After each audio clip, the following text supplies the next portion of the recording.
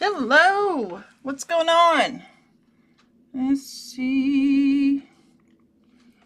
Camera mic. We gotcha.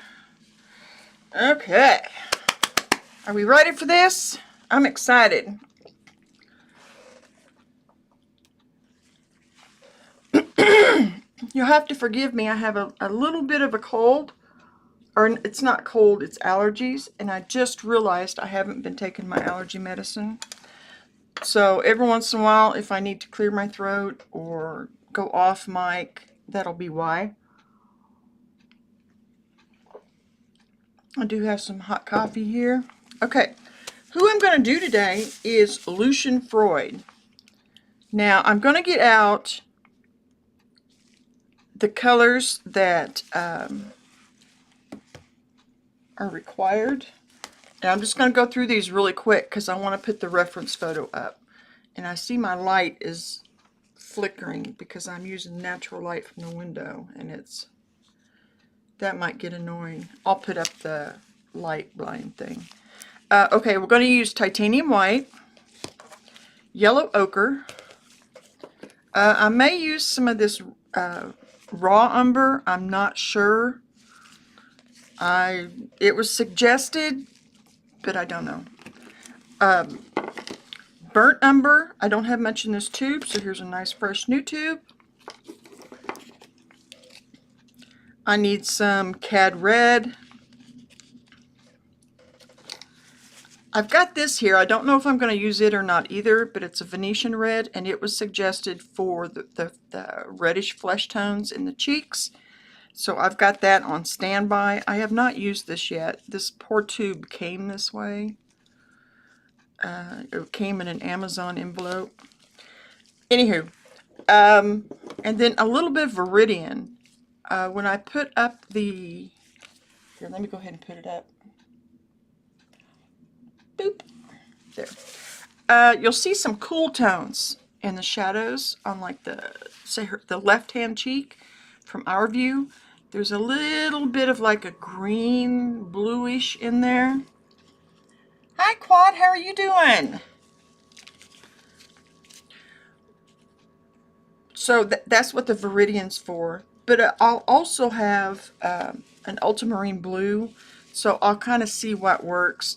Also, I can make my black with cobalt blue. Oh, sorry, that's cobalt blue. I thought I had ultramarine blue. Where'd you go? Well, I guess it called for cobalt blue, so we'll just go cobalt blue. But I can mix my blue with this burnt umber, and it'll give me a nice rich dark. But for the dark darks, I do have a black of ivory black if I need it. So let me... I'm going to talk about him a little bit and put these out on my palette. I have some things on my palette already, but they've been sitting there a while. You can see them up here. And I'd like us just to start with fresh new paint, and I can mix them up together later. I went through all my paints yesterday just to see what kind of cads and cobalts I had. This is very thick. I'm going to have to mix this. This is an older tube, that's why I'm using it. Lucian Freud was a very expressive figurative painter, is what he's known for. His grandfather was Sigmund Freud.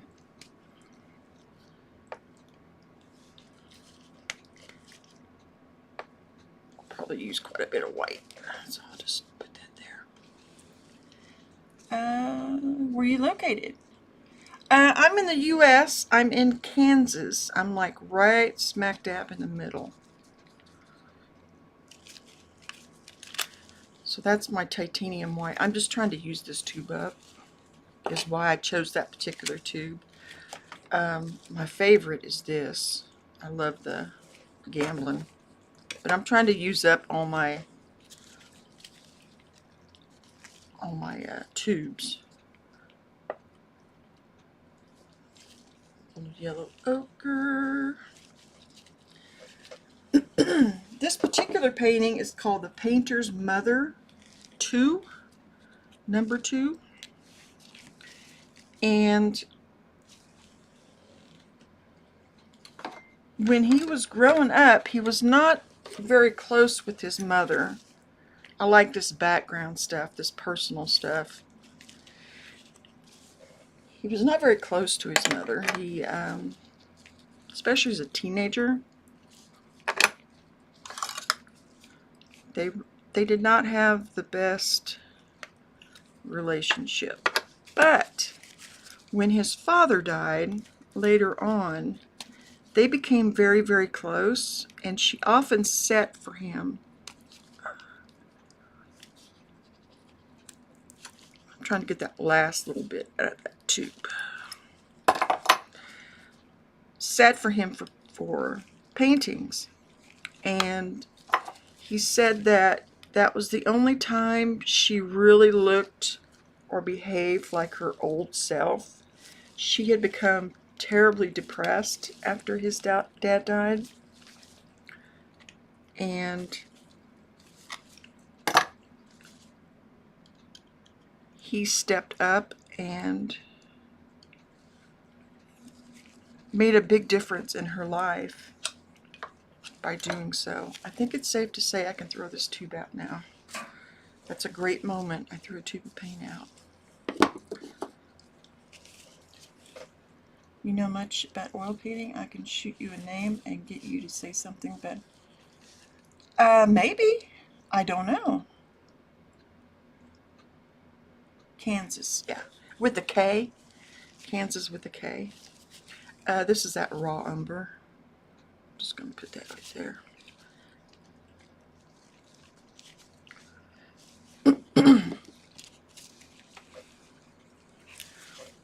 I started doing these master studies at the end of last year. In fact, I found a picture the other day that showed it had been 1 year ago. Like this past week. Ooh, I put out way too much red.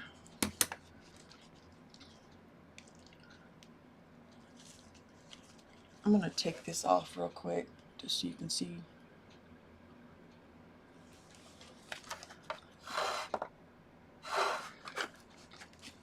That's cad red. And then I'm going to put, I think this is more important, some cobalt. Norwegians, we don't know English. Oh, I have heard that Norway, right, is an amazing place to live. With all that is going on here, that is one of the countries that people talk a lot about, let's just say. That and Ireland, and where else was it? Of course, Canada. Hi, Heather. How are you? What's going on? Heather is a artist, and she lives in Florida, in the U.S. Claude lives in Norway. I'm going to put just a little bit of this green out. I don't know how much I'm going to wind up using, so I typically would already have this kind of out and mixed some, but I had a realization when I was getting ready that I had not taken my allergy pill, and my asthma has been bugging me. And I haven't taken it for days. And I had one of those duh moments. Whoops. This is the black. I'm just going to put a little bit up here, just in case I need it. So I went in search of my allergy meds, so I wouldn't be coughing and all during this, hopefully. Excuse me. Unfortunately, I didn't find mine, but my husband had some allergy medicine, so we'll see if it works. This, like I said, this is a new tube. I hope when I open this up, it doesn't go.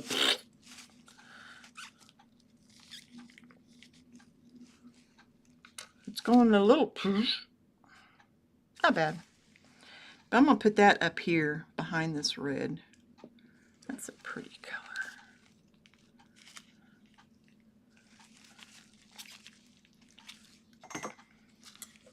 Usually at this point, I am kind of sketching out the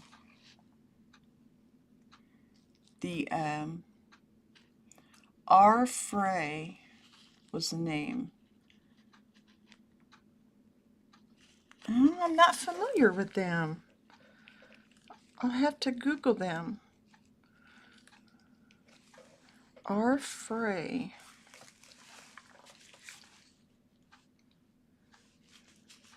And I'm doing just that. I'm Googling it to see.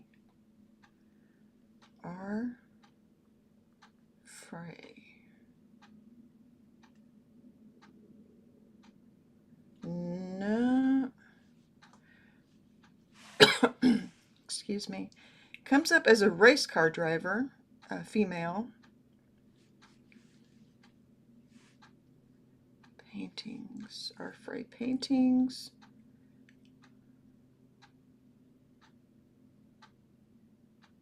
Ooh.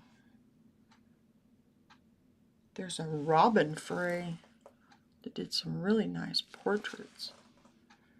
But I don't think that's... there's some older landscapes. Oh, just one shows up. Well, it's not wanting to show it up for me.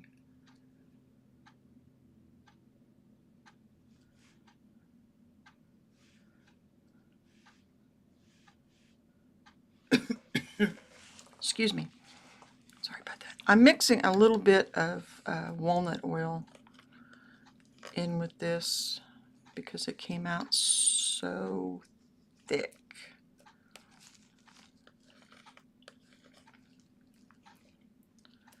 And then I'm going to go scoop, scoop, scoop.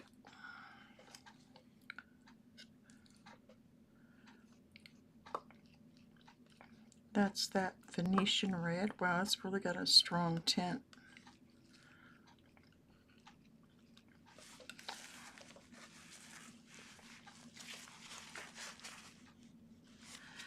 Yeah, I'm sorry I wasn't more help. And just a little bit of yellow ochre. I don't know why, but I really like yellow ochre. Excuse me. Then I'm gonna do like a traditional. I'm sorry. I hope I'm not coughing during this whole thing. This part's dry. Just a tab of cad red. This is for Caucasian skin.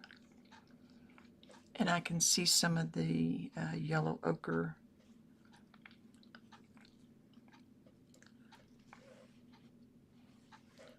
Getting a little more walnut oil. I really like walnut oil. It extends the drying time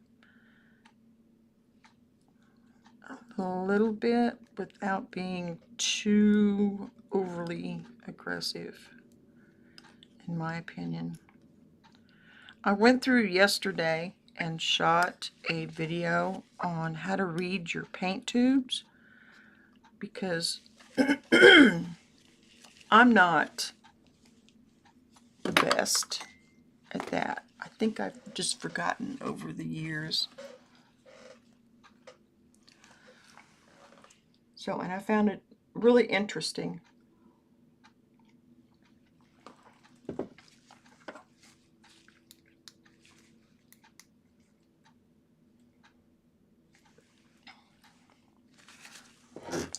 I'm just checking something real quick.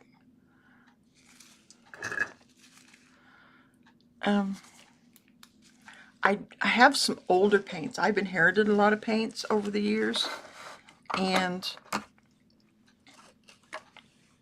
I'm very thankful for them. Plus, I have some that are my own.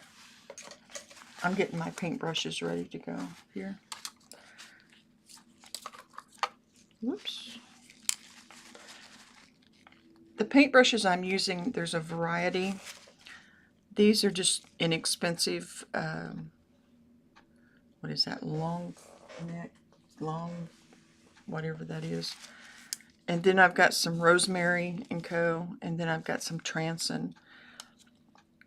If you're looking for some budget brushes, these are on the list that's in my description. And there's a list on my website that I suggest things. They are affiliate links. But these Transin for really inexpensive brushes are wonderful. I highly recommend it. These are like a gunmetal silver, and it's Transin. I don't think you can even see it on there. And then the other ones I use a lot are Rosemary & Co. And again, I have an affiliate link on my website, and the link is in the description. These are just the ones you can get at like Walmart. To me, these are like disposables. But when I want to use something a little better, I use the Rosemary or Transin.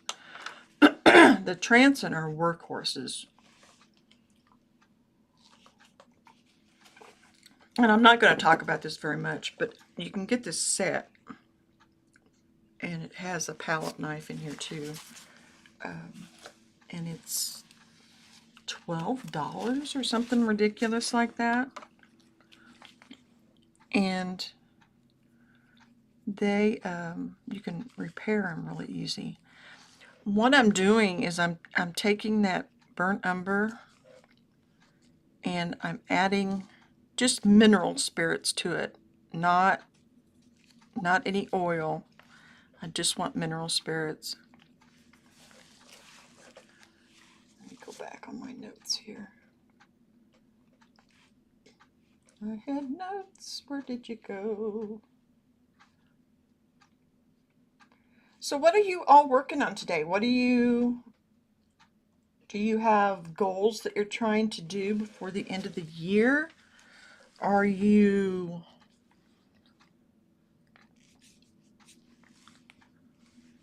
racing to get things done? Are you just kind of taking it easy for the rest of the year? Now the size of this original is much smaller than what you may think. The original was 14 by 17.8 centimeters, which is equal to 5.5 by 6.9 inches. Now what I'm working on is an 8 by 8, so we're doing pretty good, I think.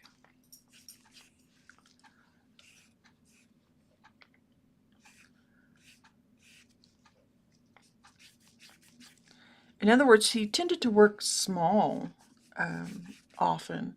There is one that he did of Queen Elizabeth that is about this size, and the texture on it is just amazing. Let me put the reference photo back up.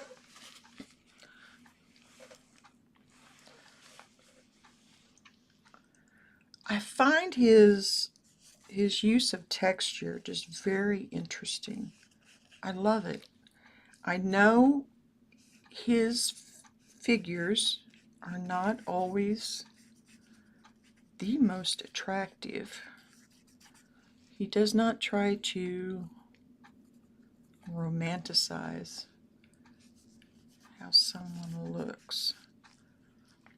And maybe that's why I really...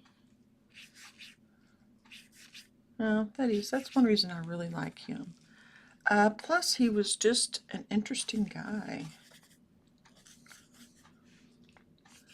he tended to work in small studios. He didn't have these like big elaborate spaces to work in, like you would think. And this is just a guideline. These lines are, I think I got her face too wide.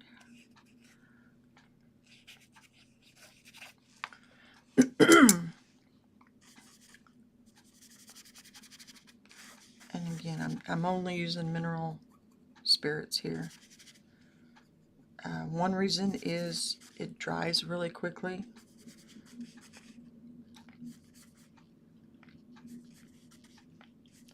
I'm just kind of putting in her eye socket here. Maybe too low.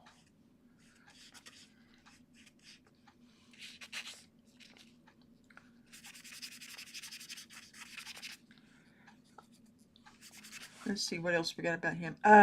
This particular piece is in a private collection. It's not available for public view. Excuse me.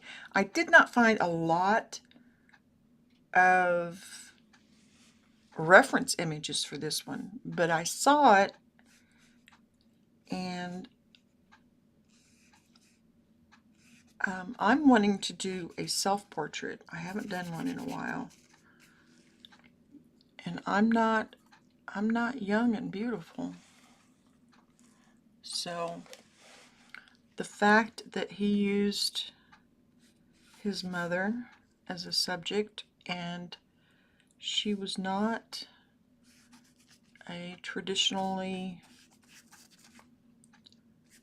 attractive person in it, really drew me to it, no pun intended.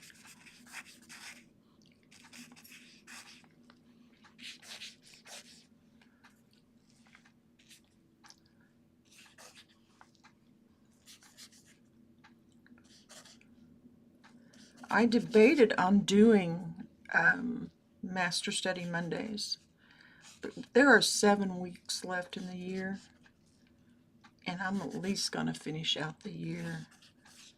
There are certain ones that were just more popular, of course, over the course of this last year. So I am revisiting some of those. By the way, this is an aught. It's a 0 round.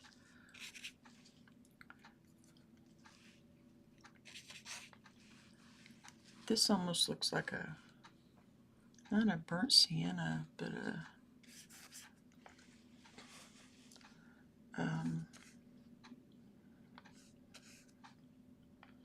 the Venetian red.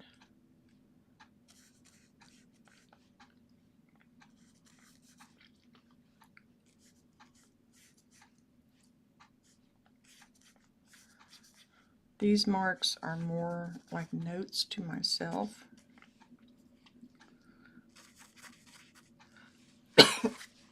Excuse me, I'm sorry. I may have to go get some more coffee so it stays warm and I don't cough continually. And I know I got her nose too.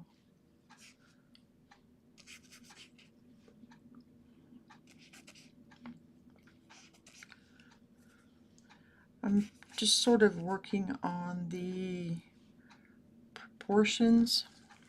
I think I'm going to start using a little bit of yellow ochre in here, and I'm going to switch this brush out to something a little bigger.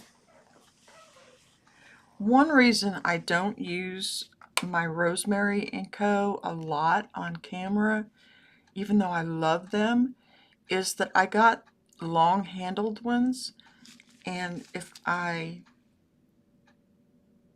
use it, like, yeah, it has a tendency to bop the camera. But you can buy shorter ones. This is a Filbert Transient number 6. And again, I'm going to stick with using a little bit of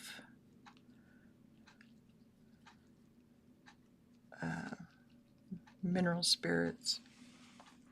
There will be a replay on this because these videos tend to be very long, and I have a feeling this one is going to be, because I love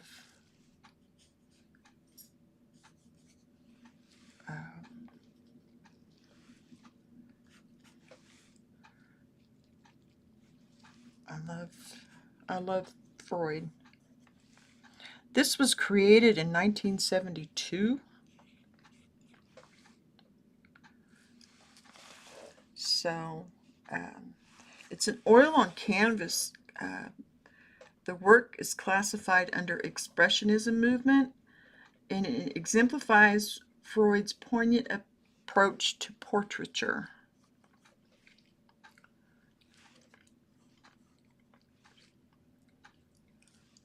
I like how his flesh is just very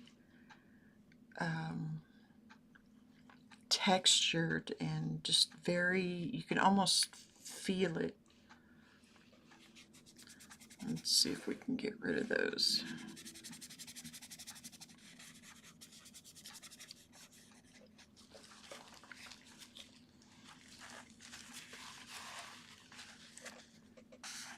Yeah.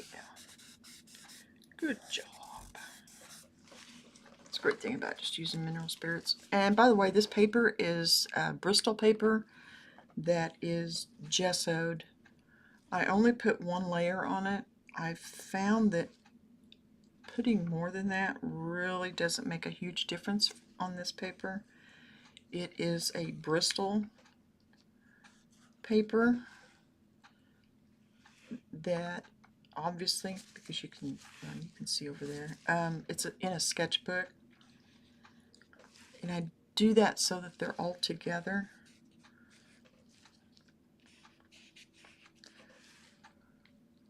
I am preparing for an exhibit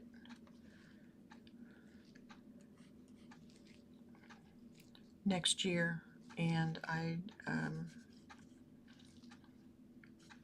need to, yeah, I've got this all too small. I need to be working on my own work, but I get a lot out of doing these master studies myself. I pulled out all my work the other day, and I am not happy with it. My own work, that is. Because it's just not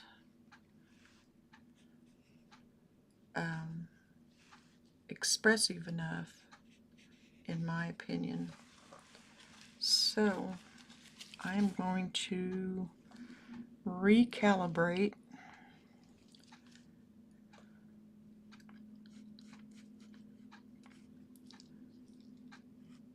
and I'm still using just mineral spirits with the paints.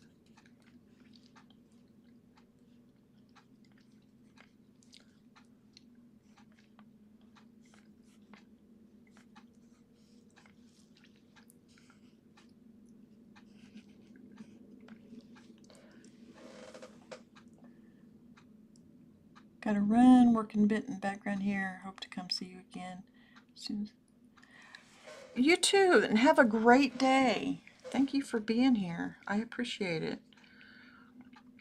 I have these during the day, and I think if I did them at night, I would get more watch hours, but I have decided that watch hours are not my priority. I've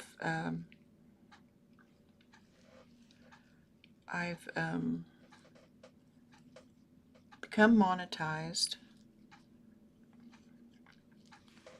and right now I just want to paint. I don't know. If you do want to support this channel, again, I am monetized. You can buy a membership, which right now is just to support the channel. There's no, you get a banner, I believe.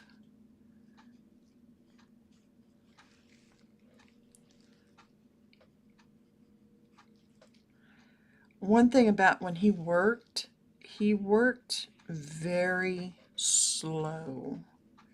He would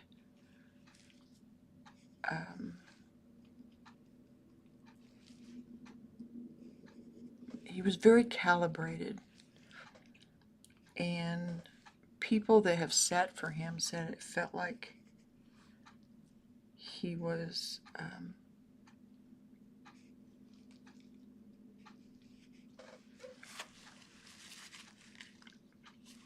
yeah, that's too wide. It like he was examining them, like he was like they were under a microscope.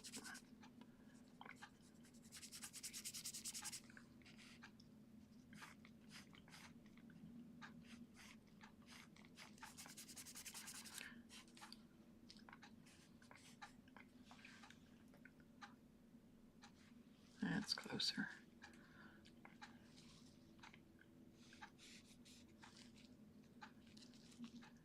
Because he would just work very quietly and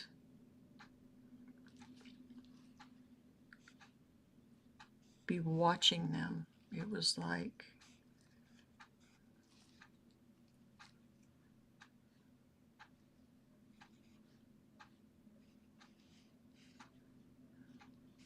there we go, that's better.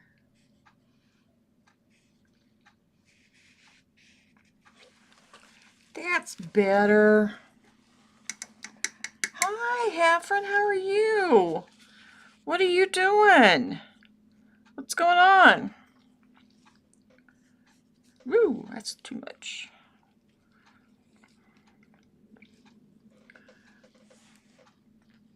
What are you up to today? It's good to see you. Doing a quick, hopefully quick, master study of Sigmund Freud, Lucian Freud. Sigmund was his grandfather. And I can see the lights changing. I'm probably going to have to put up my window cover.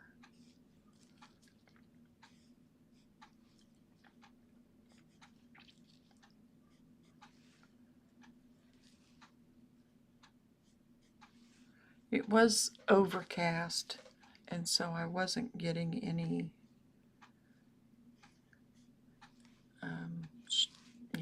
highlights coming through here.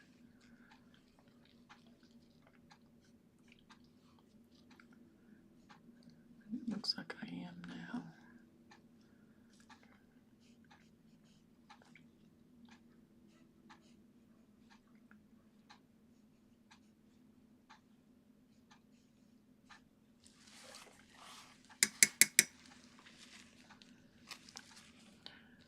What are you up to? Let's see. I have more information on this.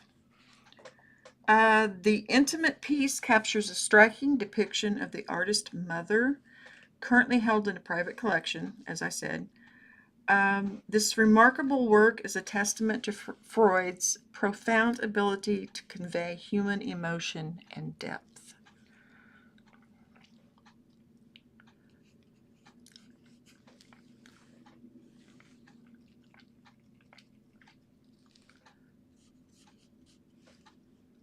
As I said, his mother became very depressed after Lucian's father died, and he kind of stepped in, and their relationship became much better, which is a good thing to see, I think, in an artist, because you hear about artists being so self-centered and,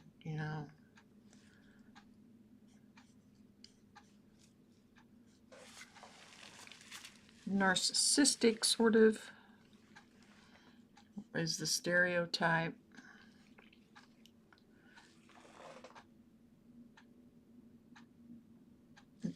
This information, by the way, that I'm getting, and the reference photo, is from archive.com,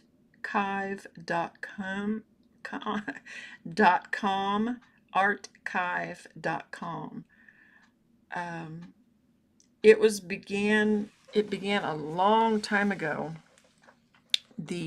Somebody began documenting artwork and keeping like I want to say a database, but it's more, yeah, they just kept an archive, just in case type of a thing.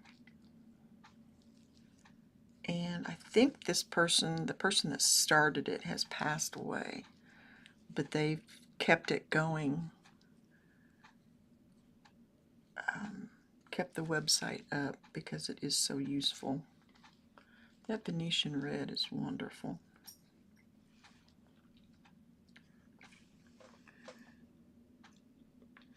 The brushwork is meticulous, highlighting the textures of the skin and the strands of hair, which are painted with a certain rawness that adds a lifelike quality to the portrait. The somber color palette, dominated by earthy and muted tones, enhances the solemn and introspective atmosphere of the piece. Freud's technique lends the portrait a sculptural presence, with the contours and crevices of the face meticulously crafted to evoke a sense of empathy and contemplation from the viewer. Through his distinctive expressionistic style, Freud immortalizes the dignity and vulnerability of his mother. I am working from large shapes to small shapes, if you hadn't noticed, which is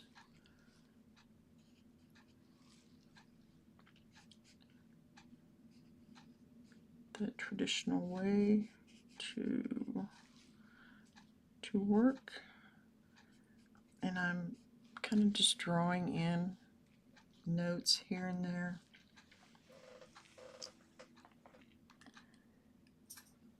Just eating. What are you having? What you eating? Okay. This gray up here, I assume was made with the ivory black mixed with some white. So I'm going to do a little bit of that over here, off camera. Yeah, that's the right color.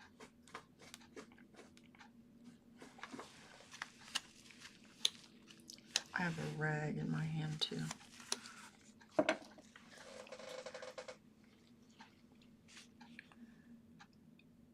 Things that are noticeable about it is this zooms in on his mother's face. There's no background really or distractions. It's totally about her.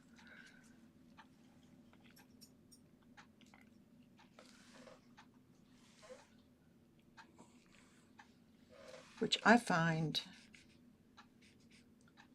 very, I like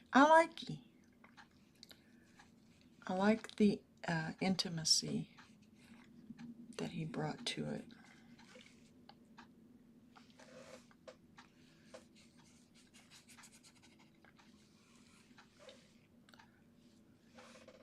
See how the light's changing when I don't like that. I know it's because my glove is black.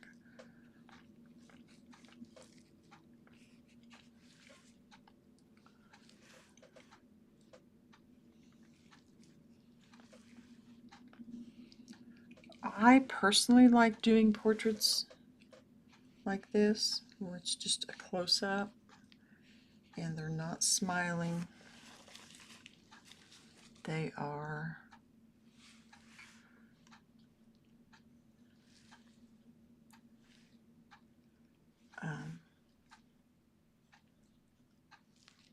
I feel like it's more natural. We don't all smile 24/7. And I think it's more of an honest depiction.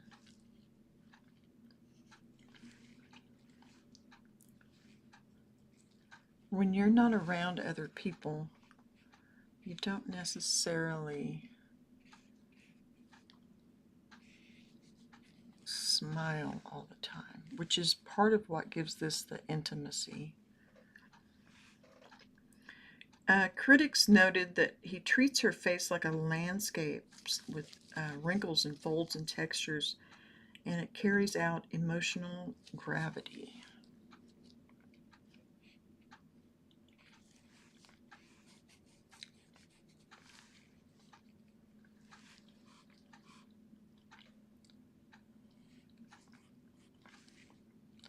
The great thing about working lean to fat is I can go over this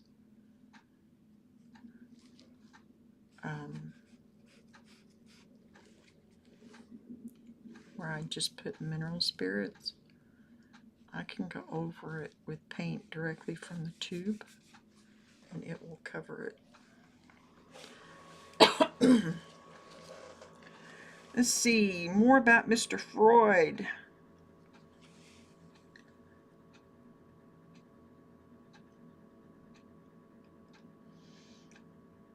According to a source, her expression seems alarmed and even a little statically electrified, like she's reacting to the fact that she's being observed so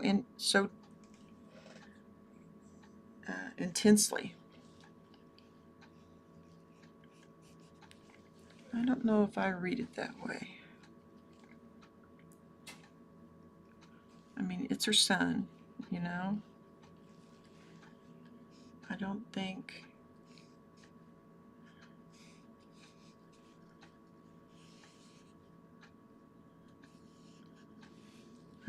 it would be, I think they're reading into it myself. I think she's just sitting there staring.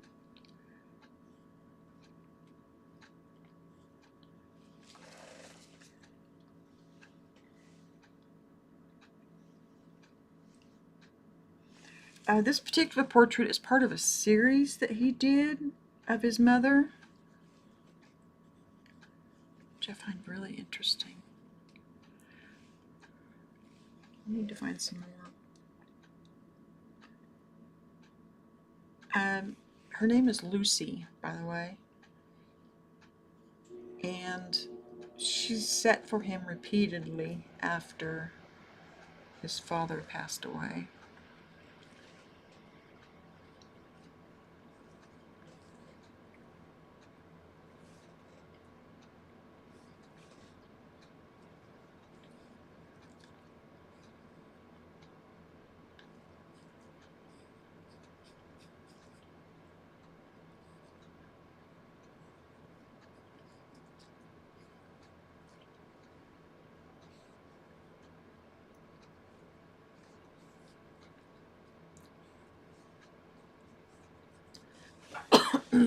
Excuse me.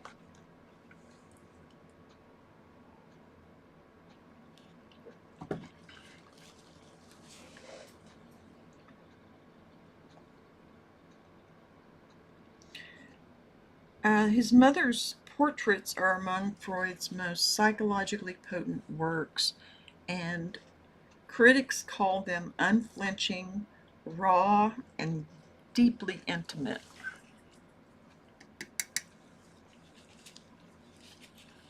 What color did I use on that?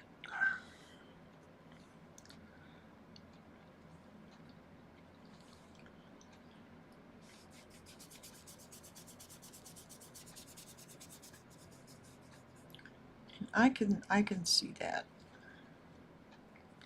This is just that um, burnt umber. I'm just kind of blocking in the background. When I pull this tape off, it'll have a nice clean edge. Knock on wood.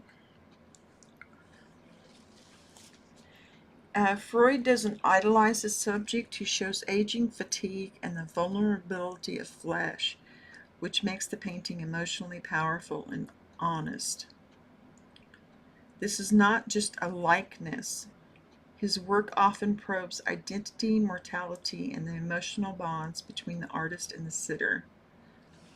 This particular painting is a brilliant example of that.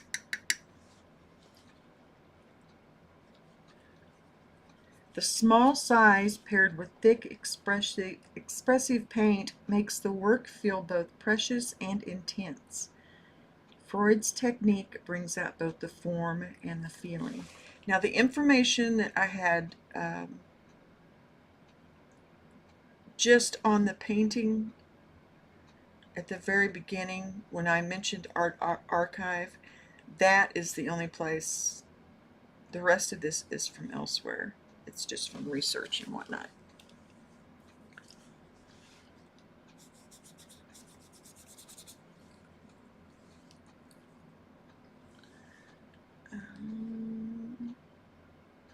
Freud is one of those artists whose paintings stare back at you with quiet intensity of someone who knows all your secrets and is politely choosing not to mention them.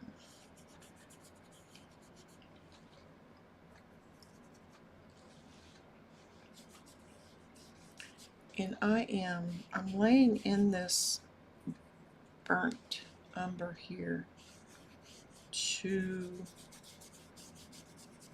just get something down for the background. It won't stay that way. It won't stay this color. I'm going to go over it.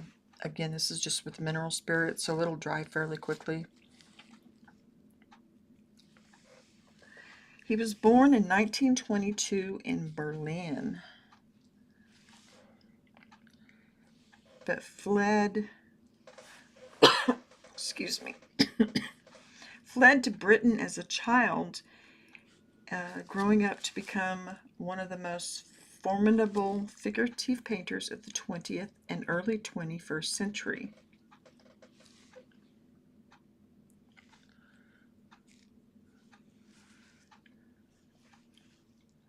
I'm thinking I want to do a self-portrait, right? Like I said, it's been a while. I would love to do it in this style, and that's one reason I chose Mr. Freud, because I really want to examine it. I have done him before. I believe it was a self-portrait.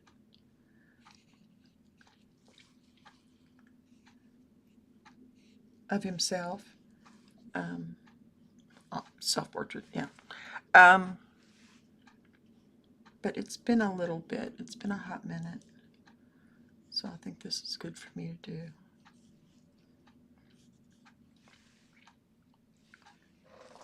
He preferred natural light because he felt it revealed the truth. He felt like studio lamps were too flattering and too sneaky. You could alter things too much. He wanted it raw and right there.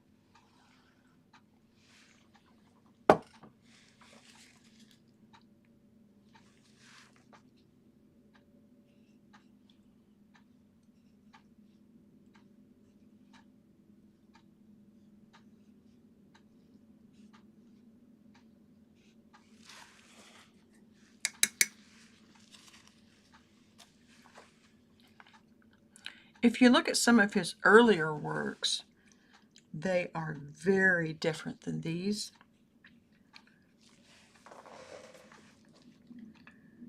Let's see. Excuse me. In his early years, the brushworks were smooth and taut, but later on he switched to these impasto strokes.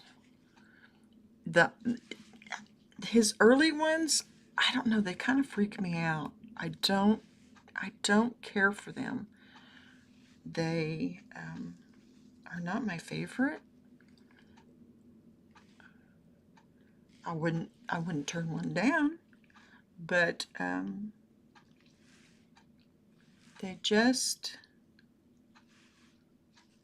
have a almost kind of a creepy,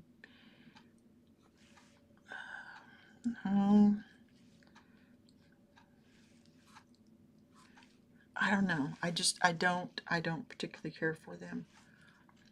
I did just purchase a book on him again. I have a couple, and I did not look to see if this particular one was in there. Sunbathing. It's winter here in Iceland, so almost no sunlight. I'm currently walking the dog, or I should say we're sunbathing. Oh, and you had fish for lunch. That sounds good. We fixed some the other day. I'm having a hankering for salmon.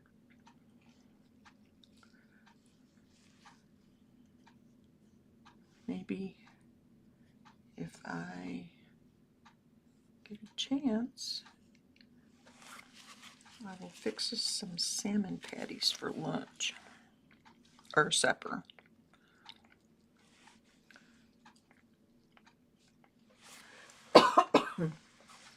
My cough is picking up speed, so I'm probably going to have to run into the other room and get a hot coffee. It helps.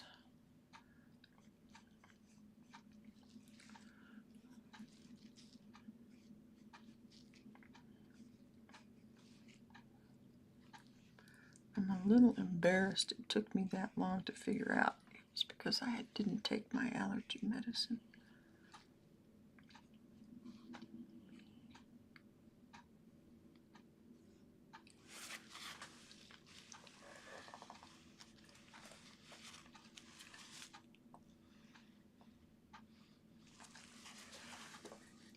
He was Sigmund Freud's grandson, like I said, which kind of feels a little too on the nose, no pun intended. Ooh, I didn't want to do that. I just picked up some walnut oil. But sometimes life occasionally is just ironic.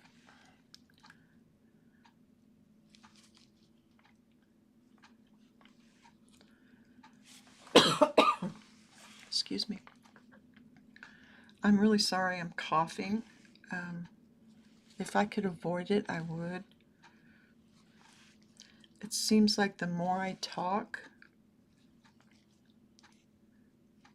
the more I cough. So I may resort to playing some ambient music once I get done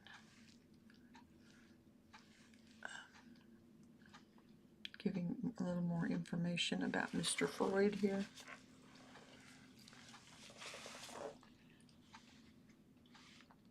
This particular one is really great for a master study because of the structure. It's just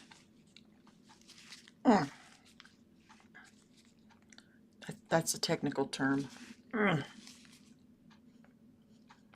It's just so juicy and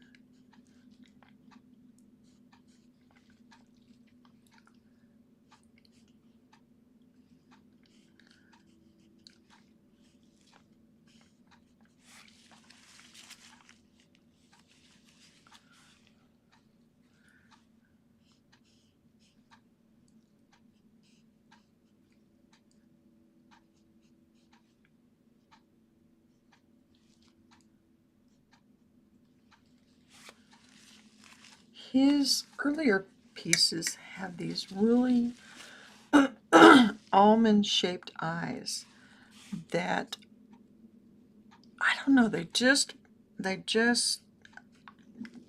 um,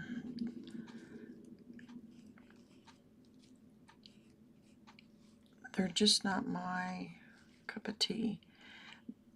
I know he has things a little exaggerated on these, but I don't feel like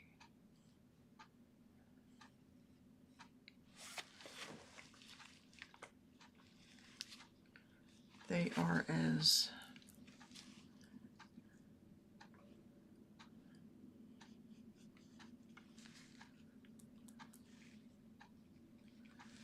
as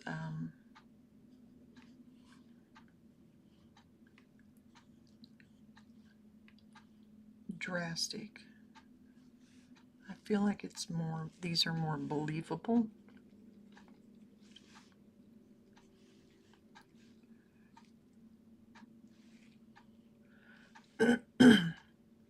I think at 1 o'clock my time, which is just a few minutes away, I am going to get up and go get me a fresh cup of coffee so I have something warm to drink.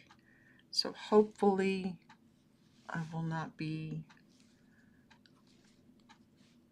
coughing quite as much.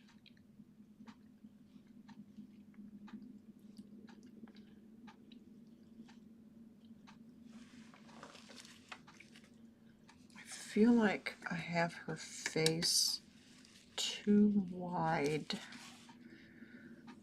and this needs to come in. Now usually I would do on my own, I would do an underpainting in just the burnt umber and white and get all these things worked out ahead of time.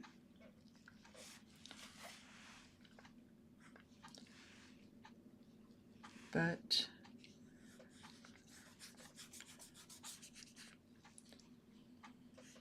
we are working under a time crunch, and so we're just going for it. I don't want you to have to wait around for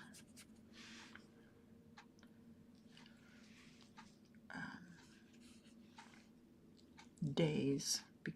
This is a study, so it's not like it has to be.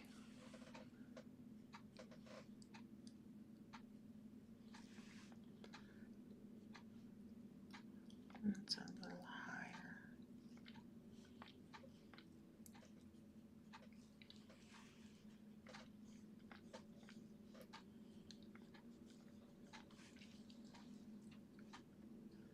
That needs to be whiter. Whiter.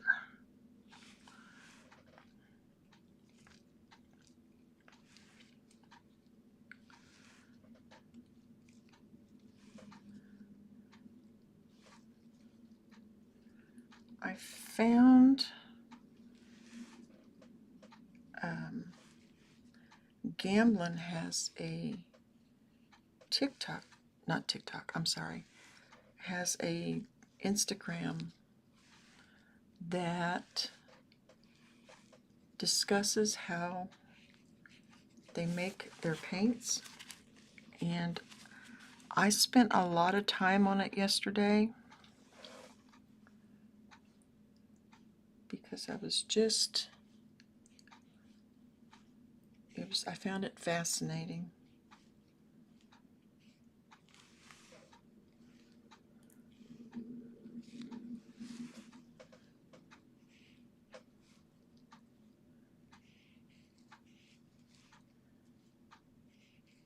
If that's something you want to check out, I would recommend it. It talks about their cadmiums and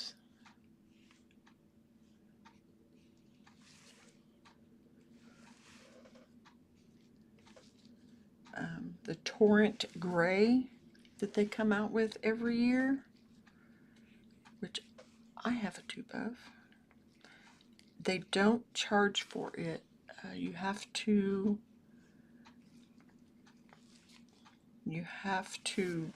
pay attention to your local supplier, and they send them out.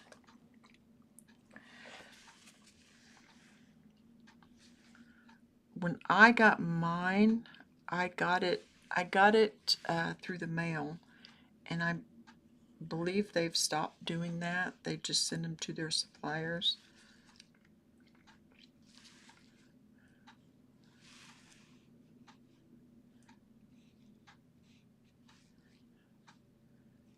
Because I imagine shipping is a hassle. But what they do is they take all the paint that is like scraped off the machinery and whatnot, and they just mix it all together. And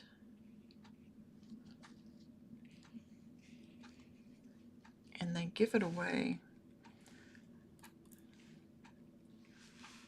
So it's put to good use, which I think is amazing. One, it's a useful color to have. It's a free tube of paint. And it's repurposing. I am becoming a much bigger and bigger fan of gambling. It's also made in the United States, which I realize not all my viewers are in the United States, but because of all the tariffs and things, it's nice to have that option.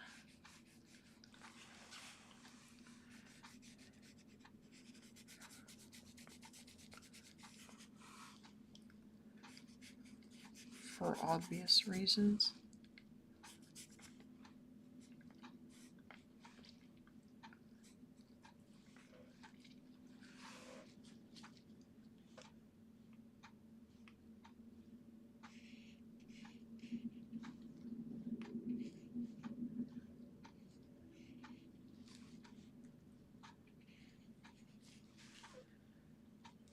And I know the tariffs change daily, but I said I was going to go get coffee, didn't I?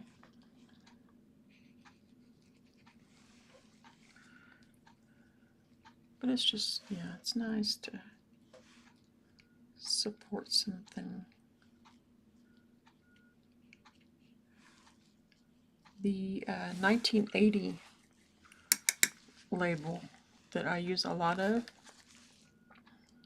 is because that was the year that he started the company. And these days the person that started the company spends more time doing his artwork than dealing with the company. So there is somebody else that runs it.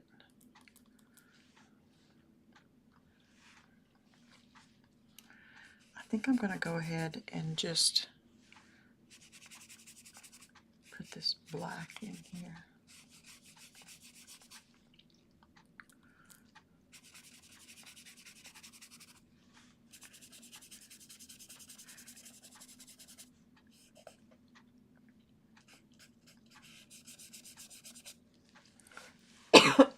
I've become a bit of a rock hound, and I think it's because of paint. I've become really interested on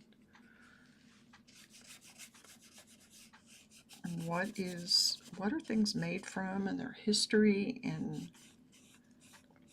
I know this looks very blotchy, but again, this is just like a filler.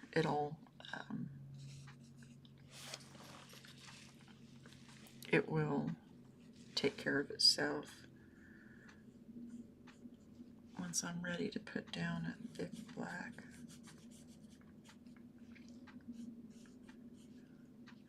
it will be much more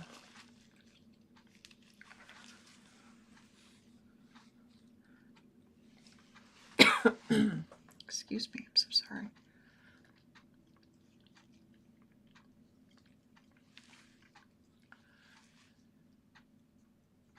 I don't know why. That's more of a note for me. That's not going to stay like that. Those little wisp, because I haven't put the background in yet.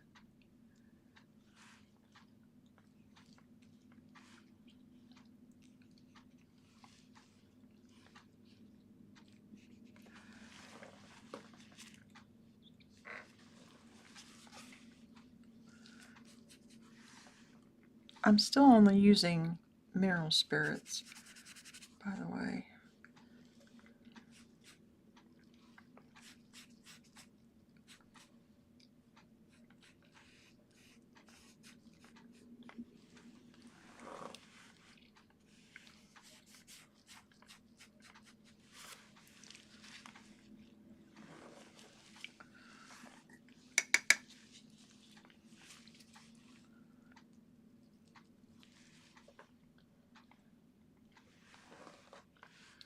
When that light shines through my window, I have a hard time seeing my reference photo because it's on an iPad in front of me right here.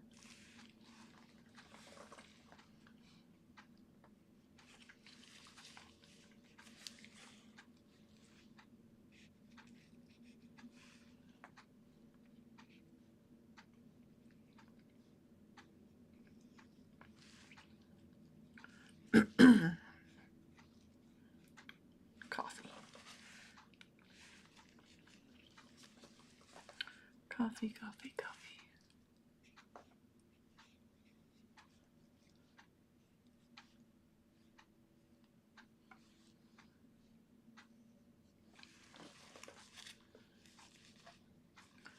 I think I'm getting the proportions and stuff correct.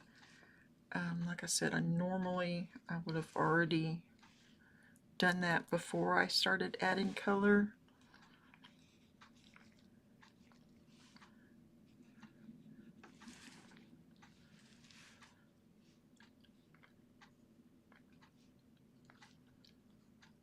But, oh yeah, Freud. We were talking about Mr. Freud, weren't we?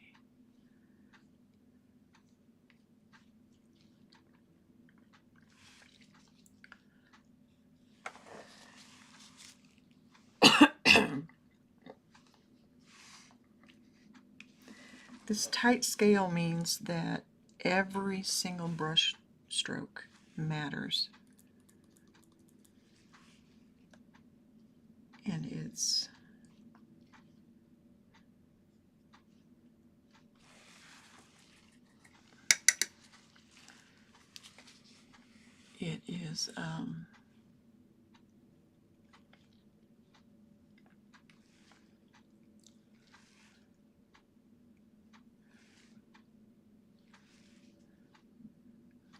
I am going to switch to a smaller brush once I feel confident things are where I need them and not just a guesstimate. I don't have her hair dark enough, do I?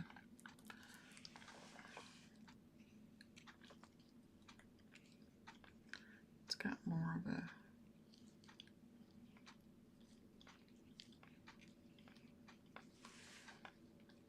see that right there. That's what I like, is when you just kind of squish the paint around and twirl your brush and get some interesting brush marks.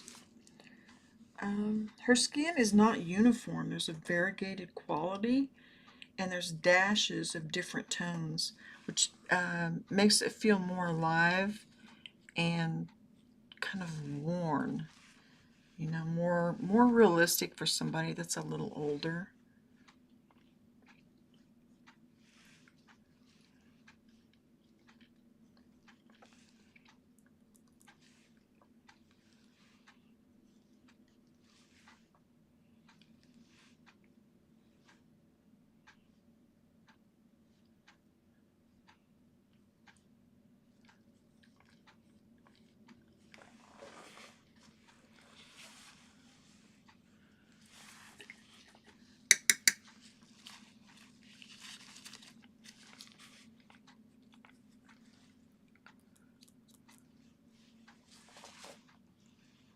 He did his in layers and really got the texture in there. We're not going to do that because this is a study. It's going to be done in one sitting in alla prima. So just be aware of that so that you, if you try to do something like this on your own and you can't get those thick areas, lots of texture, that's probably why.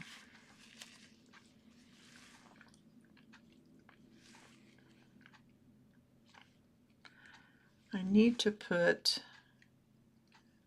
a page on my website with all these reference images. I think I said I was going to do that last time and I still haven't done it.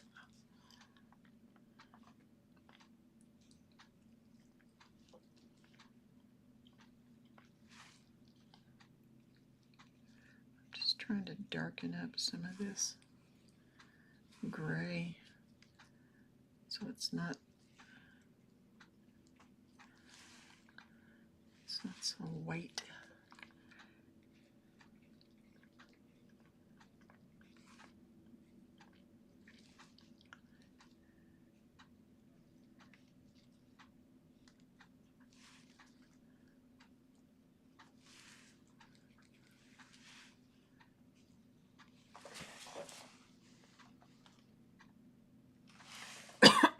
Yeah, I'm gonna go get coffee.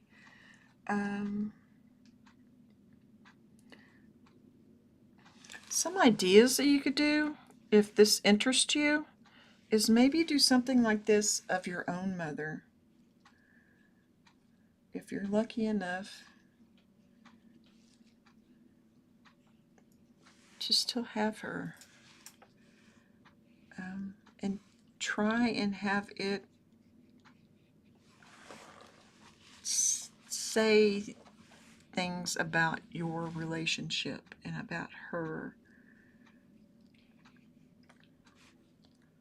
She was not always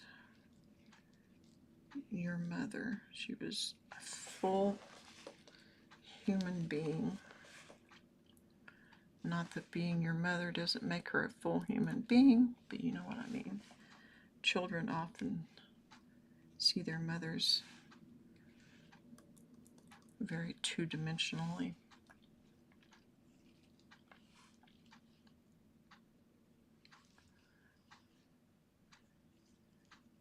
Even if it's like just a quick sketch or something from an old photo, I think would be really interesting. Got her hair looking really scraggly to me. But I think part of it is I'm using this larger brush.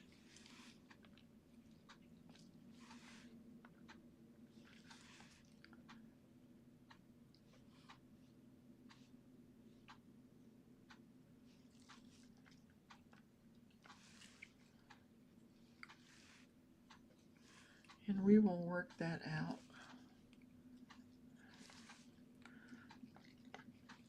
I started to cough again, and it reminded me I still have not gotten coffee. like that he uses a lot of earth tones.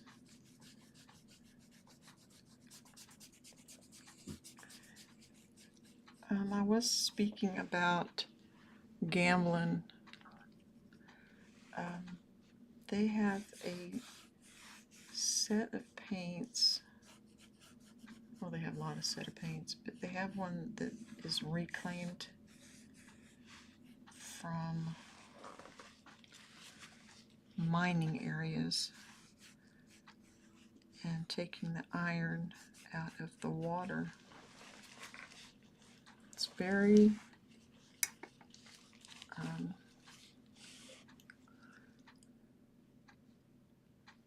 I bought a set and I haven't used it a lot other than swatching. I'm noticing that by doing this with just the mineral spirits, it's getting some of that transparency like he has on his. That looks in certain areas.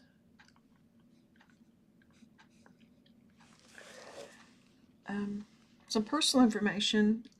He once burned one of his early paintings because a professor insulted it. And it was not a dramatic gesture. He literally tossed it into the fireplace.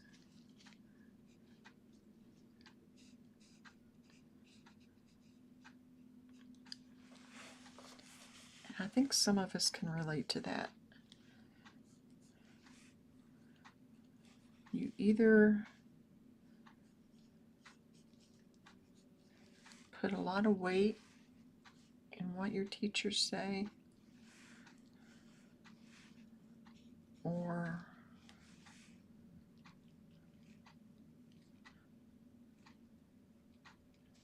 I think it was probably more, and I'm saying this only as speculation, because he was so quiet and introspective, he probably couldn't help but take it personal and just like, well, what the heck? Why am I even doing this?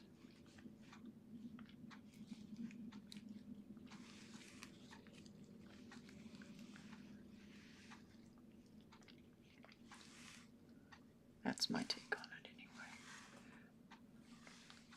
That white being a little thicker is actually working well for me, I think. Because I can go over the areas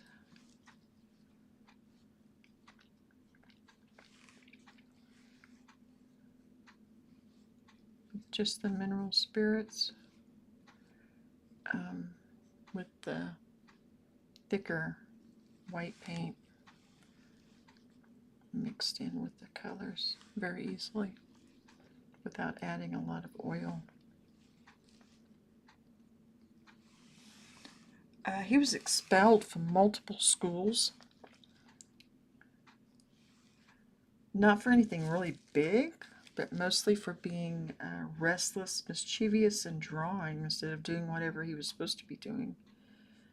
He was like a feral prodigy with the sketchbook.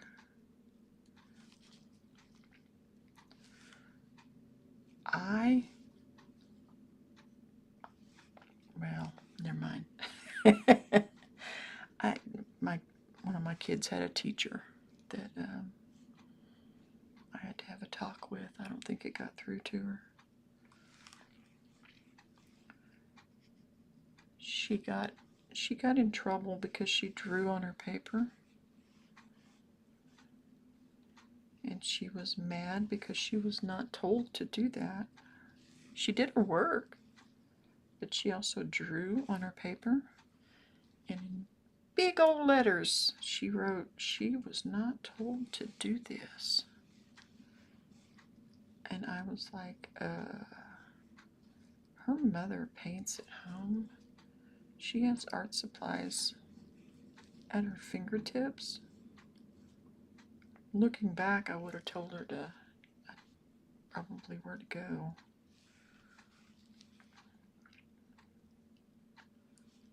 If it were today. be a little more diplomatic. I was not as gutsy when I was younger. I was rude. I could be rude as all get out, but I wasn't.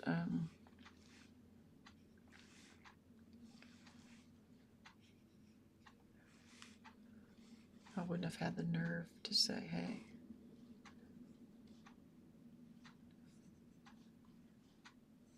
We had other issues with this teacher too.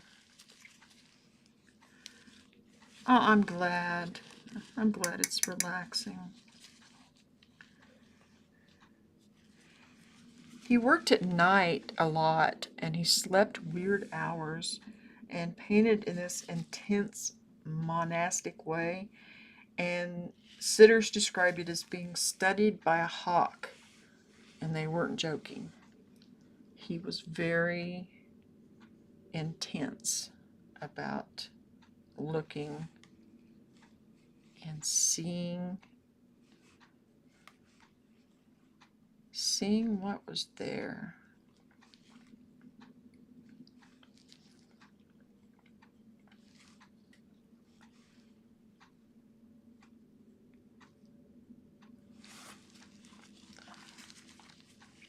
I know this looks very much like a road mappy, but it will come together in the end. Road mappy, that's another technical term. Not really.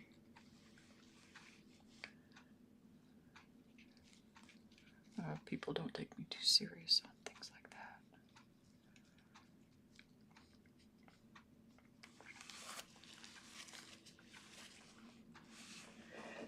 that. He sat shockingly close, excuse me, to his models, like uncomfortably close, like in your face close, because he wanted to be able to see all the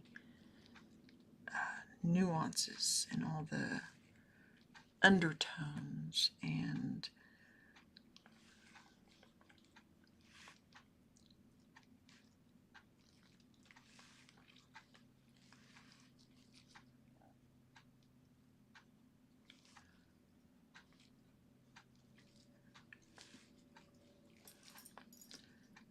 I don't know how many of you are painters, but I just love just pushing the paint around.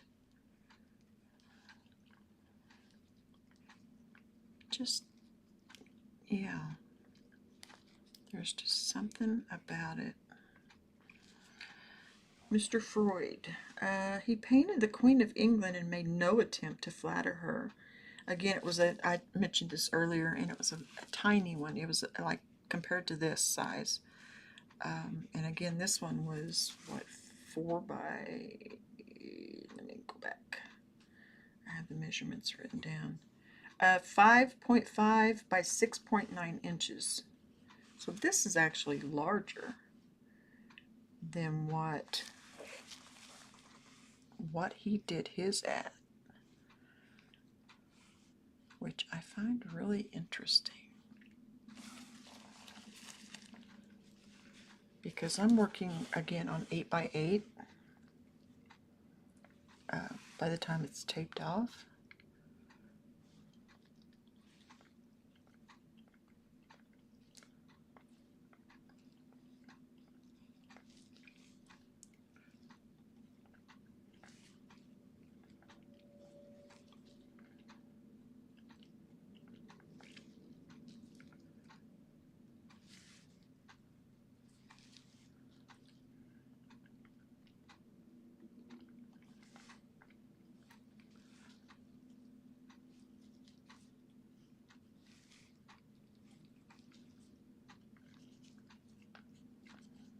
So if that gives you any idea of the size,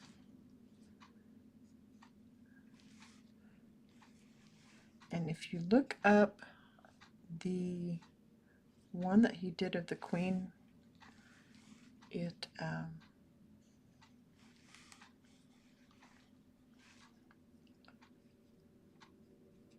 probably should pull it up myself.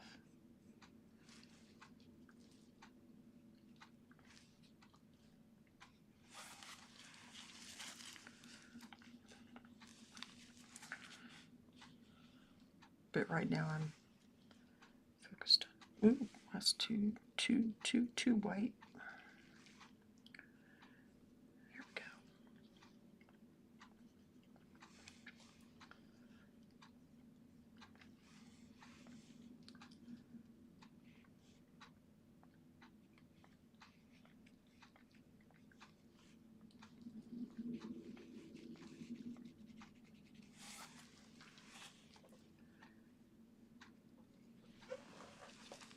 There are some on the one that he did of the Queen.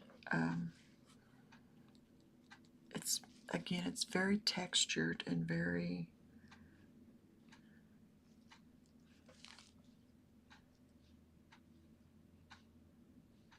He was not shy about using paint.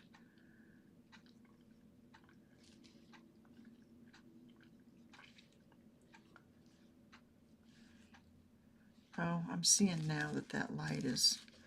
So when I get up to get some coffee, I'll put that blind up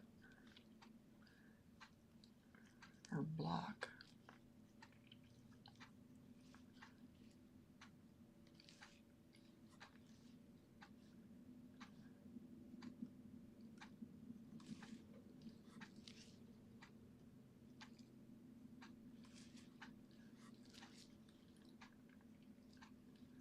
I think it'll help me see my reference photo also.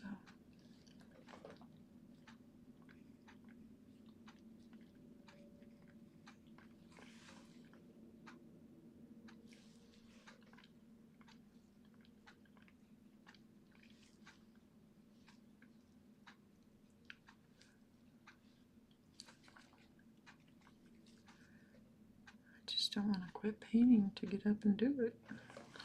But I'll do it. I'll do it for your sake.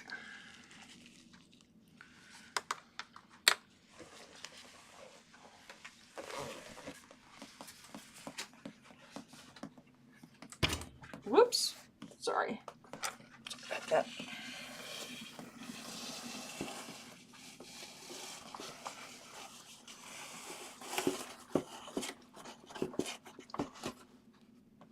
Okay, that's better. Okay, I will be right back. I'm going to go get me some fresh coffee.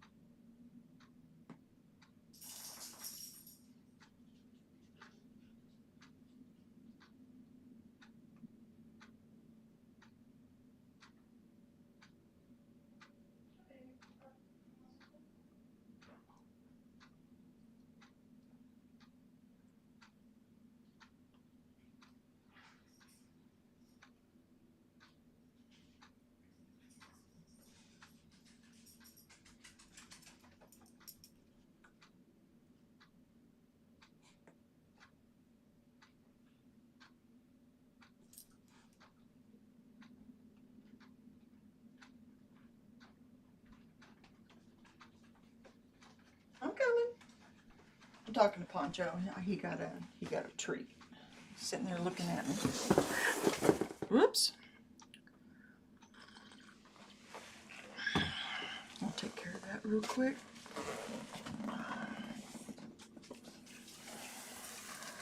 What I'm using is just 2 pieces of poster board taped together that makes a V. And I set it behind the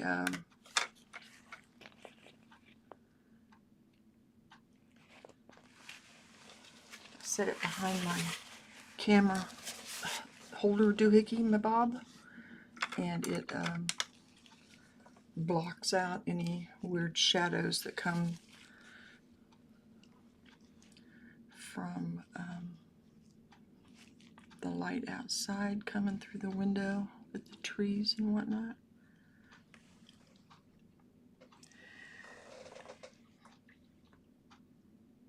Oh, I didn't know this.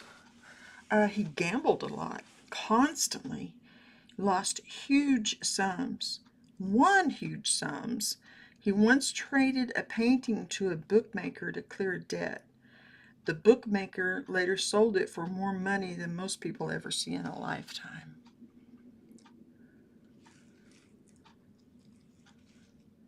That was one smart bookmaker. Or bookie.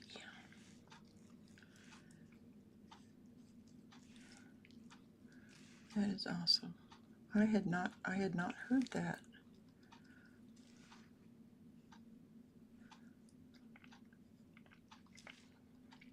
I think I'm getting to where this brush is too large to do what I want.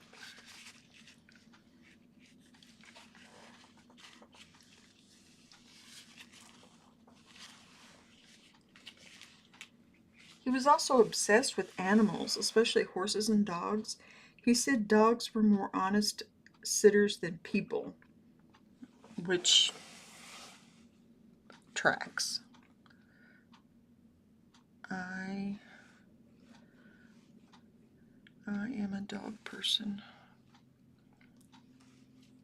In fact, I was just taking some reference photos this morning of Poncho to do something with, because he's just awesome.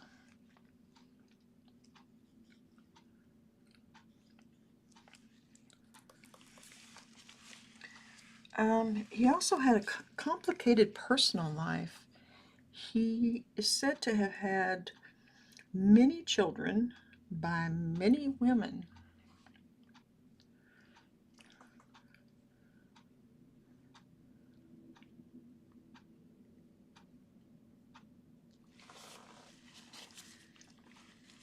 But rarely spoke publicly about any of it. They say he liked mystery more than confession. I think he was just private. He didn't figure it was anybody's business.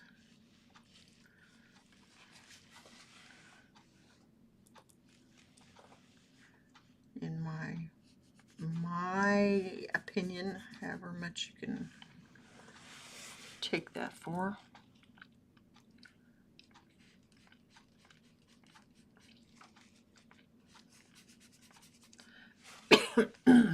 Excuse me. I did get some coffee.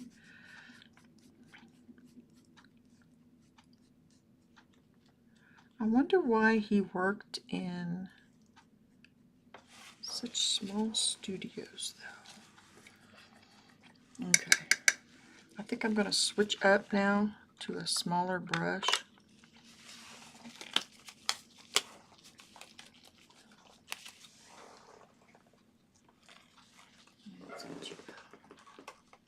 This is just a round one. That doesn't look very...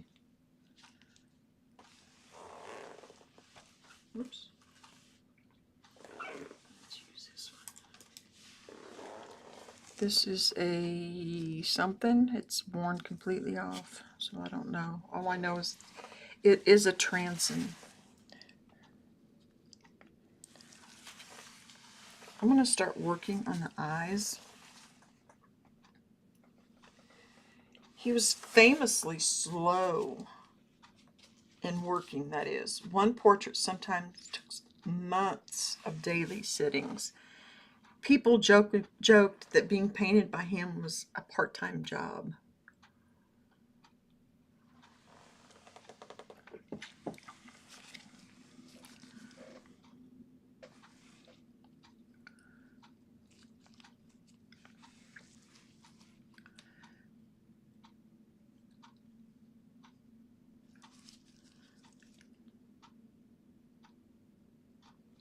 Oh, now I know why I was using this brush before. Get really nice points.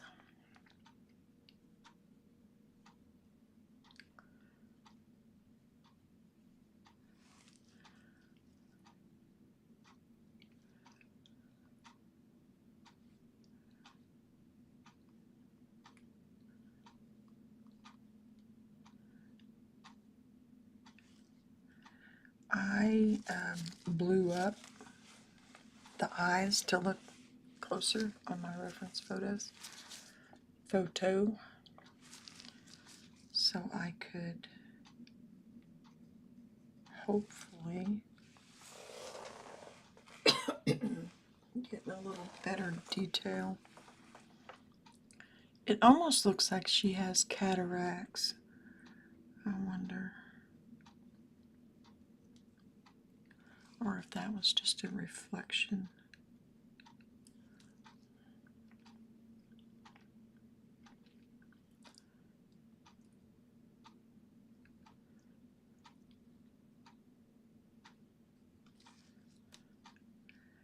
There is like a bluish cast around her eye.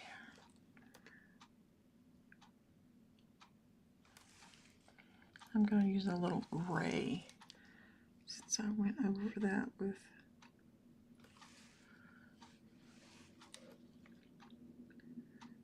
that ultra or that burnt umber.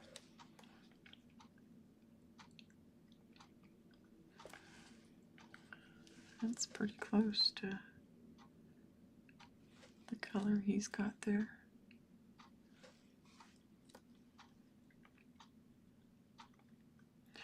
Now do remember this is a study and not a copy.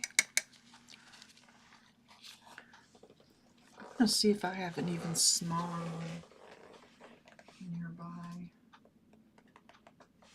Yeah, there's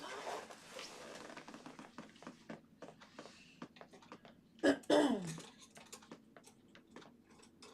Come here, baby. Come here. I don't know if this will do the trick or not, but we shall see.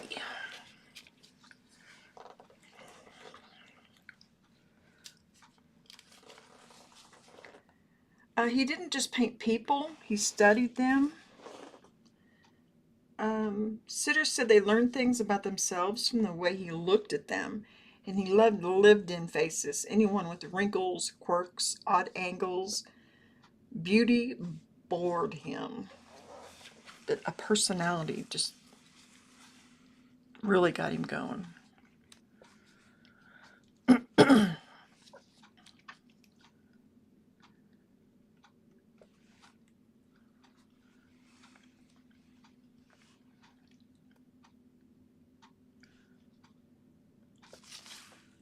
Let's see.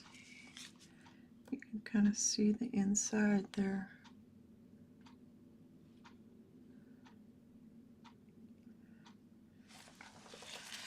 Now I'm not going to do all of it with this little bitty brush, but some of his features are so interesting that I do want to spend a little time examining them, and it requires something this size.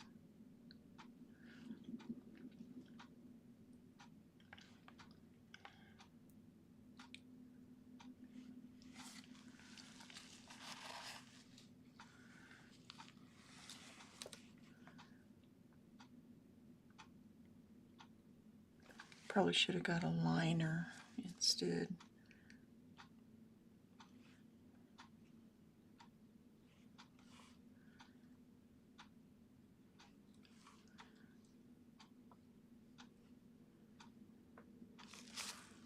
Let's see.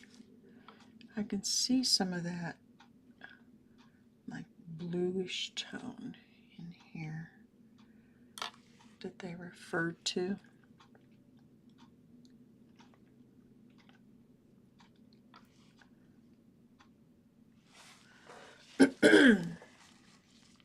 He treated paint like flesh because he believed the surface of a person tells the truth better than their words.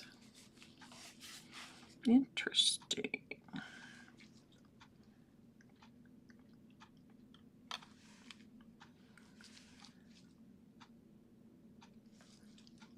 I wonder if I need to add a little ultramarine blue to or cobalt. I guess I have cobalt blue to some of the hair. Yeah, I think I am. I know, I said I was going to work on the eyes, but they're all interconnected.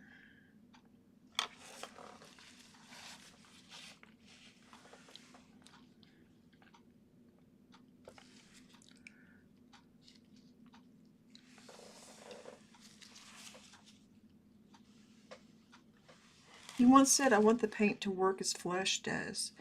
It's an eerie sentence and absolutely perfect while working on a portrait this intimate.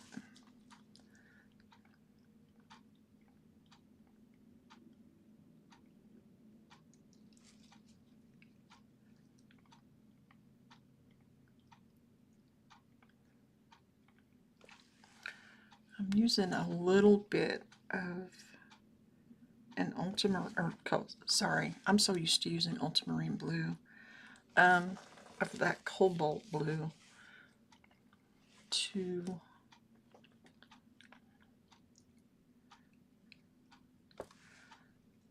bring out some of those grayish. I usually have ultramarine blue on my palette, and from what I read, he used cobalt blue, so that was why I went that direction.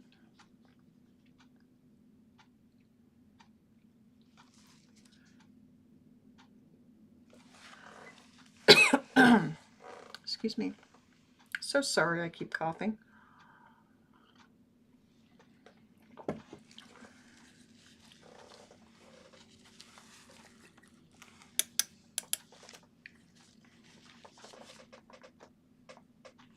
When he was younger, he would lie about his height on official documents because he thought it sounded more impressive.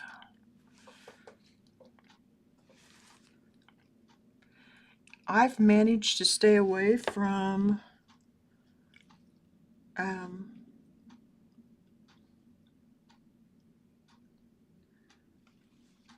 the the walnut oil so far.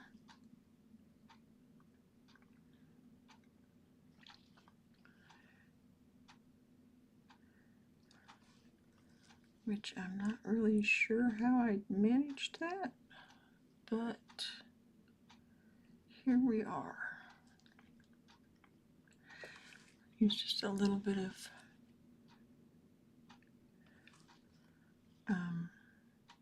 cadmium red here.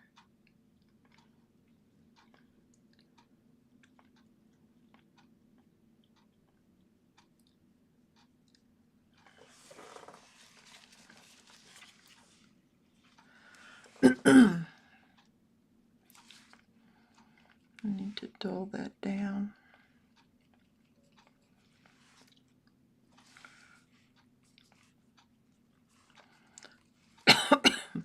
Excuse me, so sorry.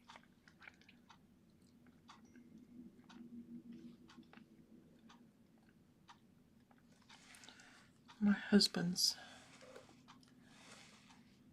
texting me. Doesn't he know I'm painting?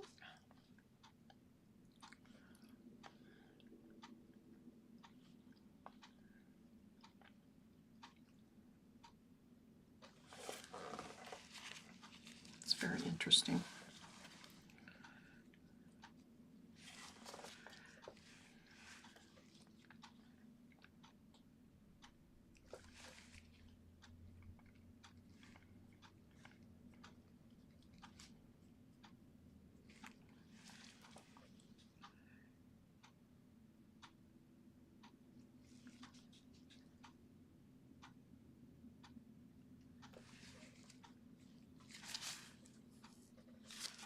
I love this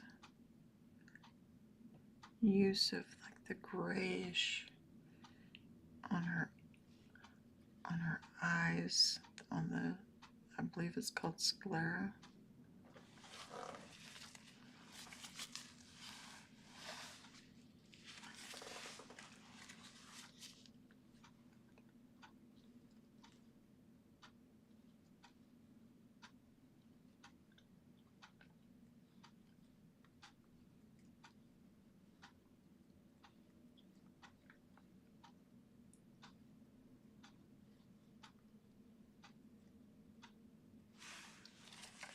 I have my phone set so that I do not get notifications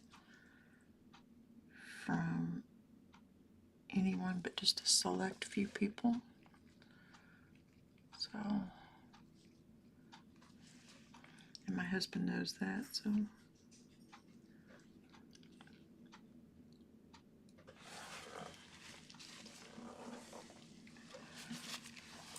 I'm curious why he's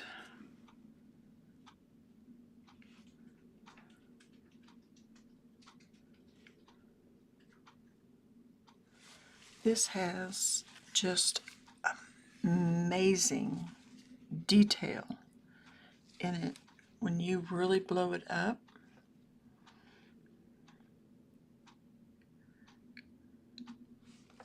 It's not just a matter of him using modeled paint. There is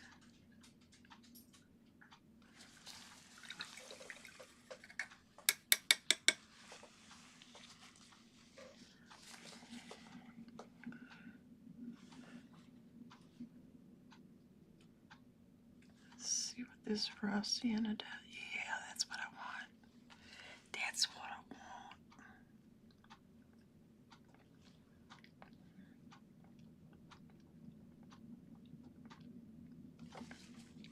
If you haven't done it before, doing color swatch charts is a huge help in determining what your colors on your palette will do.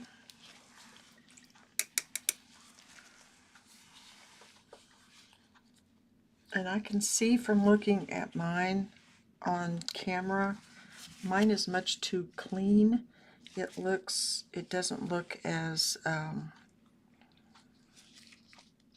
rich as his does to me, my colors.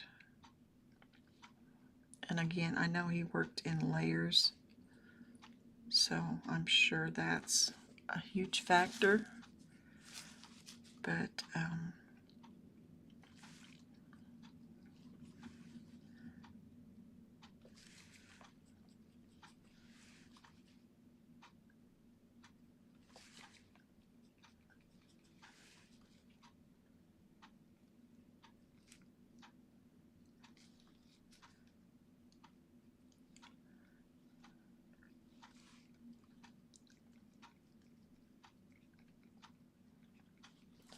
going to start getting a little more textured with things and not so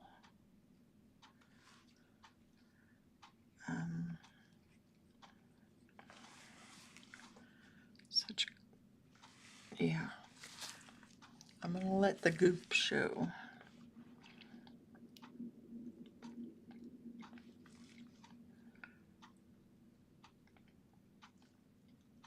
And this under where I use the mineral spirits only is drying and being very stubborn.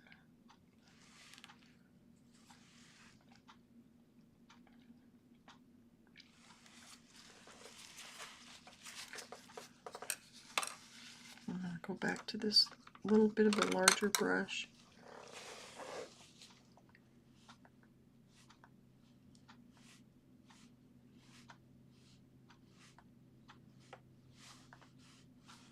Trying to pull my notes back up.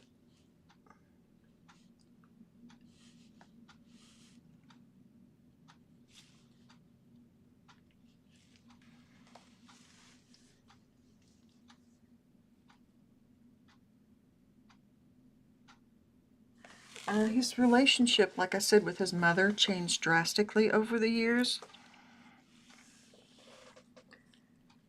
She fell into a deep depression after his father died, and painting her became his way of keeping her tethered to the world. It gave her purpose.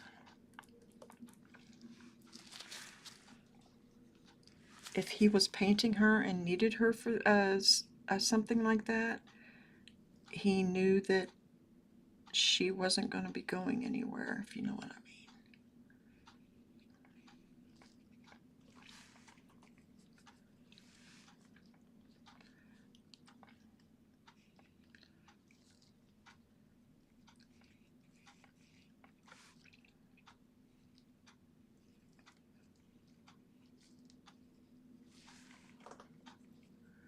That's a little better. Maybe I should take my glove off this hand so it stops doing the light correction. Let me do that and see what it does. Yeah, that's better.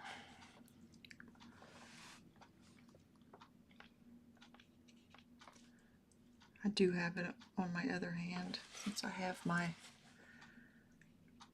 paint covered rag in it.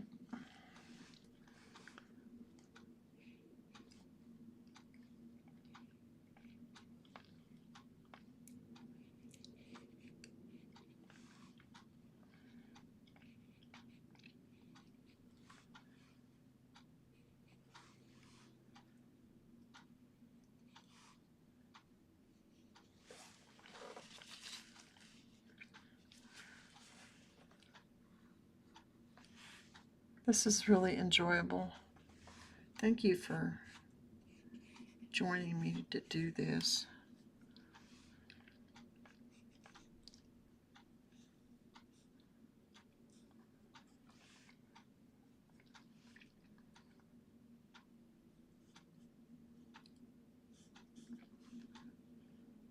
I really do appreciate you all.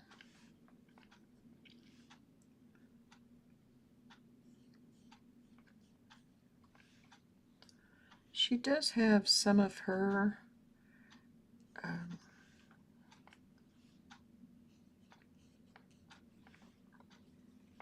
I don't want to say natural color because the gray is her natural color, but it has a little bit of brown here and there showing through.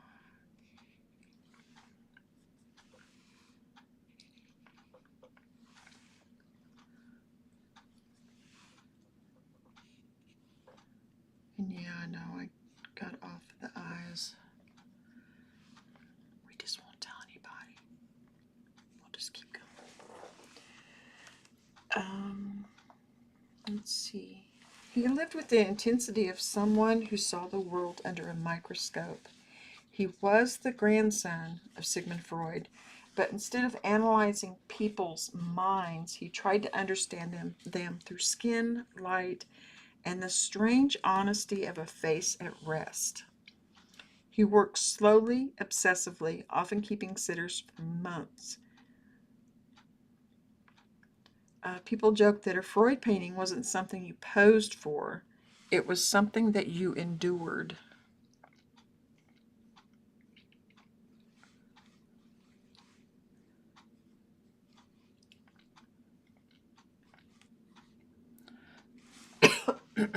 Excuse me. I hope you can forgive me for all my coughing and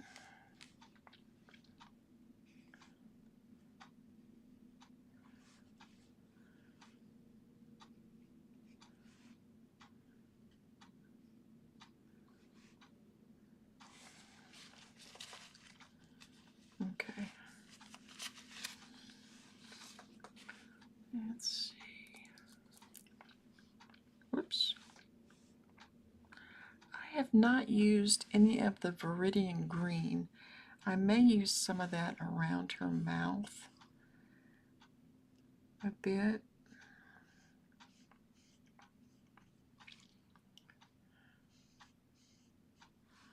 Let's see, I get a much more opaque black by having that under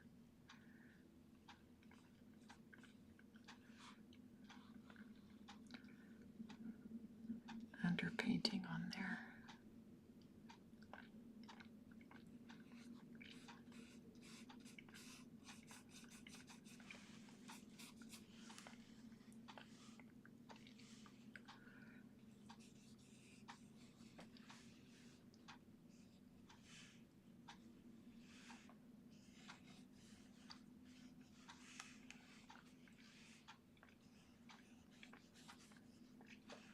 There's a little puppy hair.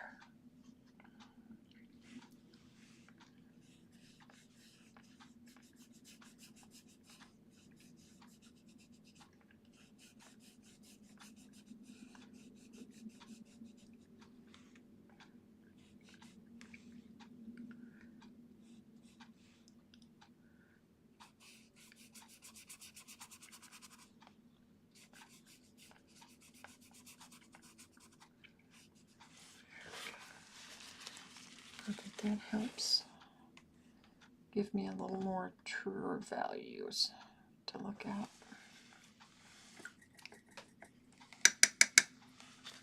Let's see. What else about him? Lucian once kept his distance from his mother, but he began inviting her to his studio.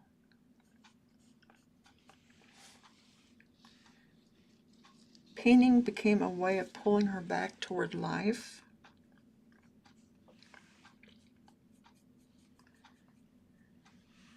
Those hours together created a tenderness you don't see in the portraits of anyone else.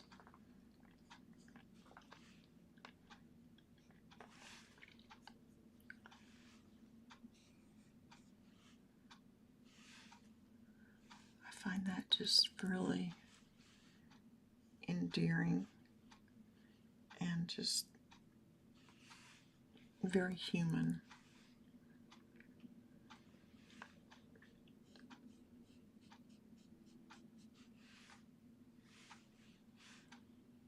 I think I'm going to need to bring this up a little, that shoulder.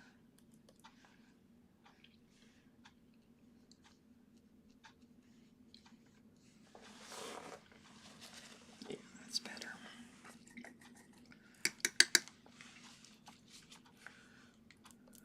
I have not painted as much lately, and so this was a pushing myself to get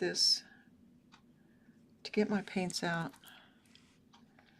So you all are really helping me by supporting me doing this, in case you don't know.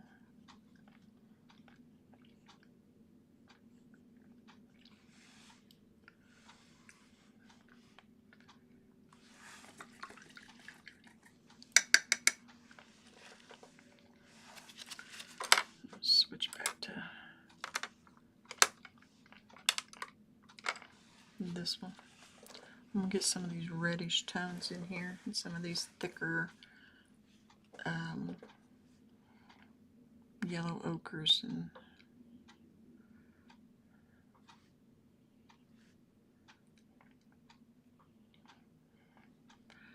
I saw somebody said that cobalt blue and Venetian red and yellow ochre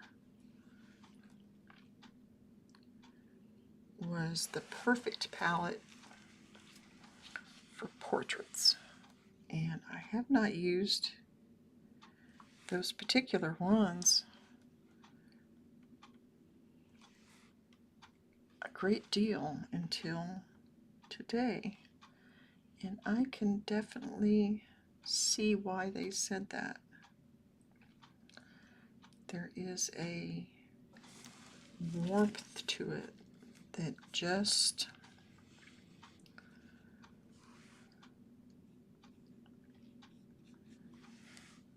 you cannot, I don't think, get with a lot of other colors.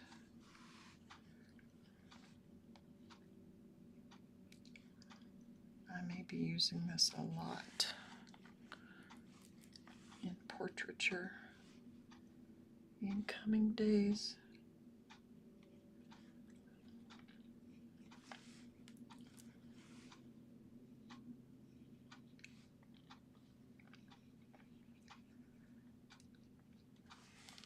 for months.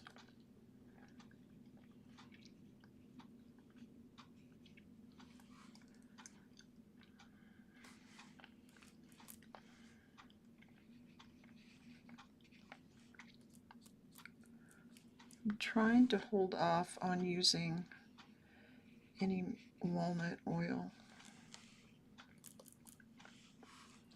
so that when I do use it, it will be very effective.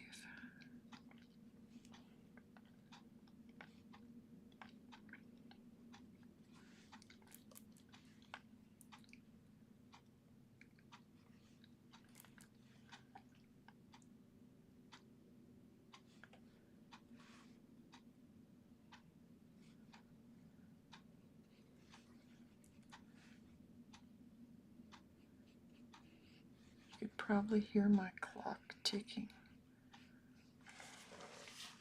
Literally, the clock ticking.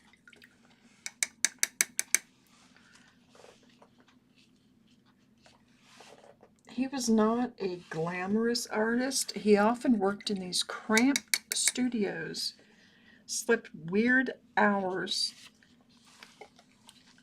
lived a wild life, and gambled too much. Painted royalty and regular people with the exact same ruthless honesty. But when he painted his mother, all the bravado fell away, and what's left is this tiny, unguarded moment between two complicated people. A portrait that feels more like a conversation.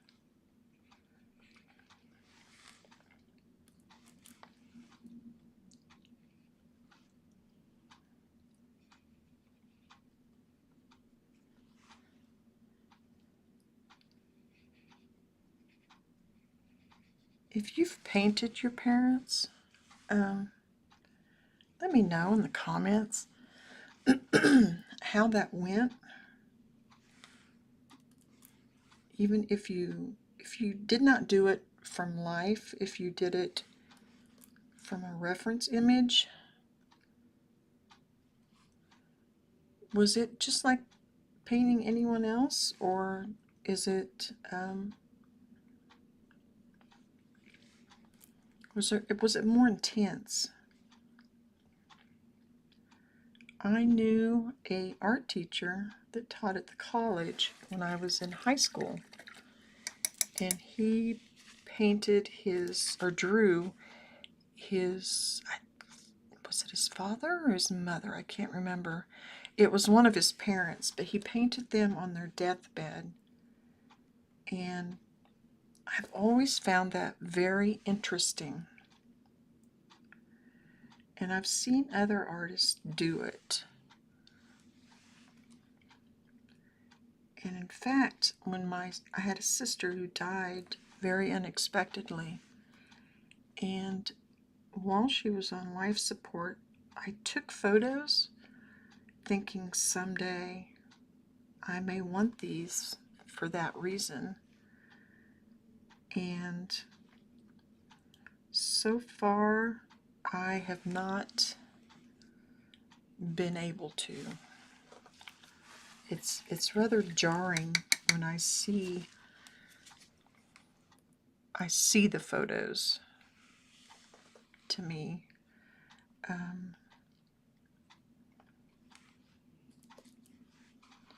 Because I have them on the cloud, and sometimes I won't be thinking about it, and I'll be flipping through, and it's like, oh.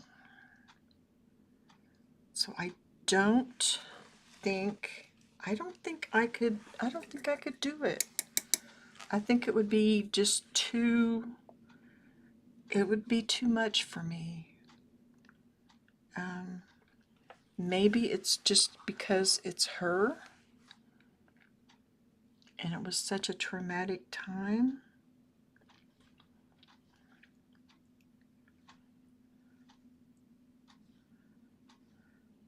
I don't know, but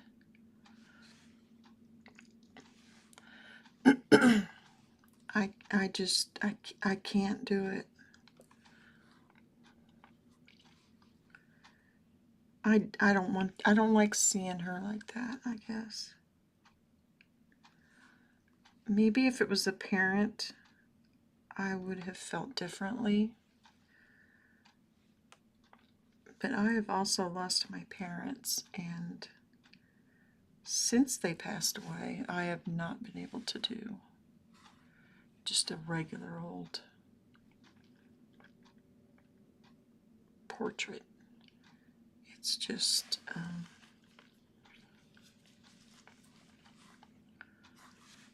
I don't know. That's something to think about.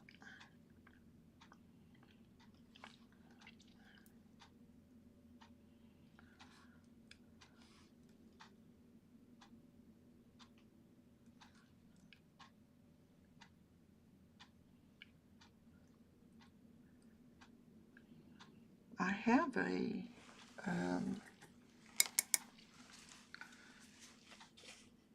like a underpainting quick sketch that I did of my dad.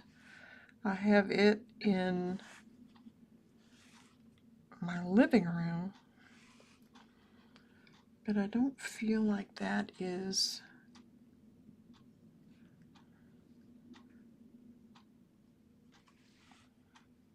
it's not the same as a deathbed portrait. I don't know. I don't know if I could do it.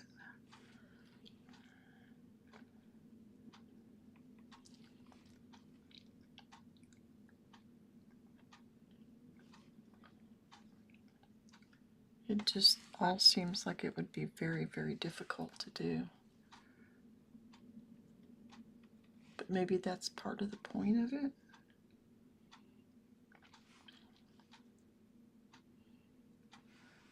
Is to kind of help you work through those emotions. I don't know.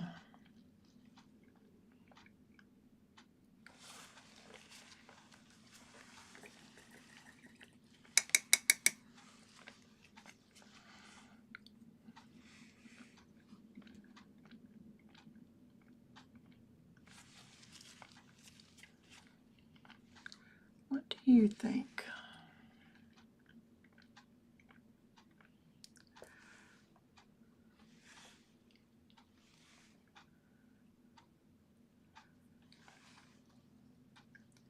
And I know it's not that uncommon for artists to do that.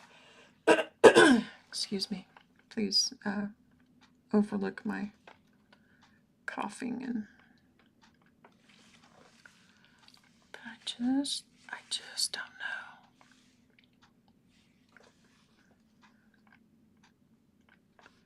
It would be so emotionally charged for me. I don't think I could hang it. I don't think I could.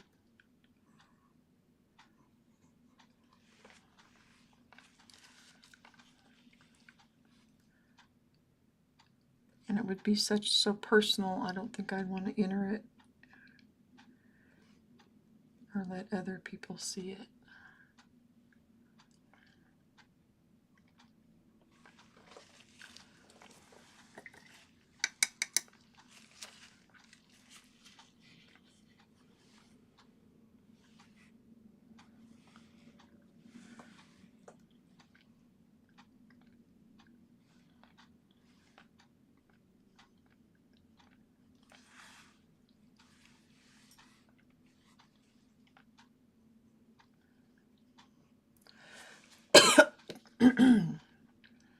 I know I've had even pets that passed away, and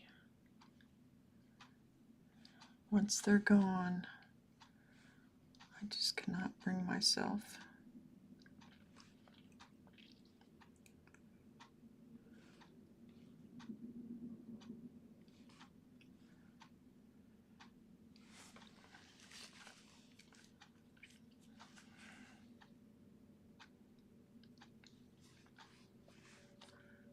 think I'm going to use just a smidgen of the Viridian and get some of this kind of grayish underneath her lip here.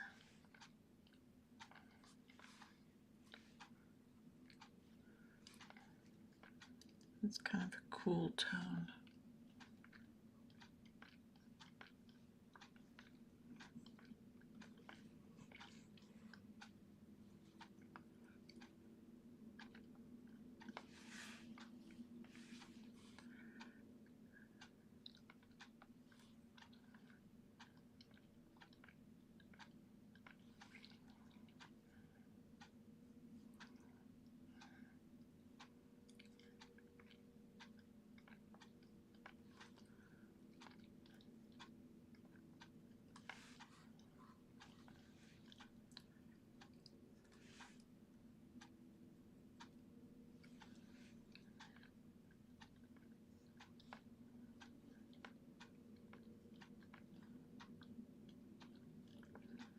And you can definitely see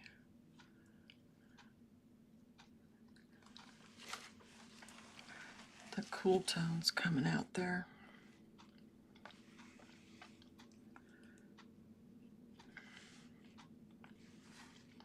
I am starting to use a little bit of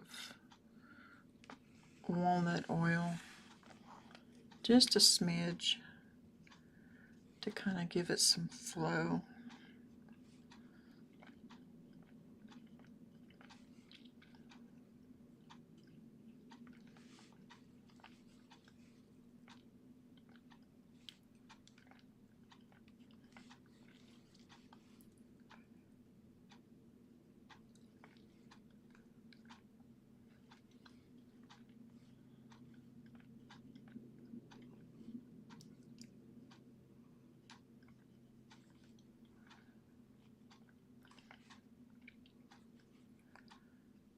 Yellow ochre in there.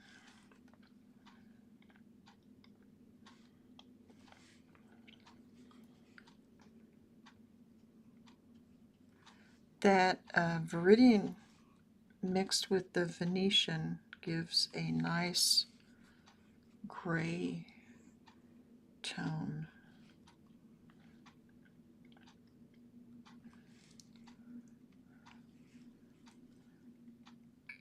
I'm really glad I ordered that Venetian because that's a new tube. I had seen it on somebody's list.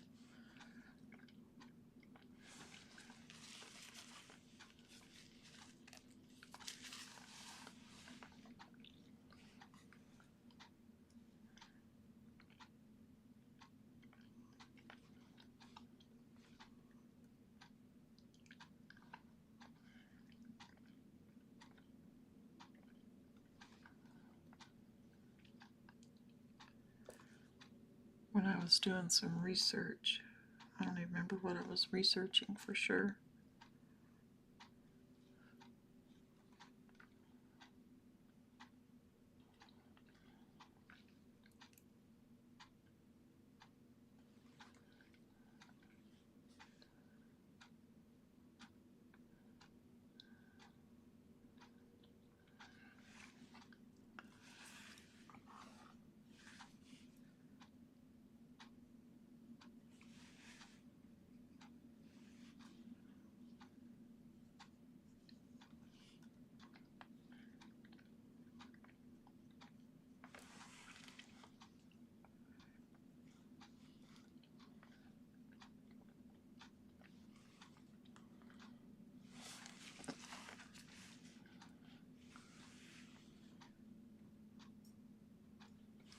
I see people are coming and going, and that's fine. I know this is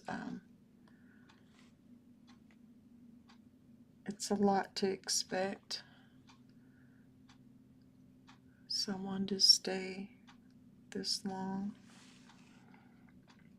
Usually by the end of it, we have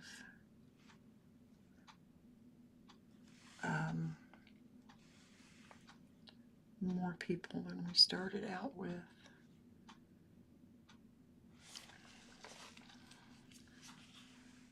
That's always good.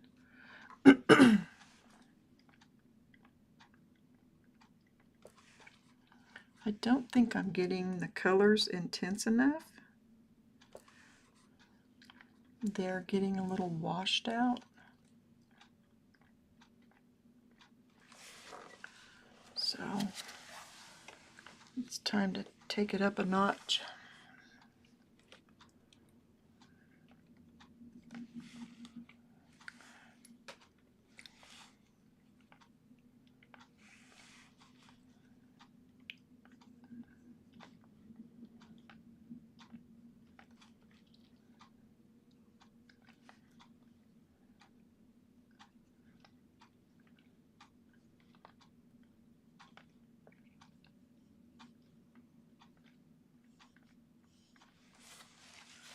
I don't want to get it too liquidy with the mineral or the walnut oil, but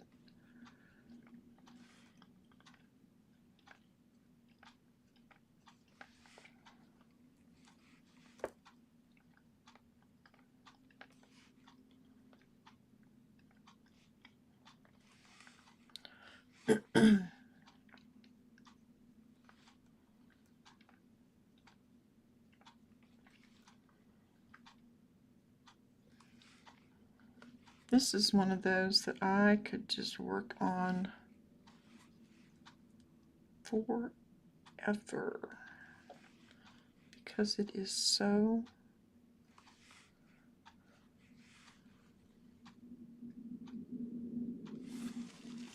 gorgeous looking. His, I mean.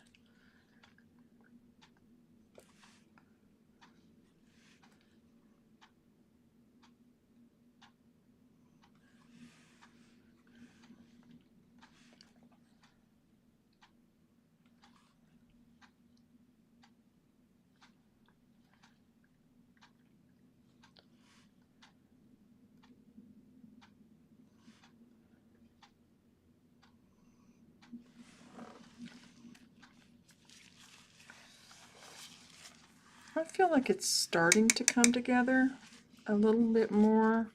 I know the hair is still, and then there's a lot of detail that needs to be coming out from the flesh, but in his case, I want to build it up a little. I don't want to just... I want some of that texture in there for sure.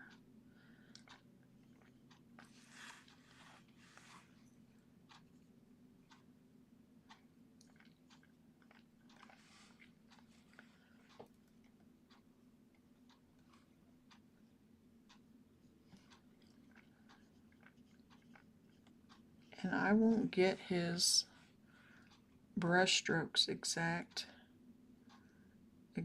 the same. But I can at least get the same look, hopefully.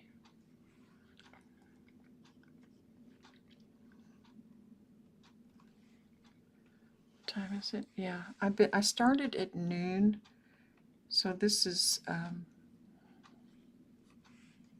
just over 2 hours since I started.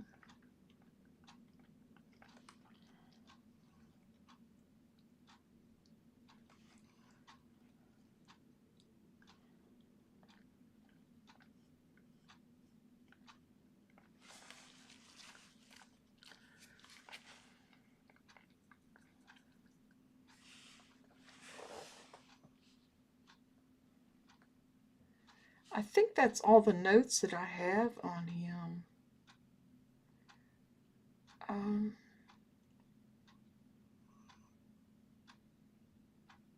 When he did paint the Queen of England, and I said it was very textured, I guess the British tabloids were aghast because it was not flattering, and he just doesn't paint that way. But she did keep the painting, so I don't think she minded.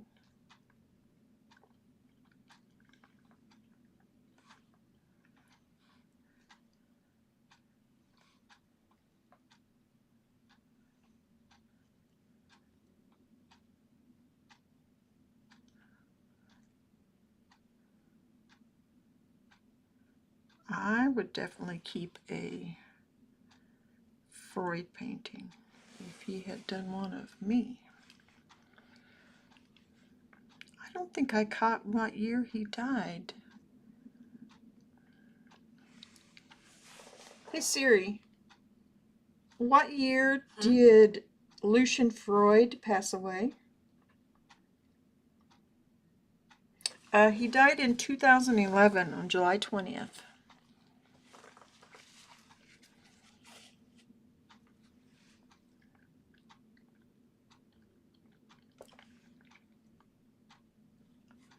Just FYI.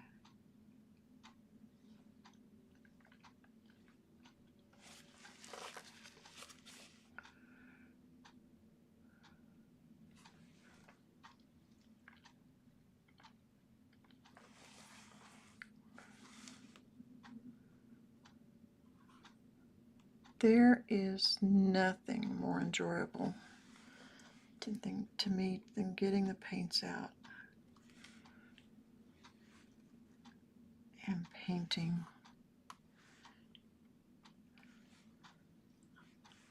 So thank you for helping me make that possible.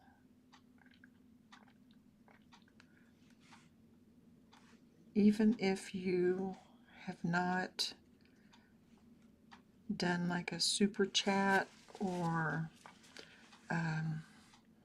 become a member, just your being here is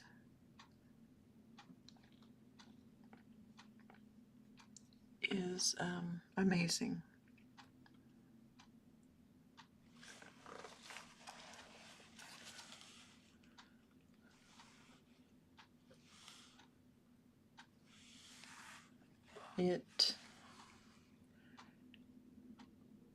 It helps keep me company, and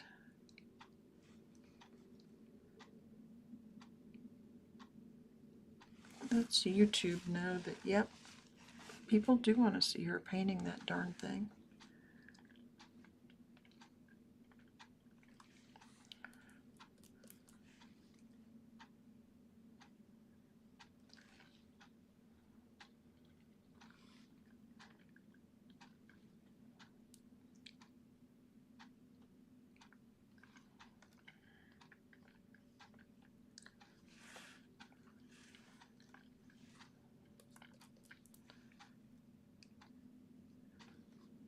I really need to get back into the habit of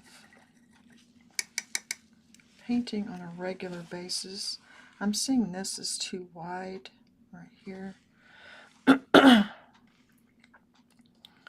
kind of gotten out of it since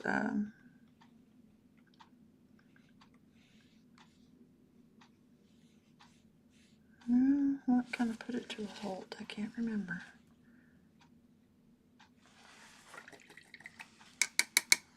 I can't remember. Why did I quit painting so much? Welcome to therapy. Diane's therapy session.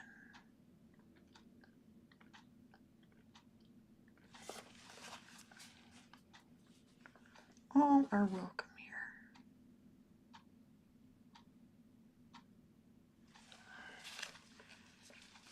That's better. It's still too light, I realize, but we can fix that.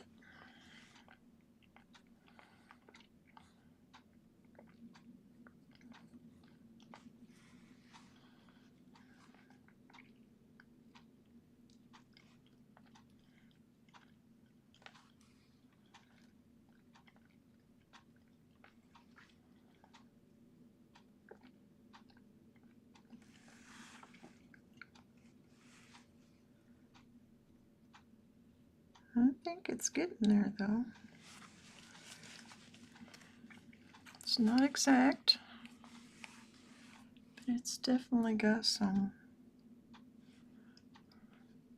Freud-esqueness about it.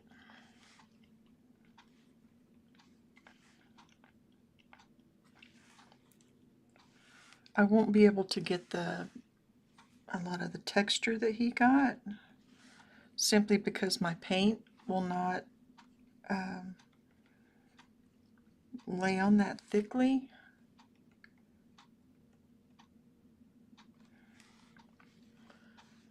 But it definitely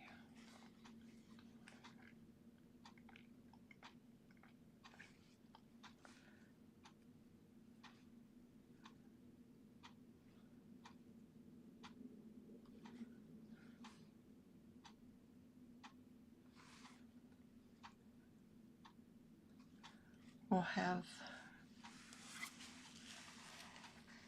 something close to his, which is the whole point. Not a copy.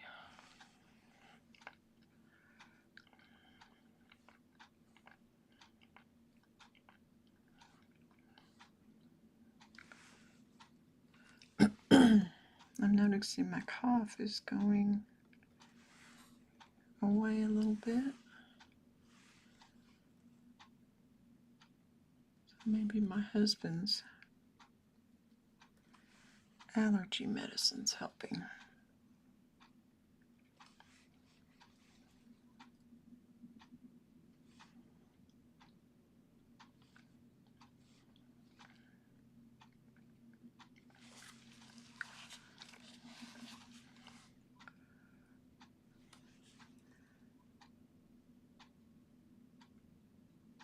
I will do a time lapse of this so that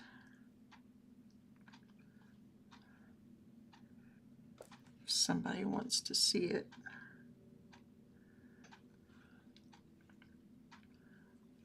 in like a 15-minute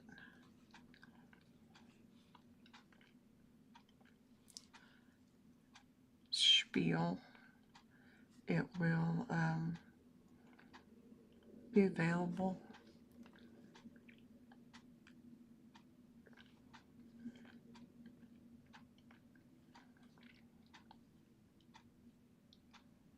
Usually I set it to music. Last week's I did not, because I did something different.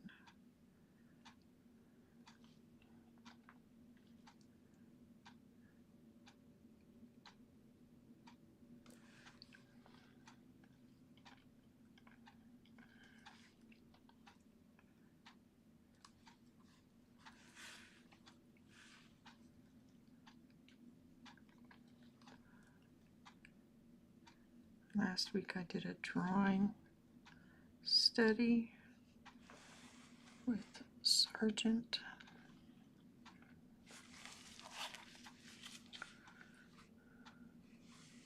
Which was fun. And I did order a bunch of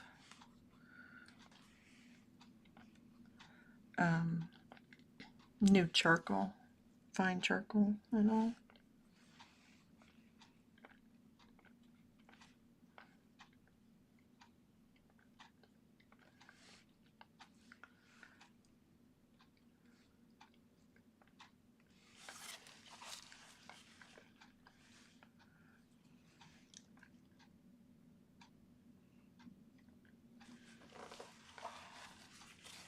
This is interesting. This may not be as interesting to you to watch, but for me, this is like Christmas morning.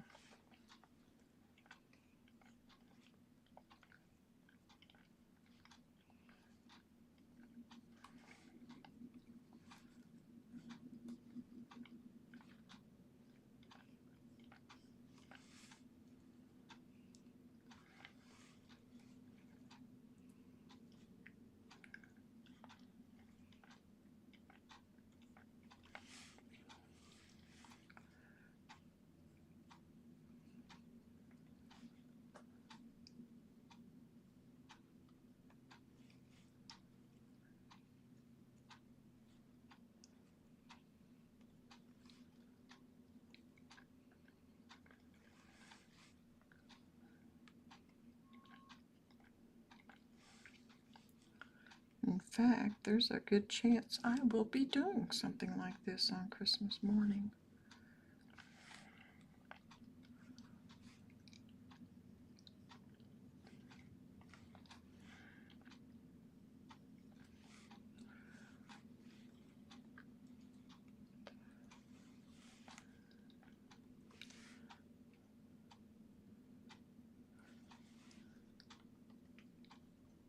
I've noticed,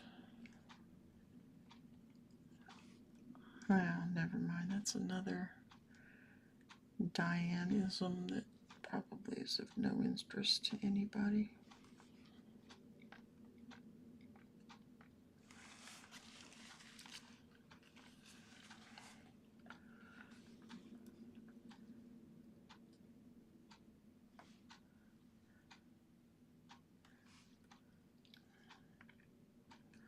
I was just thinking,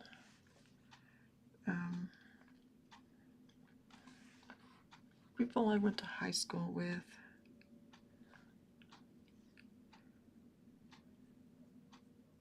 are usually the ones that comment on things the most. And it's just, it means a lot to me.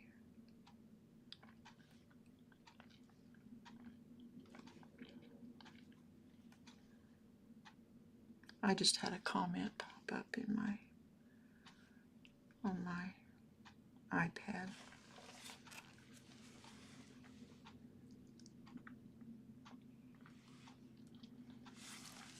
And that just reminded me.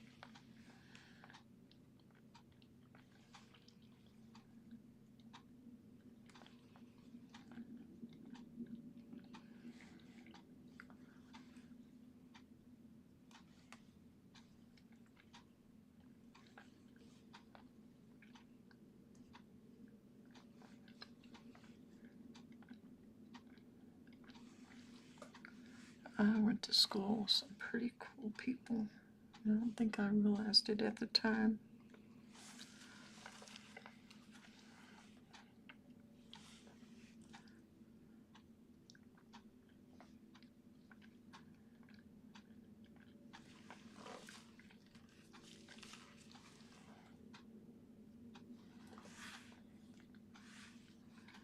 Just good people, yeah.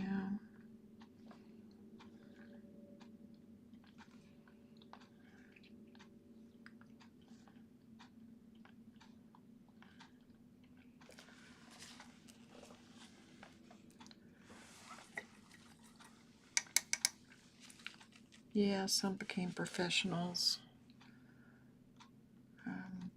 doctors and lawyers, but beyond that, they're just good people.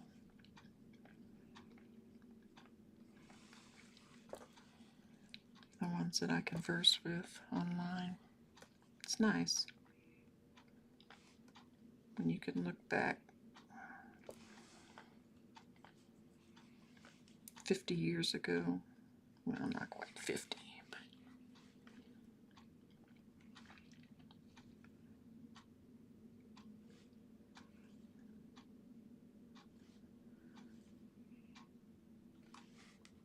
and recognize.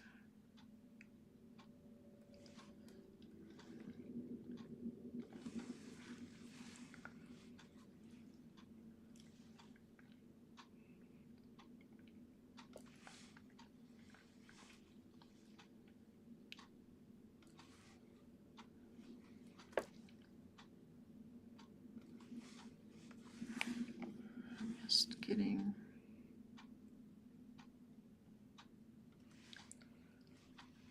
those little marks under there.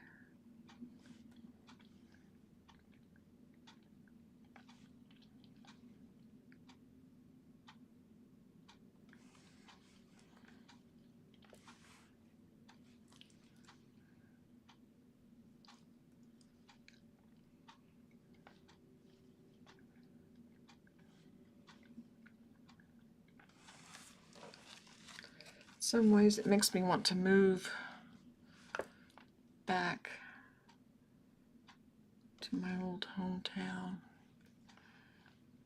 also very fortunate to live in a community that is awesome. And again, full of just really good people.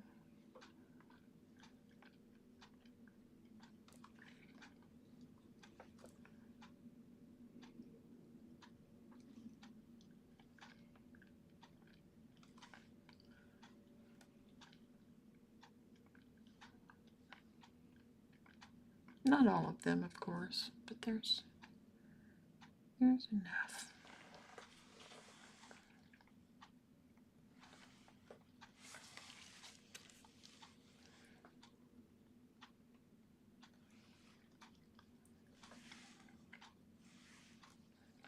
And they accept my weirdness.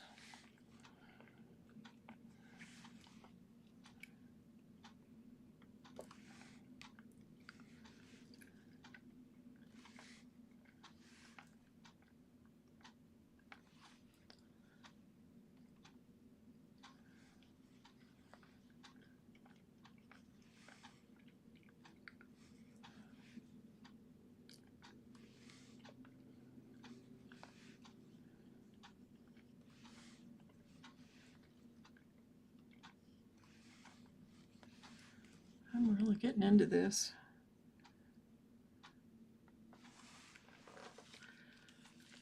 I need to take care of her hair up there, where it looks like she's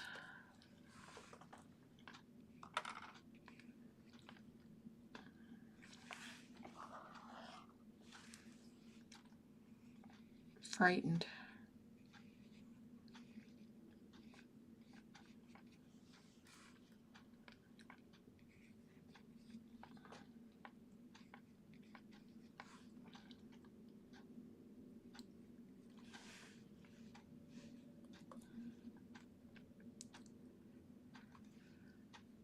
I wish there was a movie out about him, even if it was based on, not based on fact.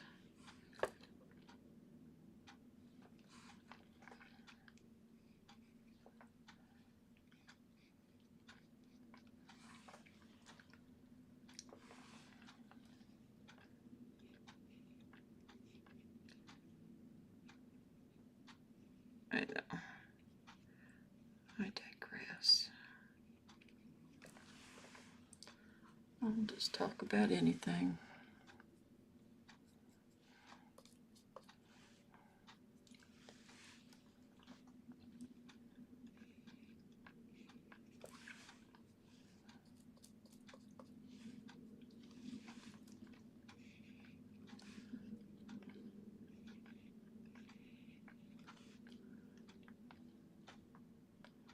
I don't know if I'm going to be able to get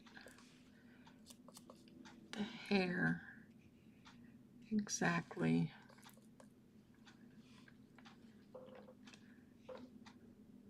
or even 90%.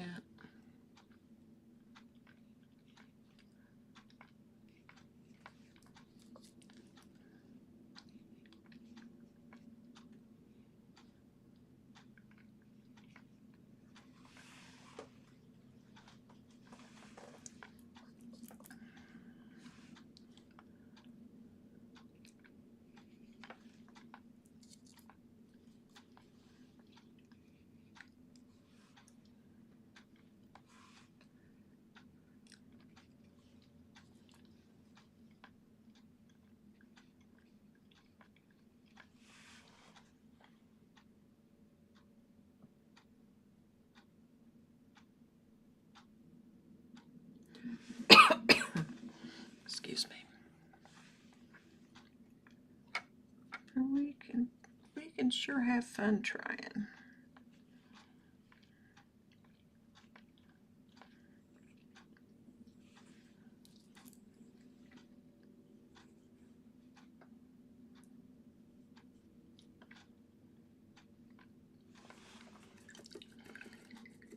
I'm gonna try and get the background darker here in a bit too.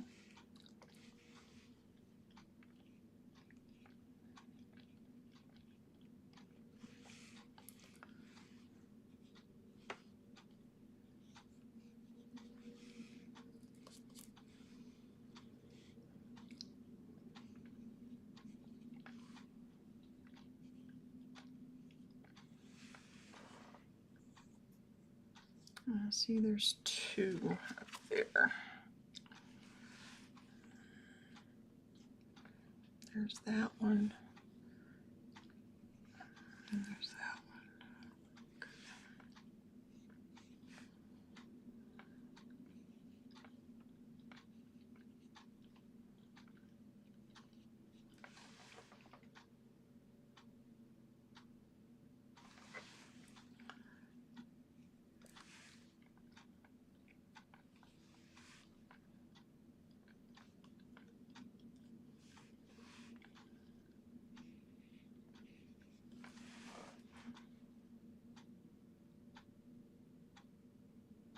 I don't think I have her jowls emphasized enough.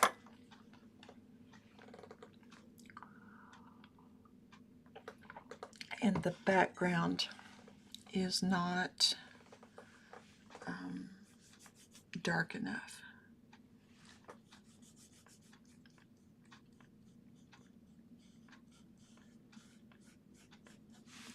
That helps. Yeah, that helps. That's just burnt umber.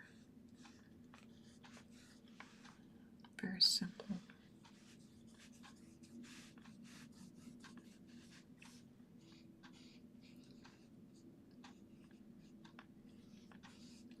I have people ask what I use to stream with, and I just use Streamlab, or Stream, is it Streamlab? Isn't that terrible? I have to go see. Yes, Streamlabs, and then I've got a camera on an arm up here. One of those, you know, that is adjustable, and then it has like a little clamp that will hold your phone, but I have a webcam attached to it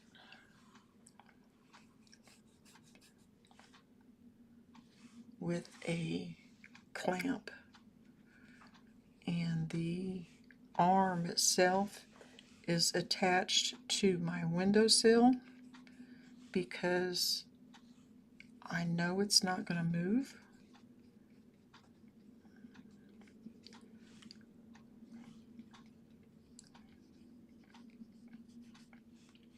Sometimes if you use your table, it is not solid enough and will cause some movement. Hey, welcome back.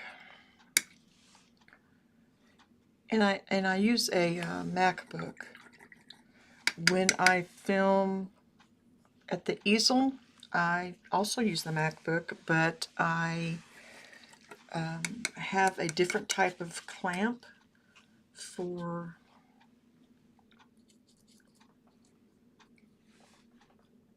the camera where I do use my iPhone. I have a webcam now that I could use that I was using for streaming on my other channel, but I may not be doing that a whole lot, so I could probably move it into here.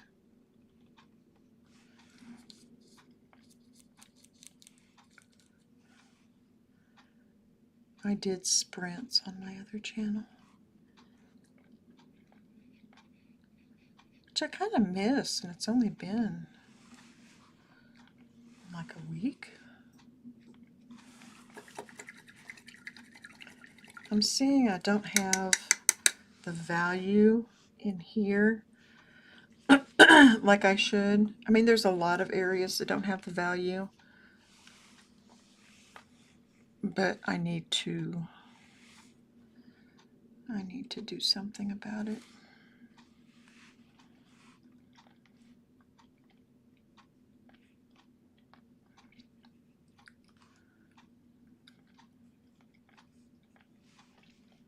And yes, that's a gray, but that's what Mr. Freud is using.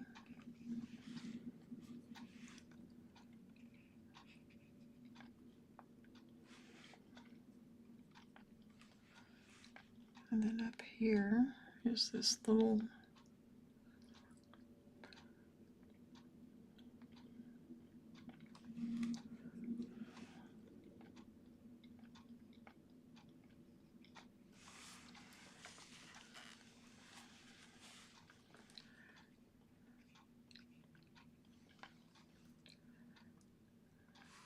I can see this area right here needs, maybe I need to put some blue in there to get that brown darker.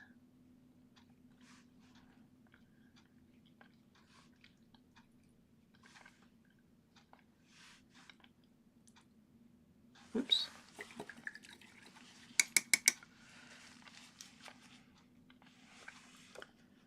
Get some red in there. Some of that Venetian red.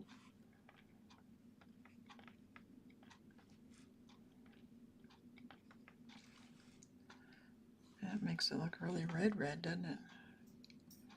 Maybe I need to add some yellow ochre in there.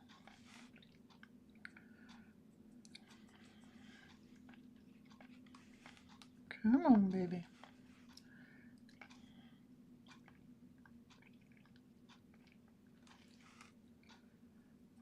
Looks like her forehead's bleeding.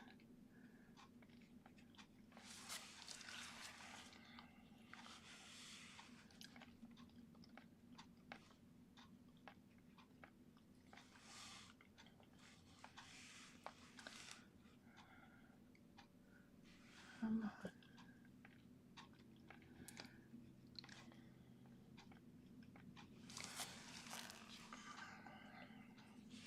Don't worry, I'm not going to leave it like that.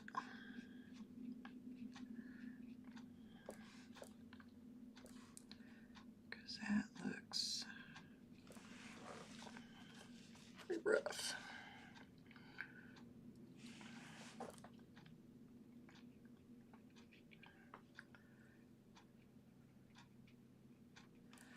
Trying to leave in some of these brush marks too, even though it will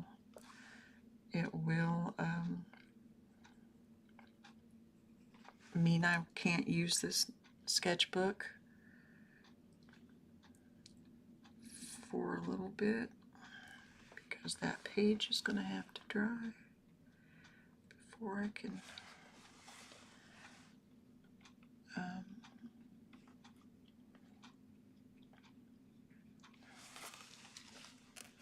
can flip it.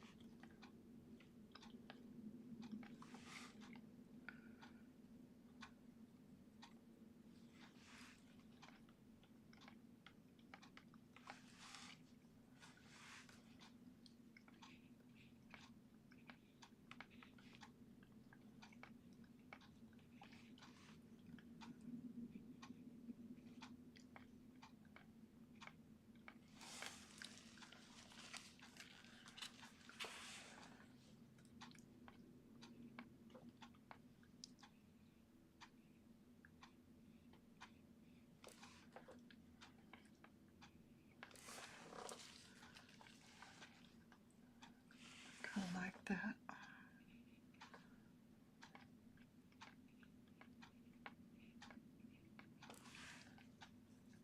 It's getting much more textured than what I had.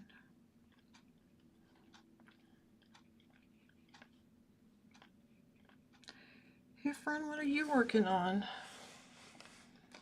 What are you doing?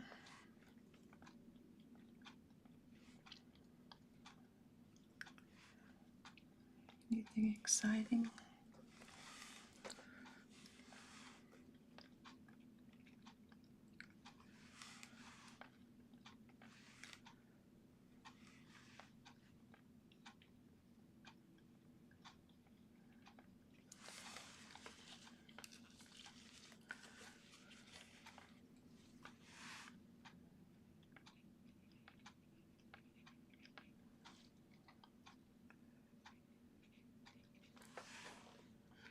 They say every portrait is a self-portrait, and I have a very high forehead.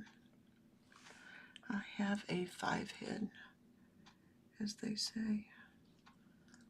So I wonder if I have hers up too high.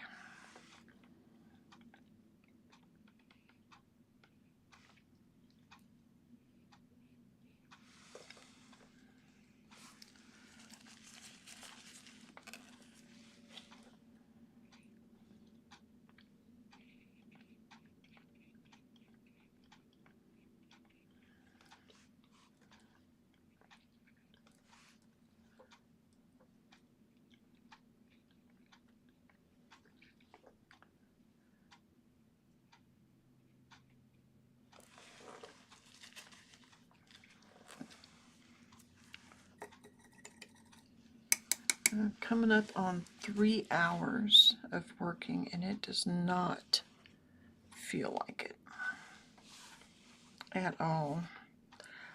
Just a heads up too, my husband might be come clomping in to the house. And I don't mean that disrespectfully. He's just, the dog will start barking, and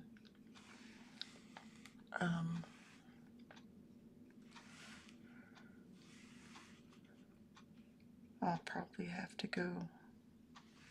to mute it.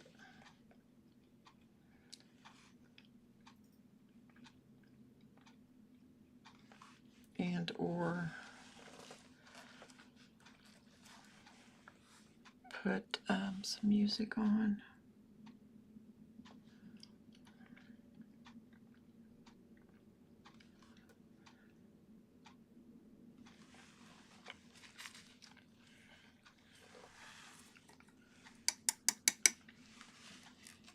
So that you don't have to hear Poncho bark. He has one of those very yippy barks.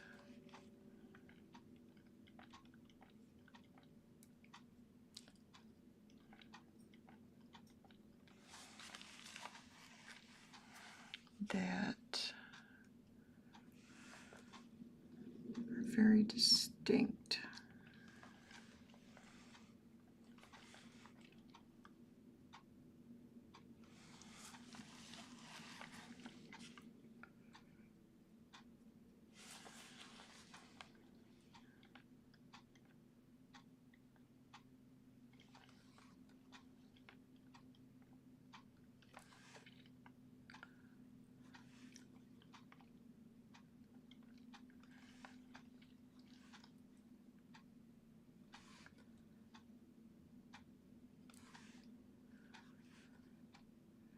So I'll want to spare you from that.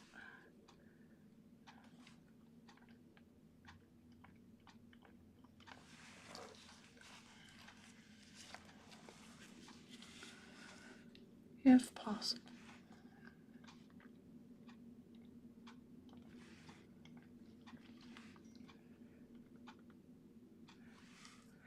Even though this is going to be in a sketchbook, and when I close it, I won't see it.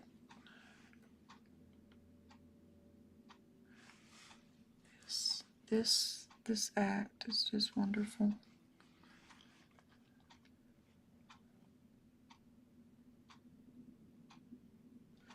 I can remember wanting to be able to do this all the time. And here I am. So don't give up if this is what you want to do.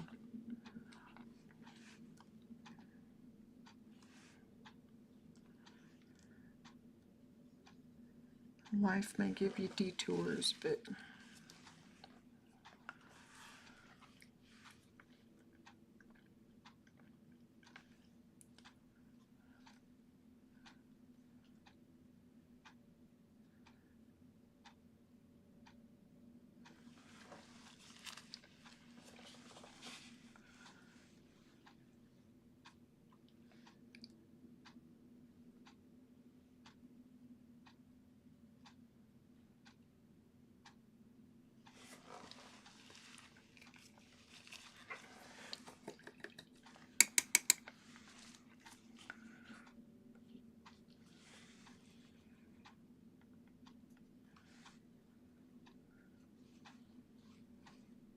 don't wait too late.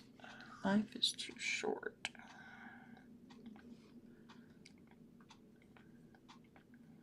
Even if it's just 10 minutes a day.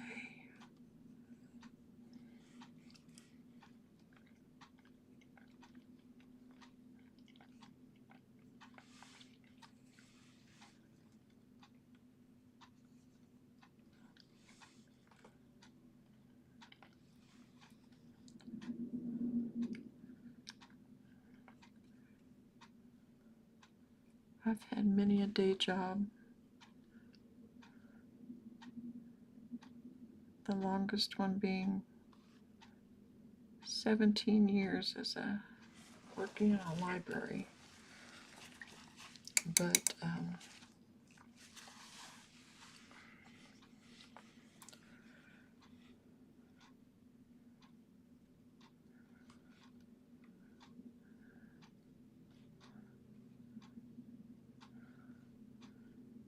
and I fully admit if I could get those 17 years back, in many ways I would. As much as I love the patrons.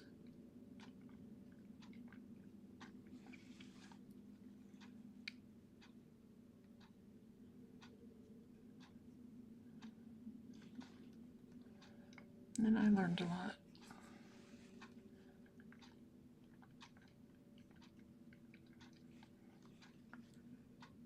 But this is what I wanted to do.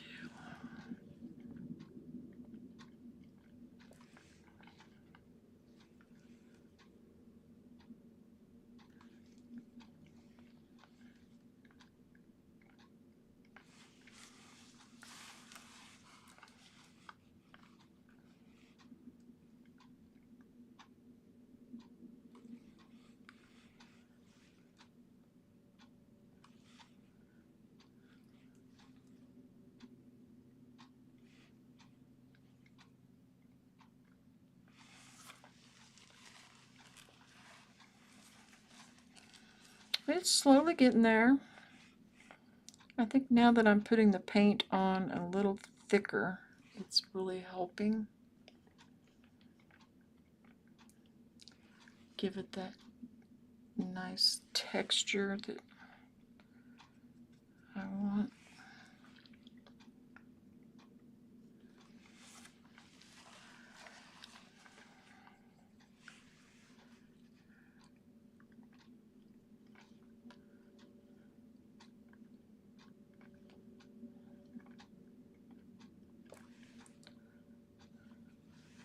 I do think I'm going to do my self-portrait that I need to do. Like this. With these heavy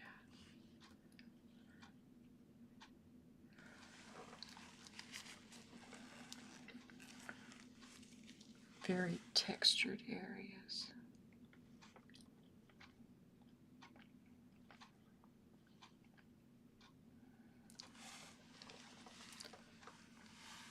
There's no way to deny your age. when if you paint it like this.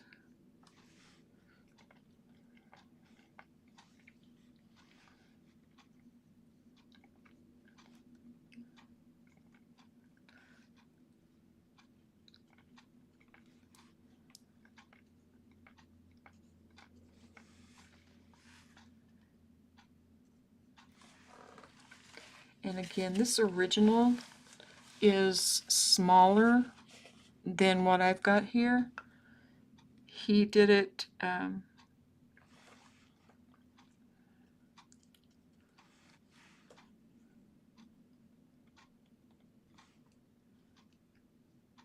just a little bit smaller.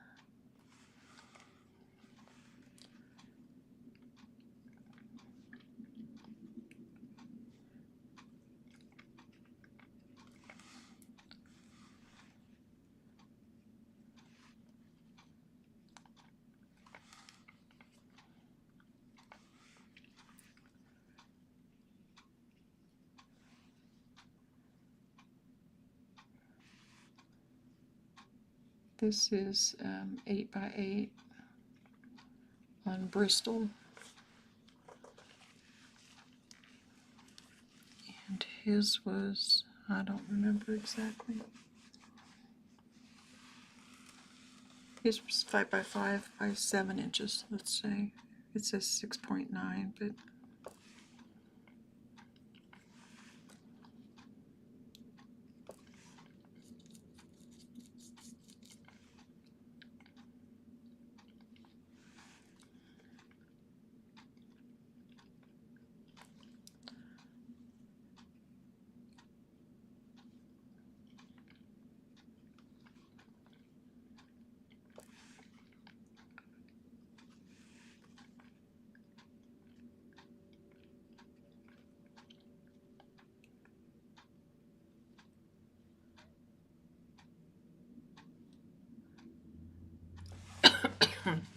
excuse me. I do think my cough is getting better, so that's good. Hubby's allergy medicine.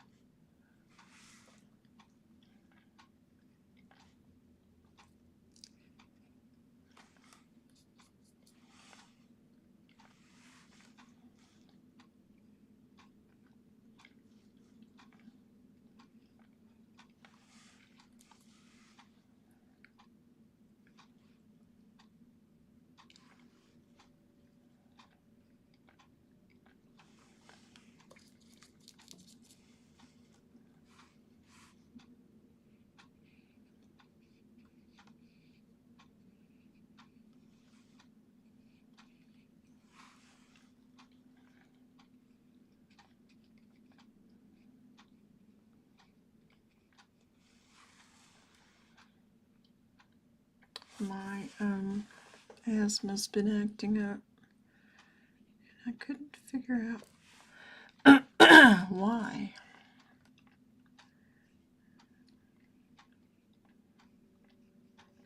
And it dawned on me when I was taking my meds this morning that I have not been taking my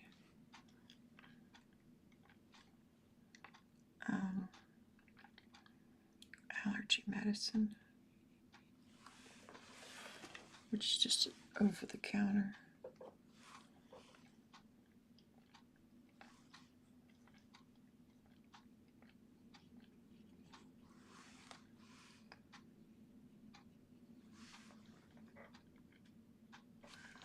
That needs a little bit more weight. Ish.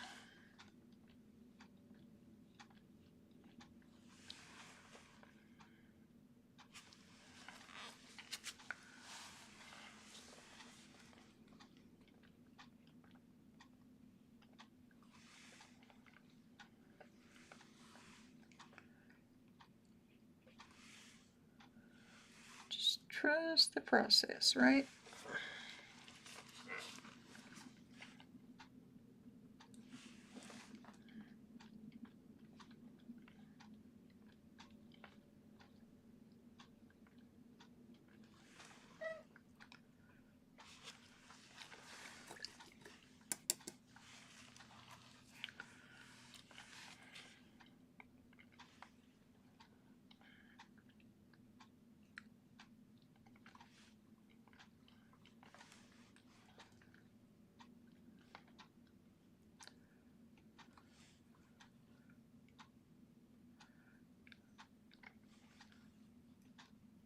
I do want to say, too, if you are a vet, there is a program that you may not be aware of called Quilts of Valor. And there are people that make quilts just for veterans.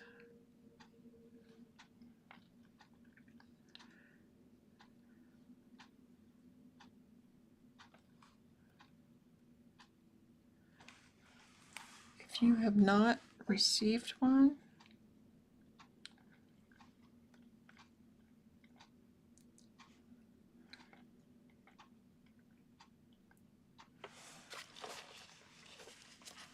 they are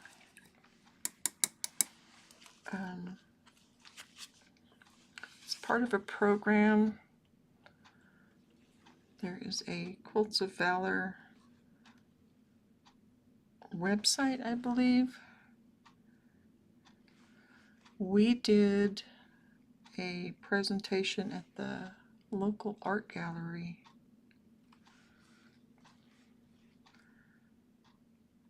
over the weekend, and a family friend of ours received one.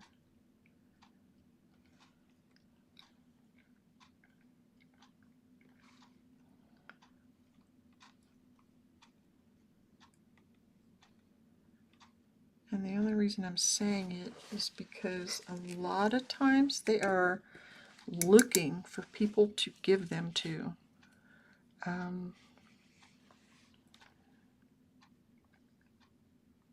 It doesn't cost you anything. And these are handmade quilts.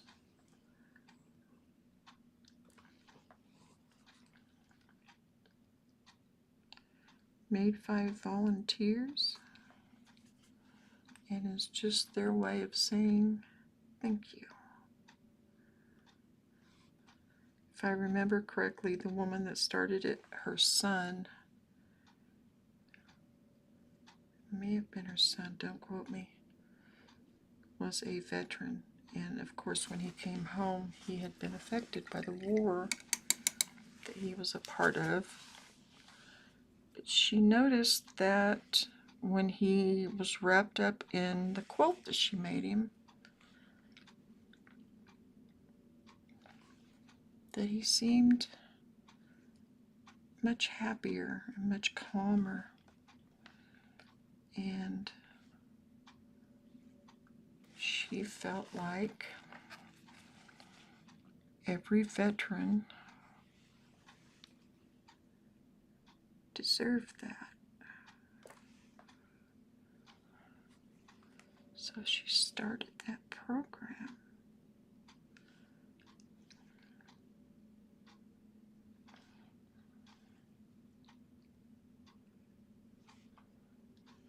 It's not something that is highly publicized or anything of that nature.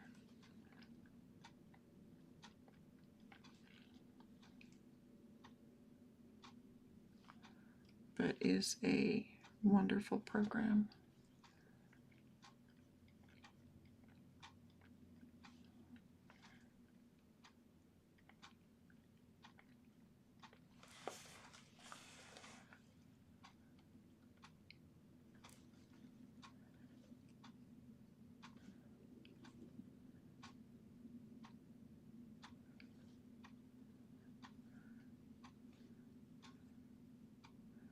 And I only bring it up too because our family friend did not know about it. He didn't know it was.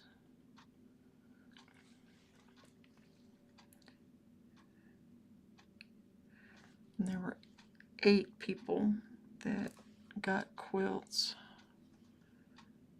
on Saturday, which is really cool.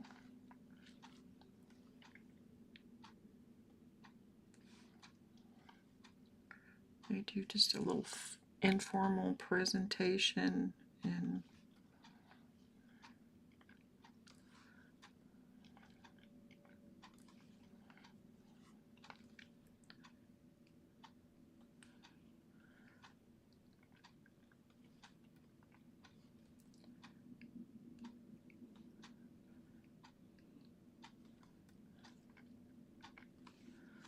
So anyway, if you have a family member that's a vet, it might be something to look into. They do it around Veterans Day, so this year's already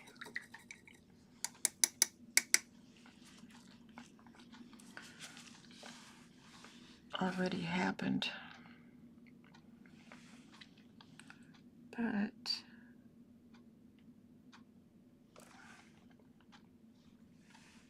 there's always next year, or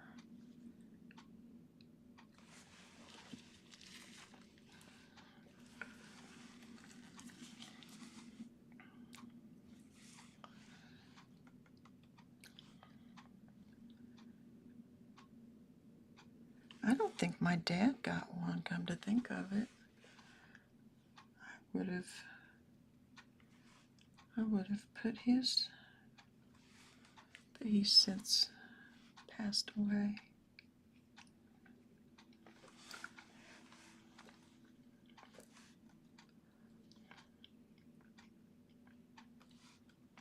But he would have appreciated something like that. I know my son-in-law, who's a vet, got one. I know I'm babbling about stuff that doesn't have anything to do with art, but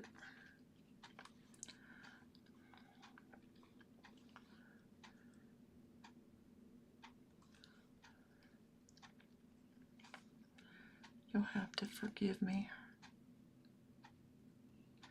I was saying earlier that if I would, or when I was filming something the other day, that I wanted to upgrade my paints to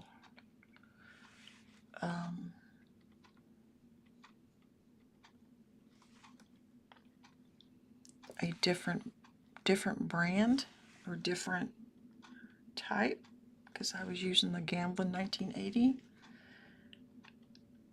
But after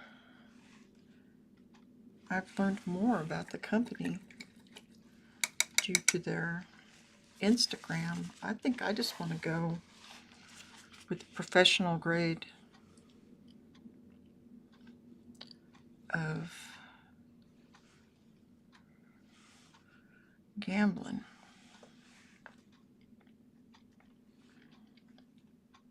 Their 1980 is great. They add, it is a, it's considered student grade, but they don't,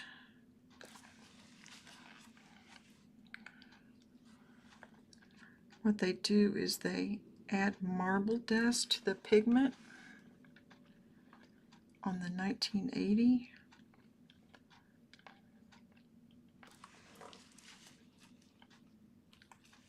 And a lot of places will just add more oil to it. They don't.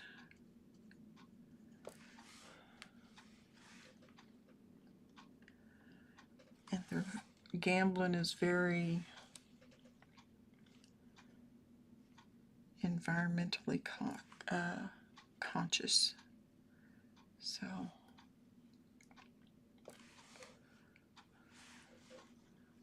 the more I learn about them, the more I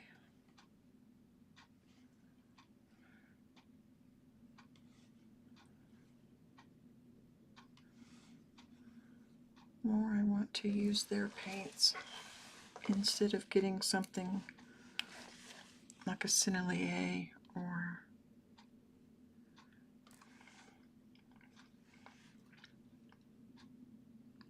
I don't know, I may have mentioned it during this. I've been babbling for so long.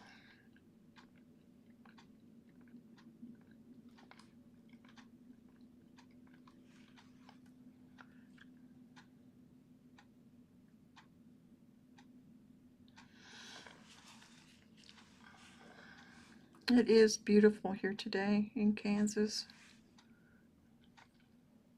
I don't know what the temperature is, but The sun is shining.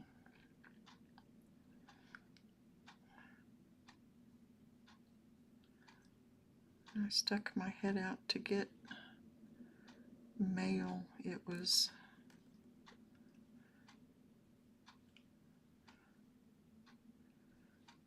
felt good.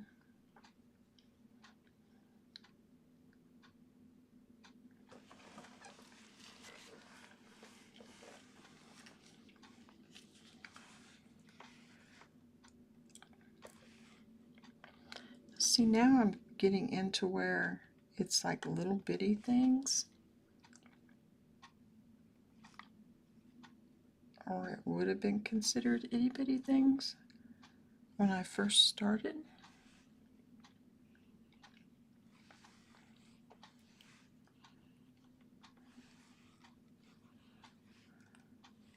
So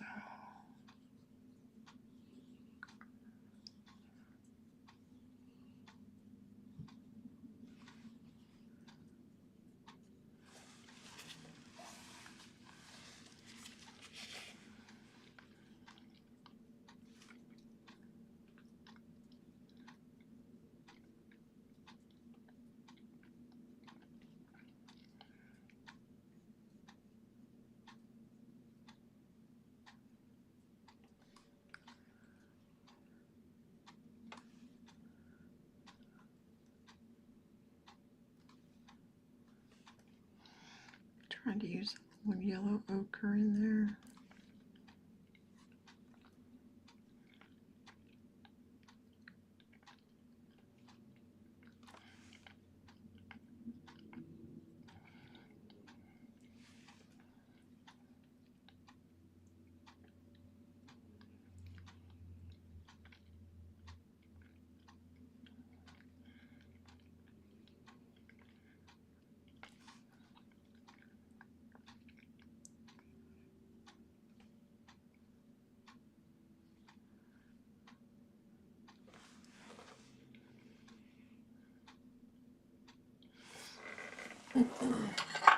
Whoops, sorry. I was getting a mirror out.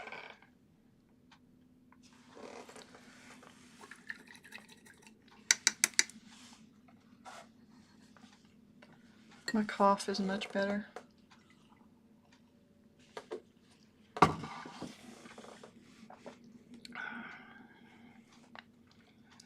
need to thank hubby when he gets home.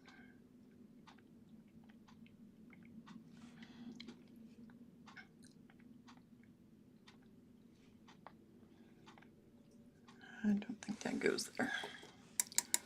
No.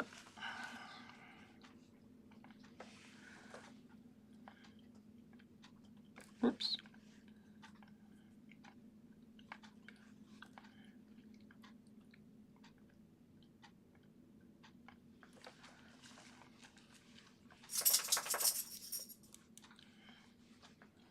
And that sound was Poncho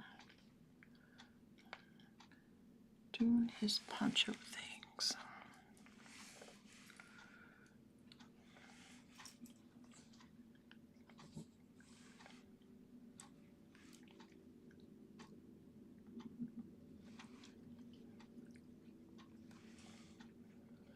I think I'm going to have to get more black out.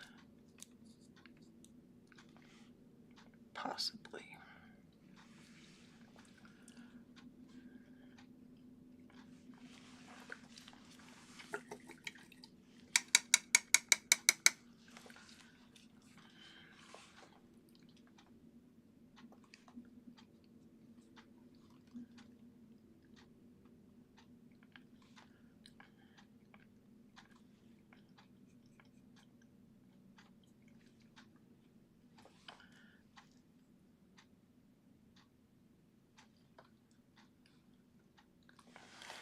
I need a different brush. Let's use this one.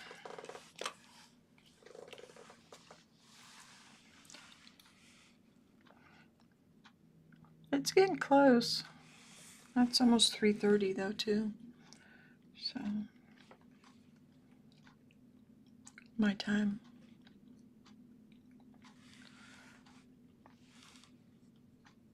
Central Time.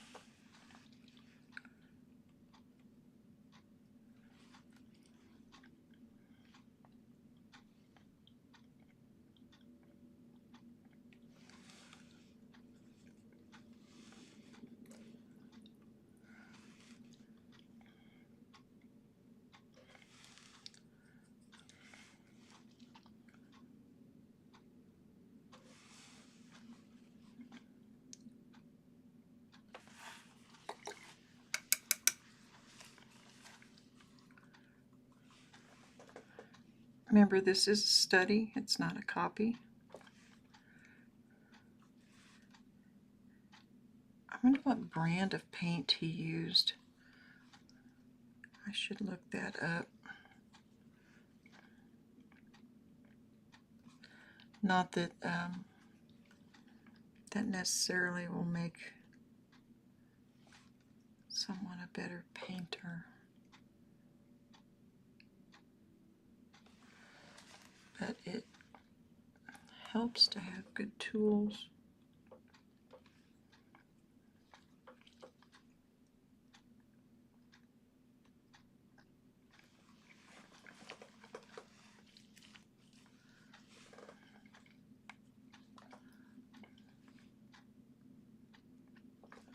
Yes, we all know.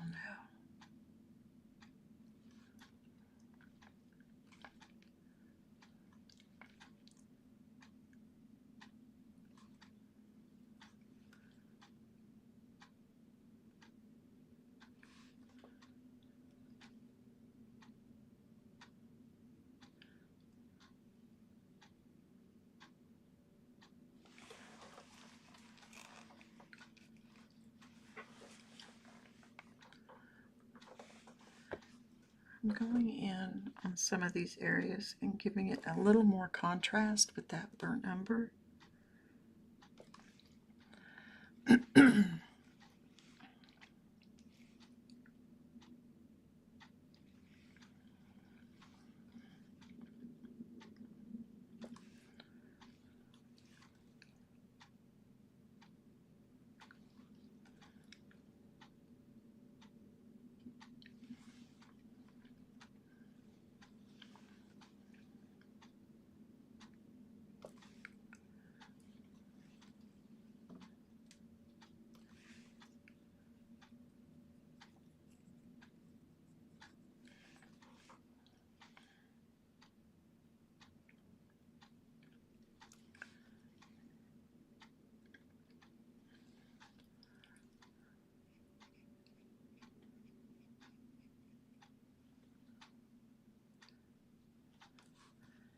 That needs to...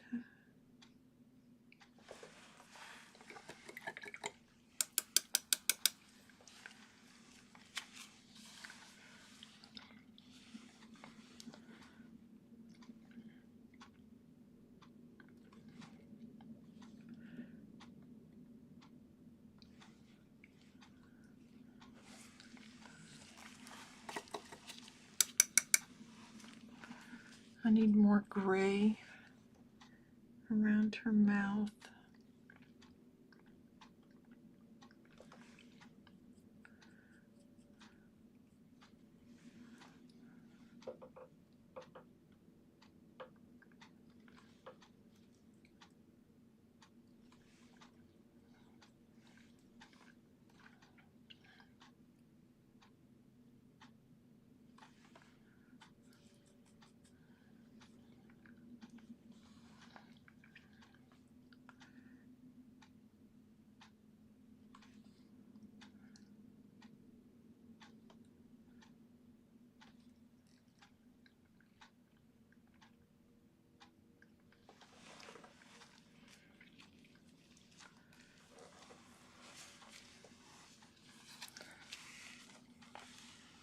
I'm looking for my black here.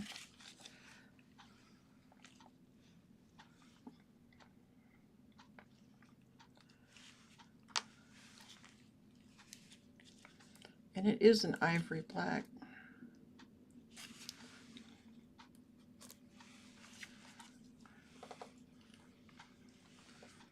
And the particular brand I'm using is Rowney. Rowney. It's an older tube.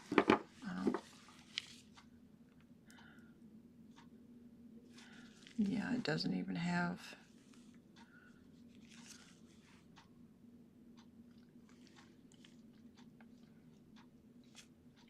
It doesn't have the index. Look at my rag. Index number of the color used. Okay.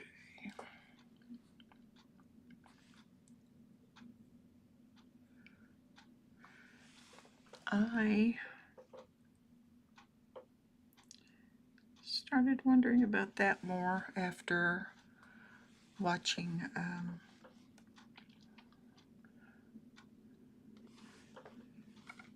Frugal Crafter, because she could just rattle off the color numbers, the index numbers on things. And I was not very knowledgeable on it, so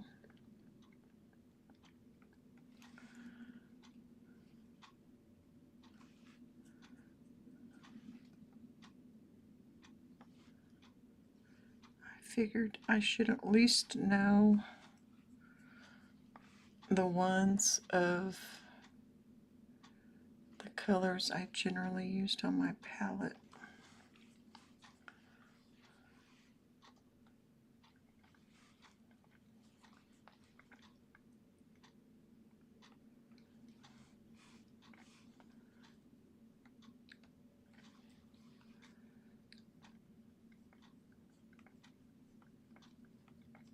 She's got some rough texture in there.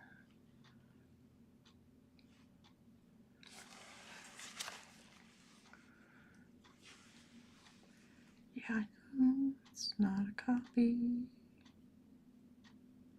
It's a study. But I want it to look like I know what I'm doing. I wonder what it was like to grow up with Sigmund Freud as your grandfather.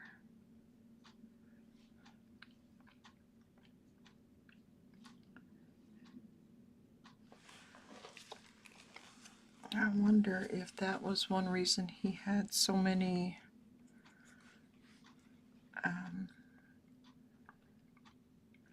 romantic partners.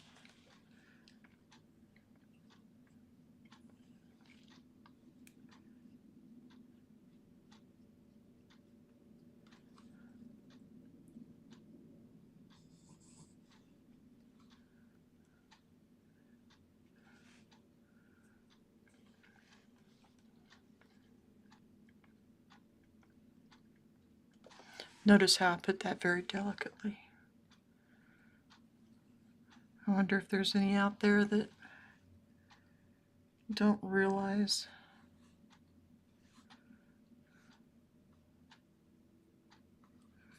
of who dear old Grandpa was.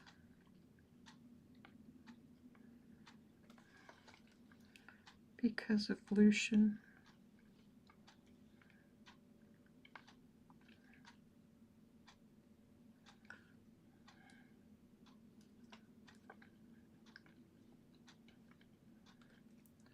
I need to learn more about his biography, I think.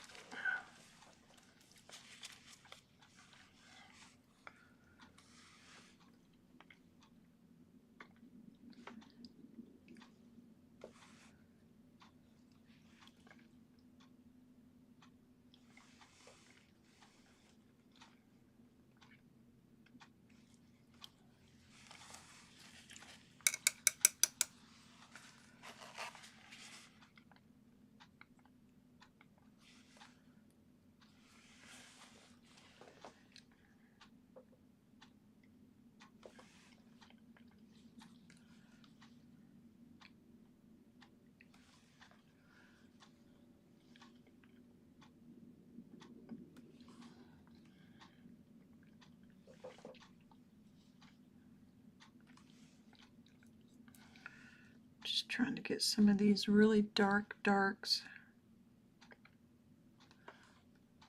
I wonder if that is a mole there on her cheek.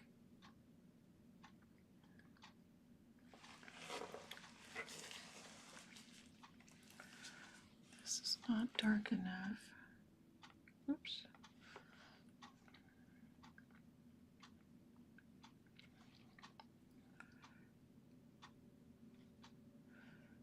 I think that needs to come over.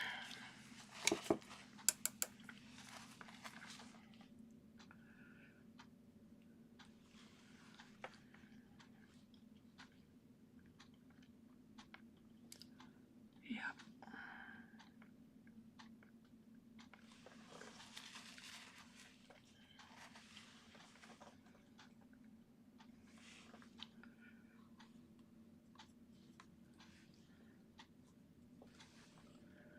I'm going to go in with just a little bit of cobalt blue on some of this because this looks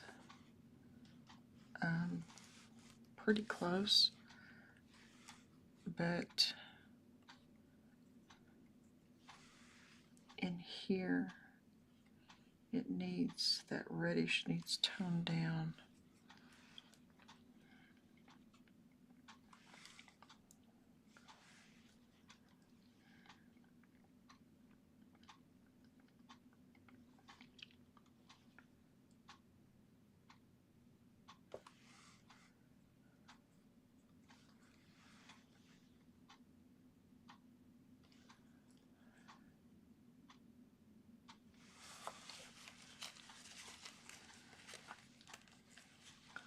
I don't think it's too far off.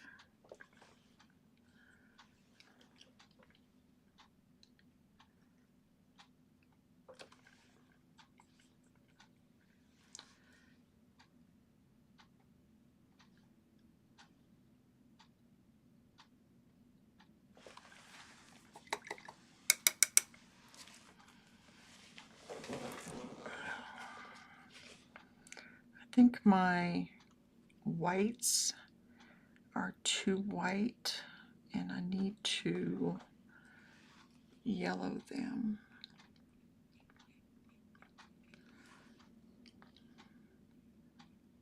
At least some areas.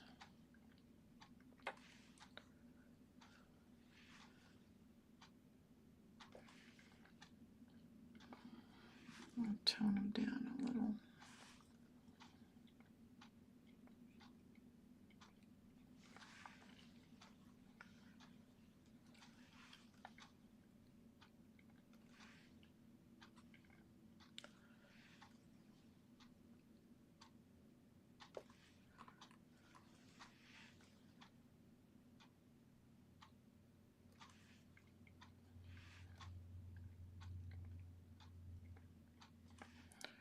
There is a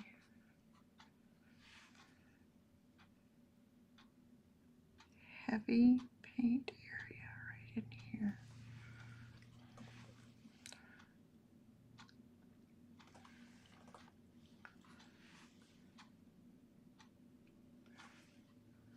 I'm going to try and give a little more texture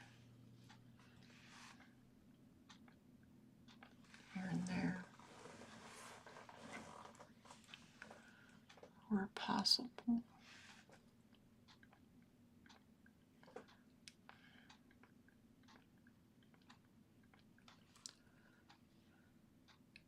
think it's more of a gray.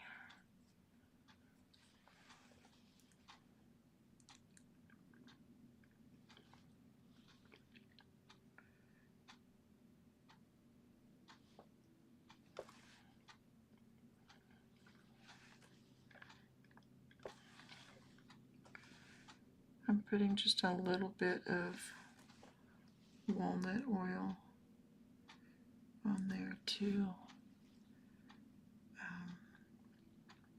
Make it lay on the top.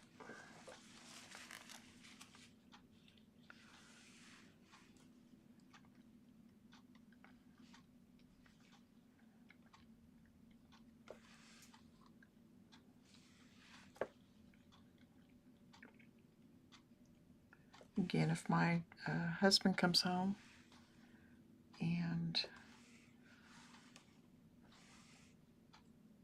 needs to make some noise, I'm going to mute you all.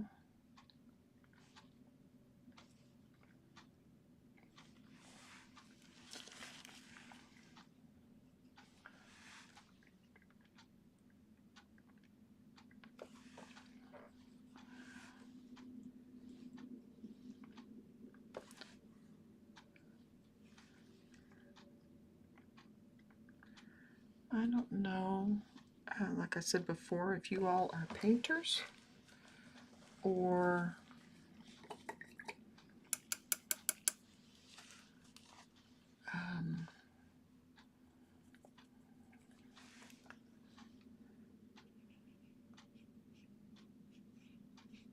if you've never tried oil paint, I strongly suggest it.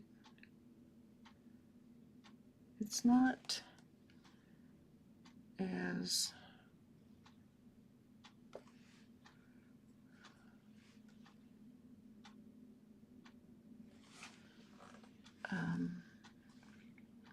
it's not as complicated as some people make it out to be.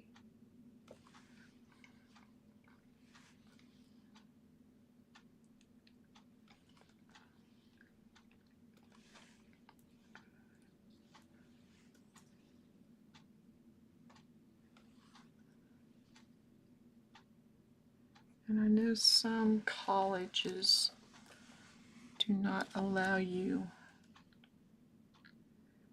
to use oil paints.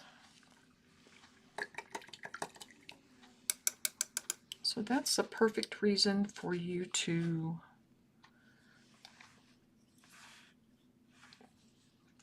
do it on your own.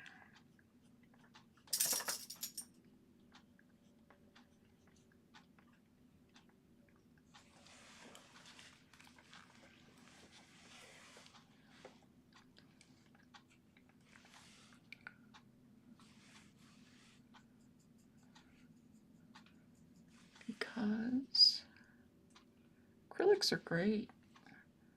There's just something about oils. Once you use them,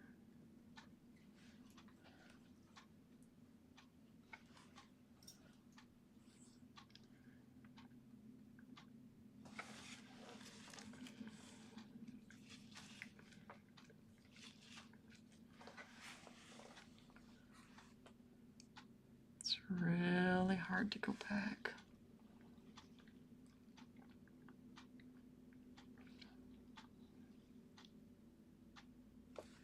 Because there's just something about them. I don't think they are superior. I think they're different. There's things you can do with them that a luminosity that just, I don't know.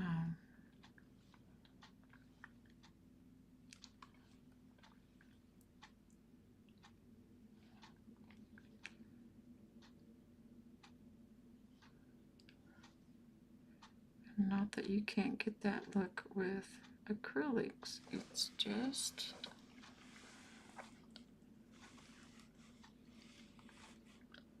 there's something about them.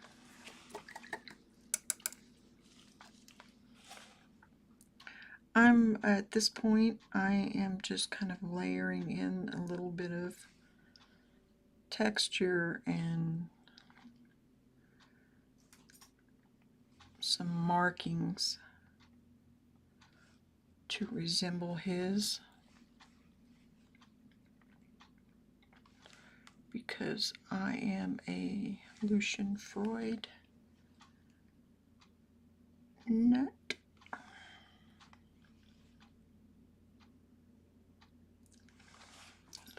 I love his work. I love the earth tones that he uses. I love the brush work.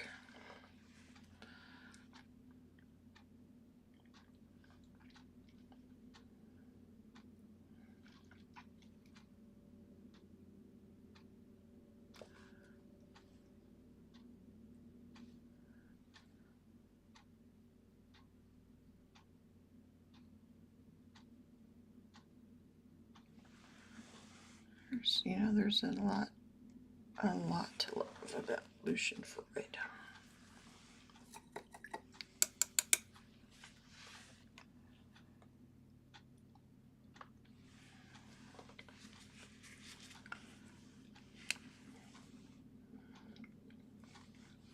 I removed the reference image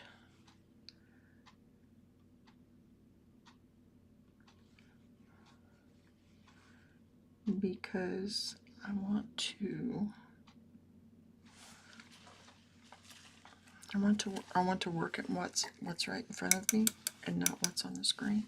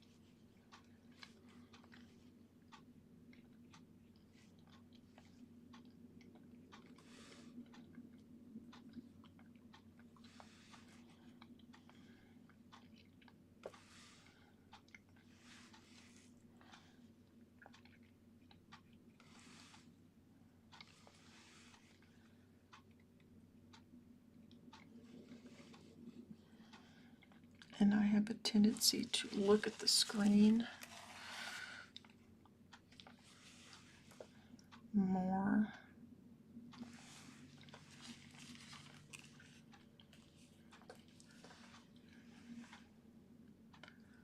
Than what's in front of me. And now that I'm finishing up, so I don't want to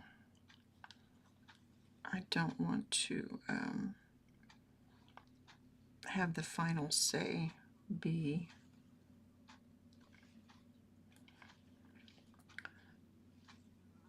something that's distorted in some way.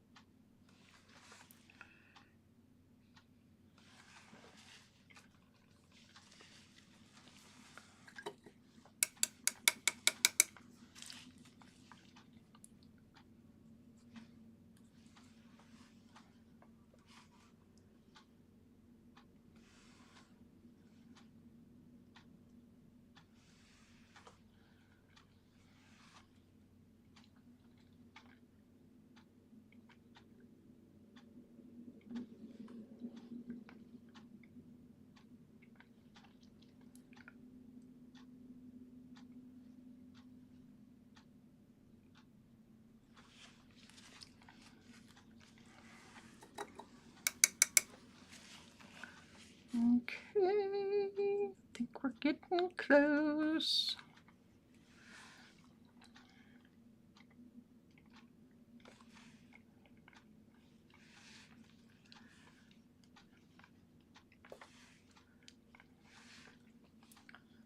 Let's see.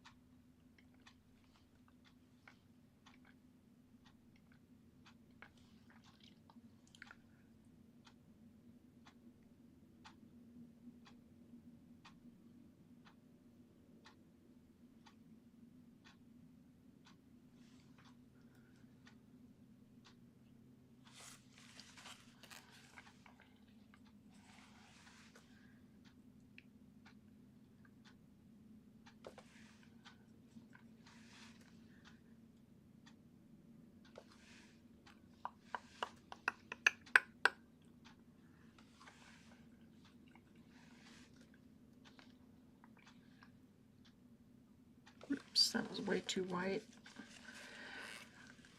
I'll be able to fix that easy enough.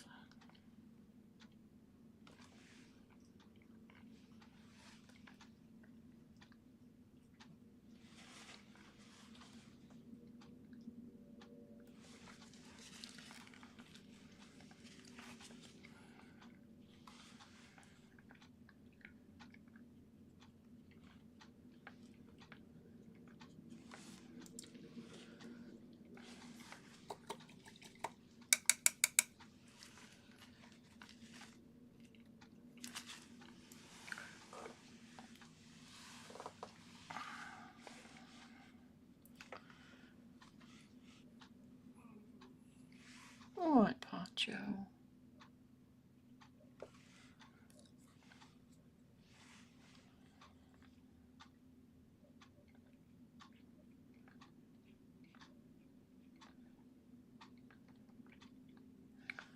I suddenly had like a flashback to when I was a kid. I'd be painting in my room.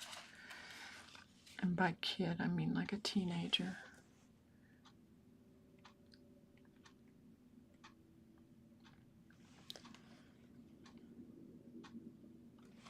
I hated being interrupted.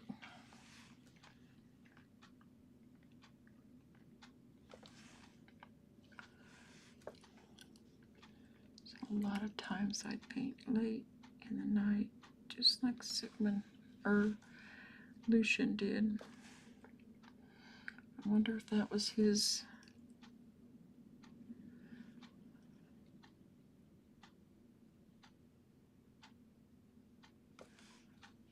thinking.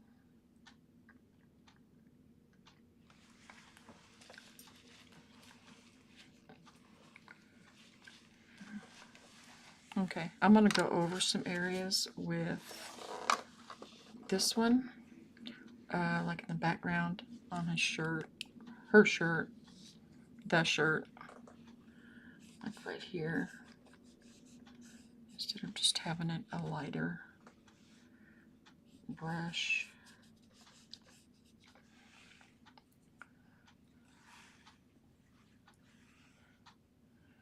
And it looks like there's some over here like that.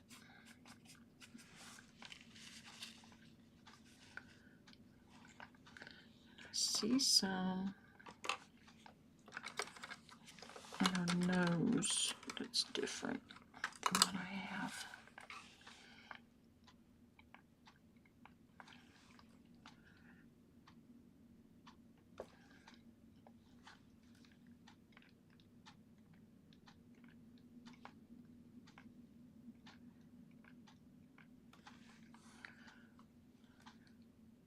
This is probably one of those areas that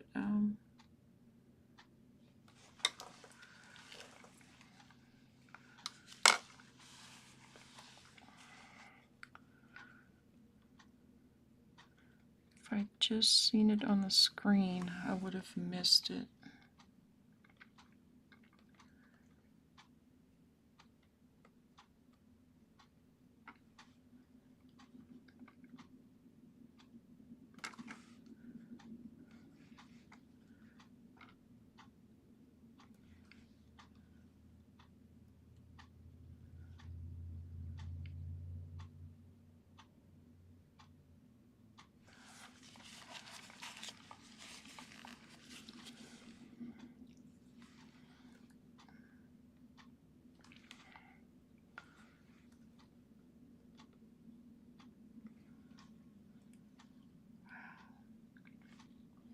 It's amazing just looking at his work up close and personal.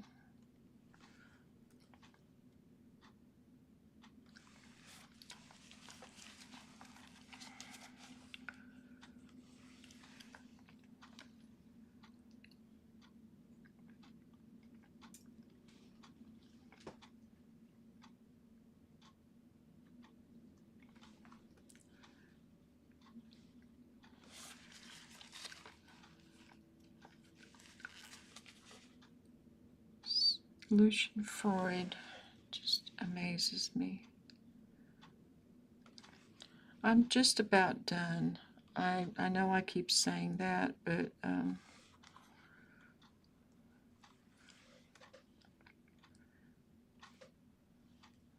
that's one of my personal issues, is I want to just keep working on it.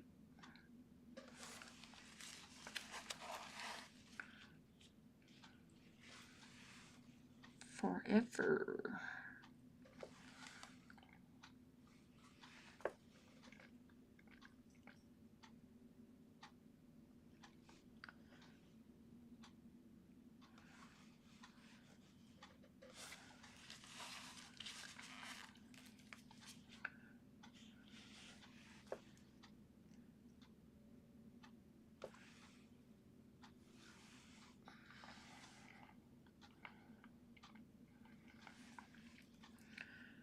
Brush is getting a little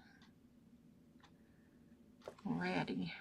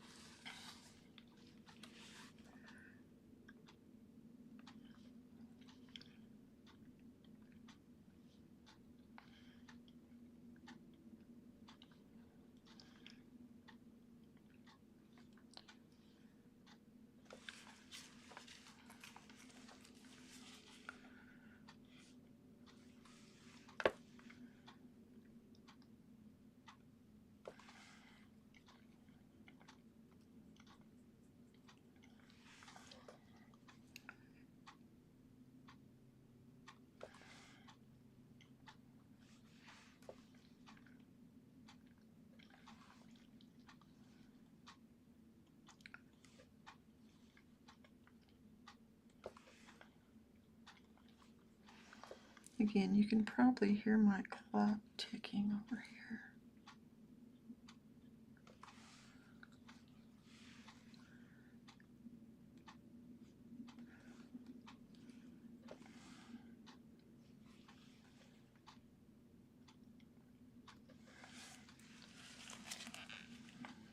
I think his eyes, the way he painted them, was just so almost magical.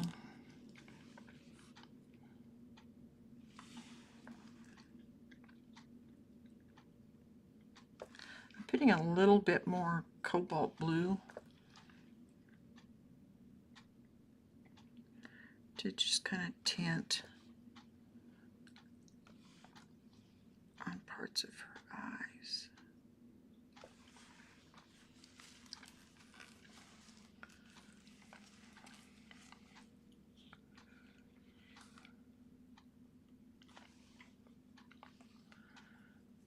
I am using just a little bit of walnut oil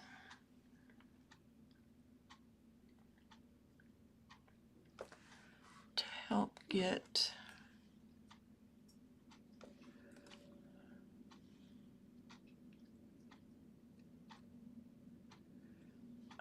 a flow.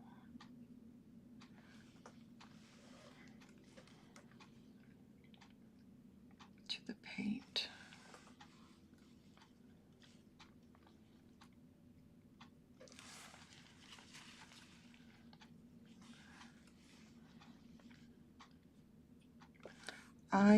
I could be working on this for at least the rest of the day, but I'm not,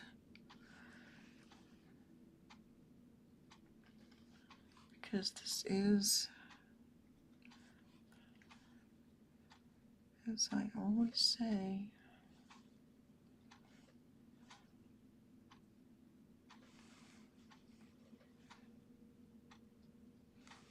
it's a study.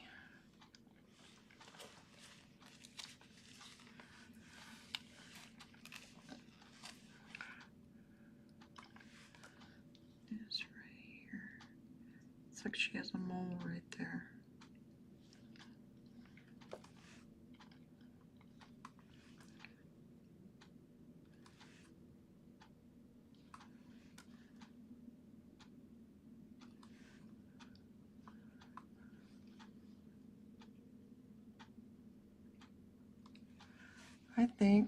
I know there's companies online that you can buy work that looks like a particular artist, and it's not it's not illegal. They tell you that, hey, this is a copy. There's nothing shady going on. I think that would be a very interesting job if you could pick and choose your assignments.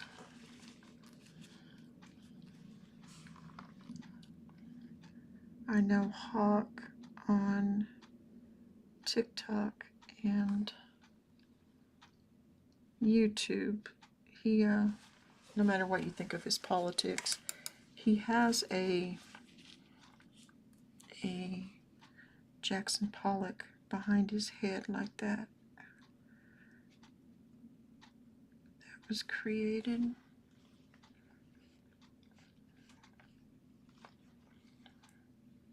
He said he wanted something with real paint and not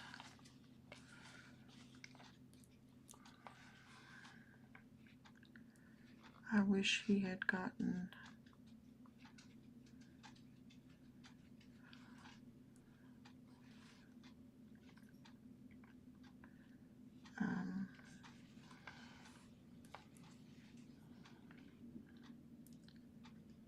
an artist that, I guess he did. I don't want to be a snob about it. I'm just, like I said, I'm just going through here and just putting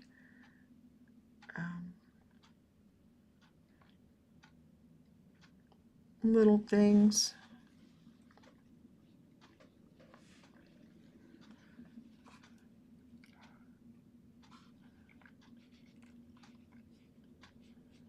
That make it more like his. I think there's a little brown in there too. I'm using a brush, it's way too small to be doing this, but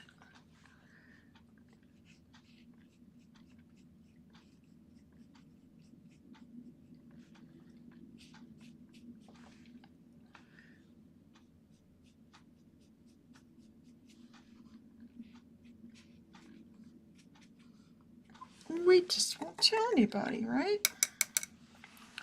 It will be our secret.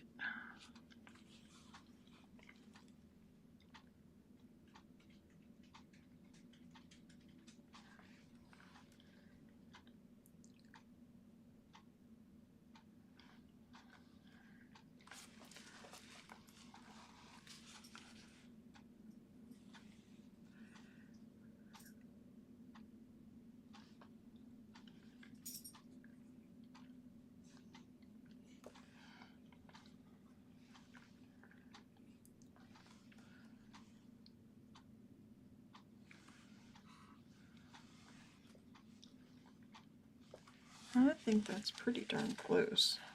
I may put the reference back up now that I'm getting closer to what I want.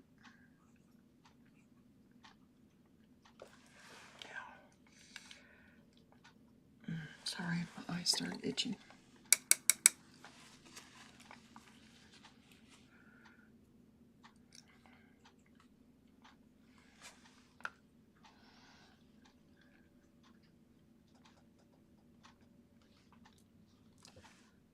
What you doing, Poncho?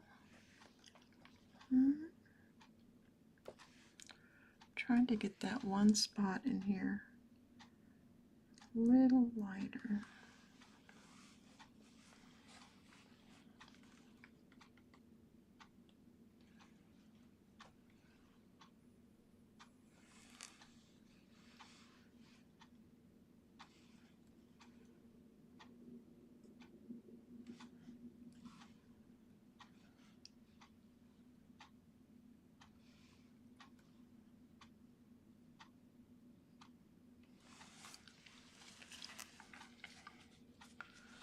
Now I'm finagling. Really, I'm just piddling with stuff. There's nothing that is that far off.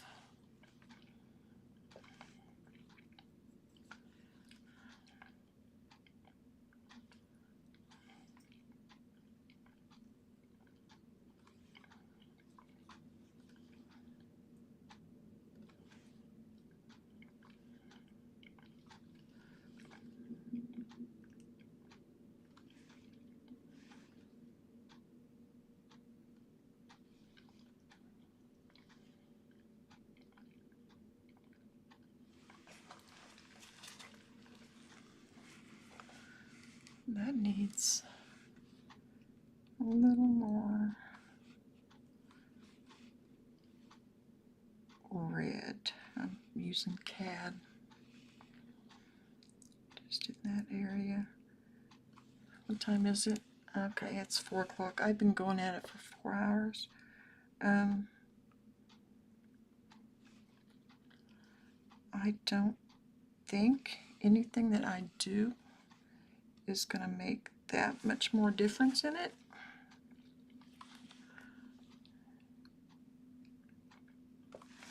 Let me put the reference photo back up.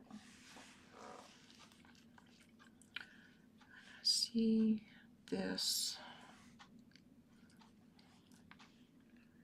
in here.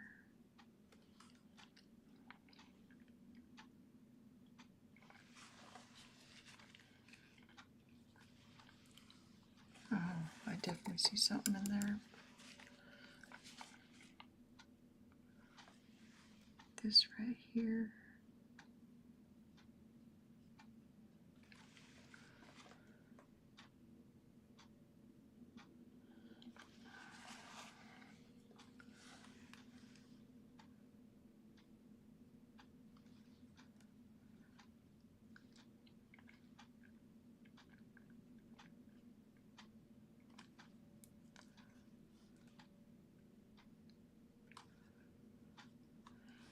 This reminds me of someone I used to know that was an art teacher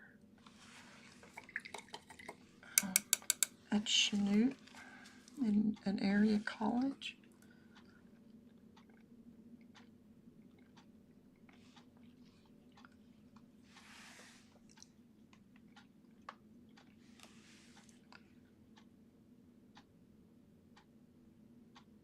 I think my recording just quit. I seem to remember seeing that you had a cold. Yeah, I did.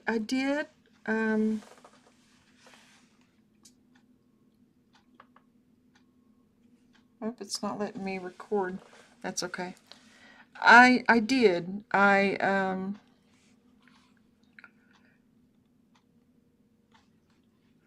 I kind of babied myself the last couple of days. I don't get out a lot, and I really think I just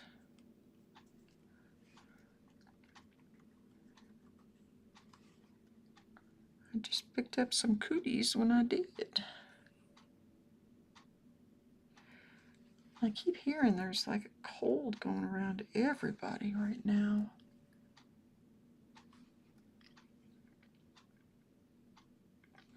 But yeah, I had a little bit of a cold. And I think part of it was allergies.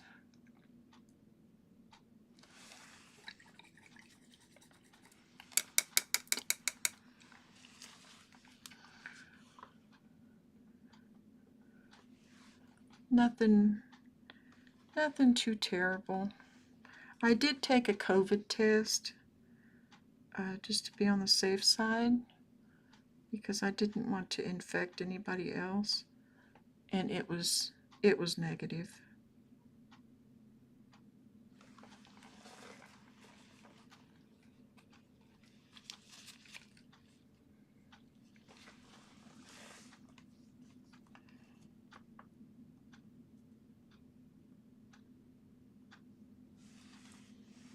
There it goes. It started recording again.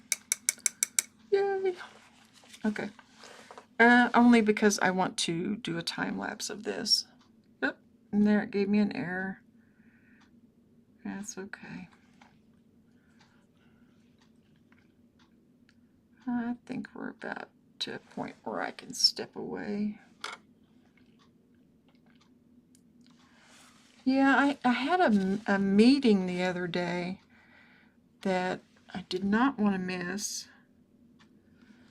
but I just could not convince myself that it was worth infecting everybody else.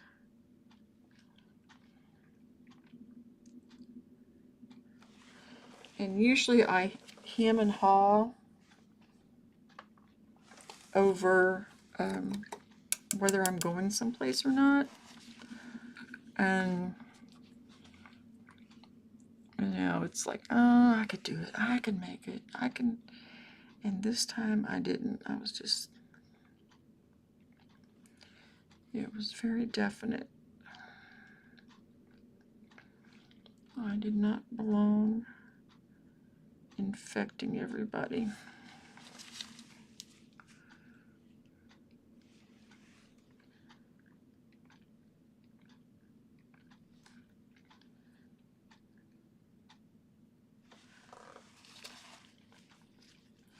And I think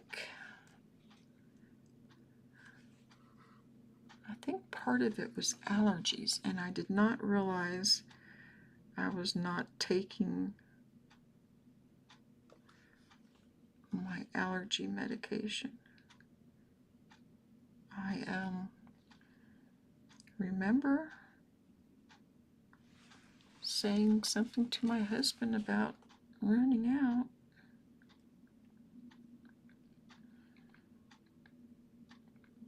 Not that it's my husband's fault in the least. But I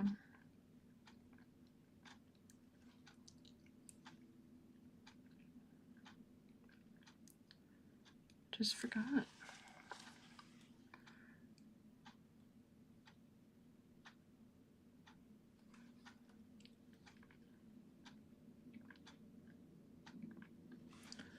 I'm on this program through my doctor that I get meds every 3 months. And I think I just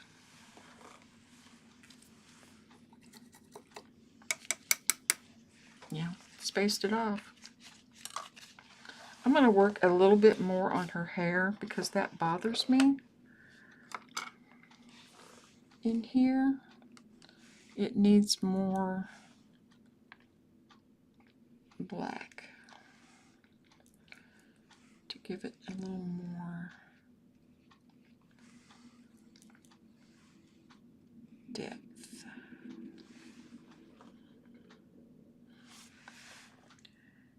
And over there.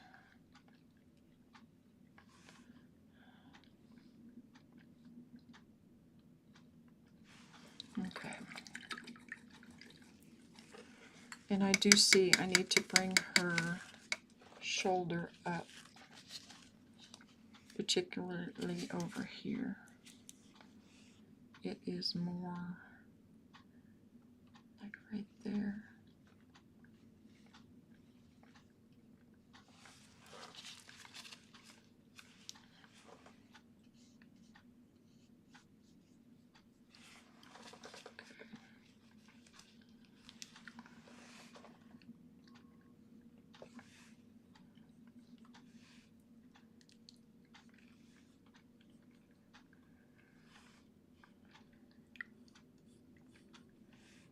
that.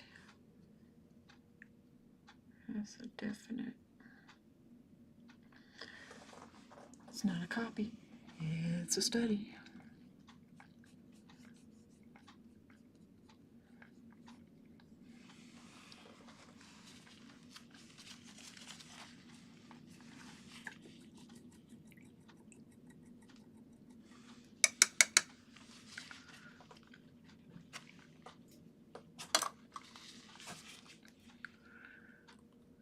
I hope this is still streaming.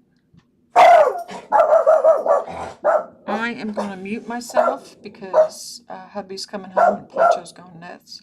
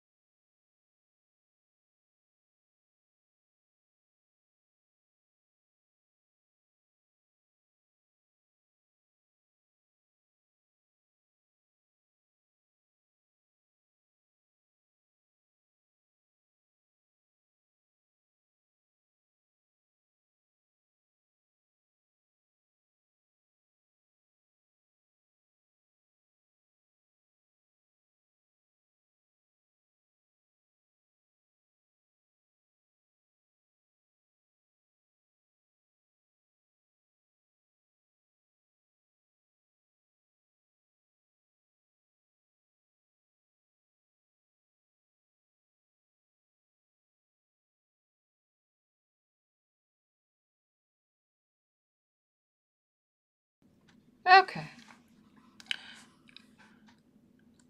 I had to mute it because of Poncho. He tends to go a little crazy when my husband comes home. Oh, now you're going to come up and try and cuddle with me, huh?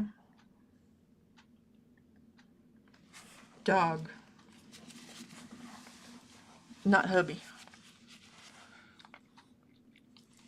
I'm just about done. I know I've been saying that for probably an hour, but I just don't think that there's a whole lot more I could do.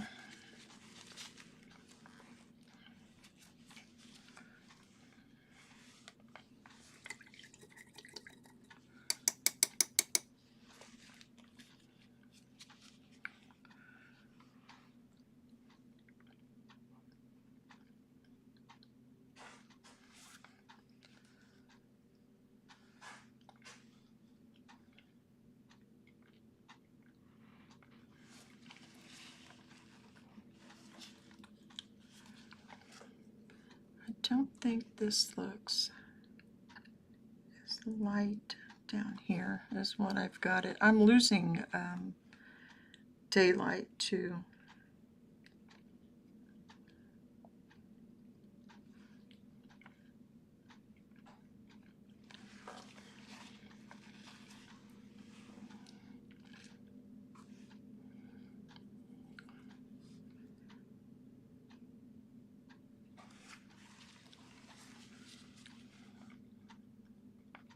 There's some things I think I could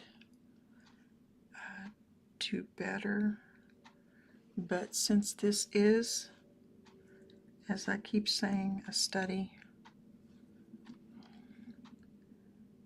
and not a copy,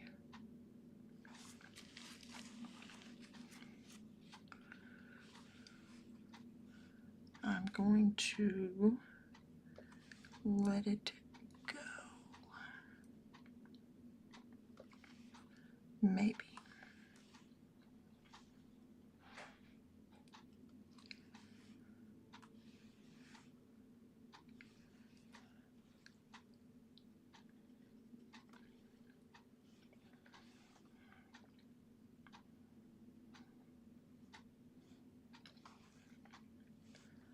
I'm losing daylight really quickly here. And if I turn on my lights, it will change things way too much for it to be accurate.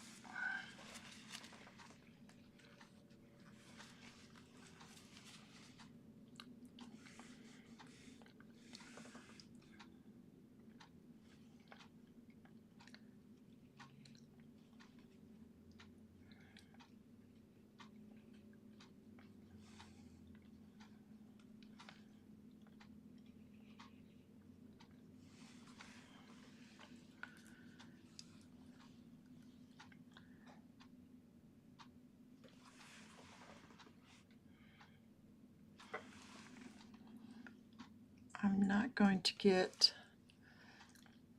every line on her hair exactly correct, but I think it looks enough like it to be okay. I do need to bring that out a little. There's some wisp over here.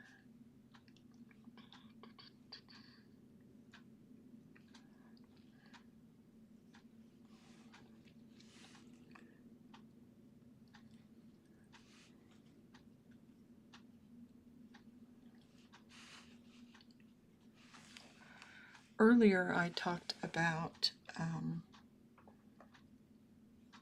Lucian Freud and his life.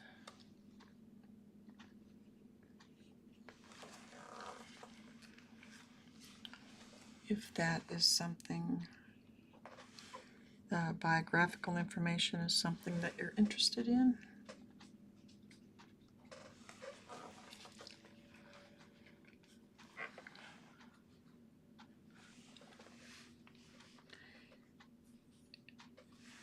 I must say too, on these hairs, he was much more precise about it than what I am presenting here.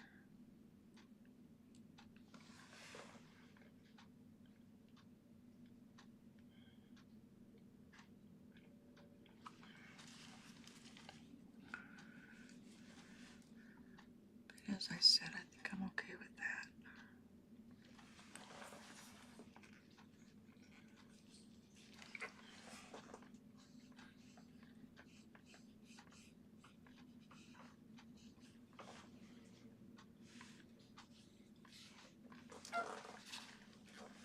Okay. I think I'm going to call that it. It's not it's not 100%, but I'd say it's 98% there, maybe 90. And I'm losing daylight.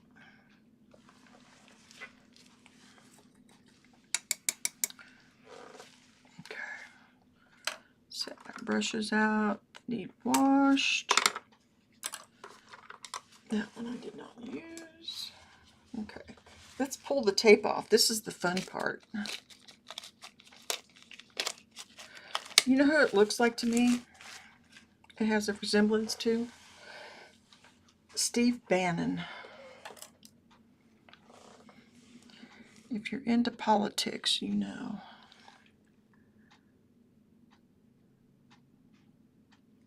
I'm just putting a little more reddish.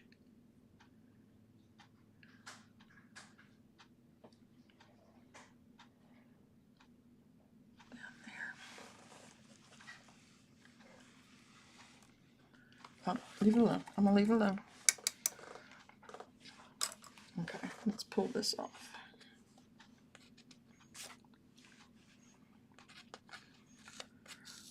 And let's pray the paper doesn't come with it.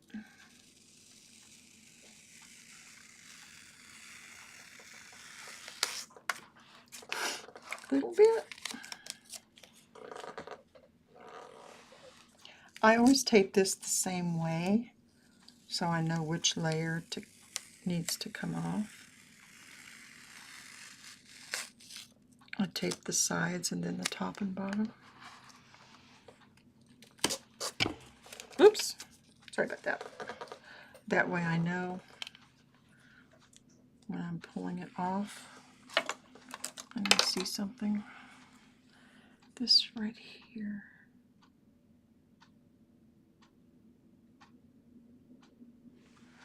Okay. Well, no, you know what? I think that needs to go further down.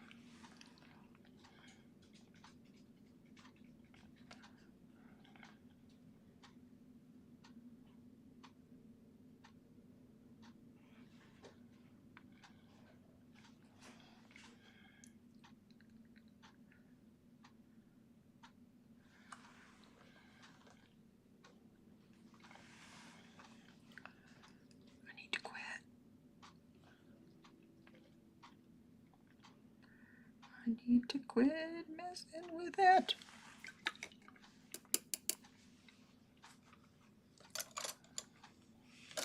Wow, it's so hard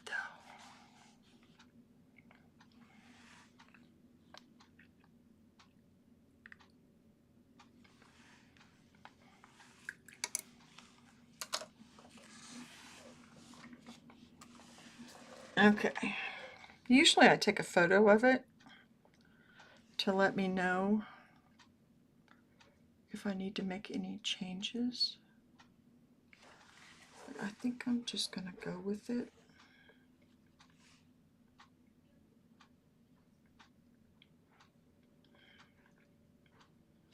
That's pretty close.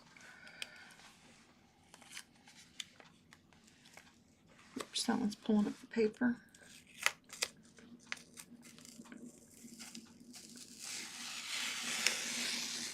There we go.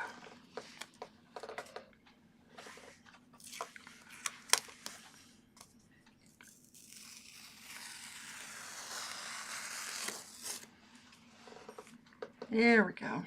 Okay. Poncho's happy. He's just got a treat. Let's see. Lucian Freud. What is today? 17th. Wow. 11/17/25. Live demo. YouTube. Oil paint on gessoed paper.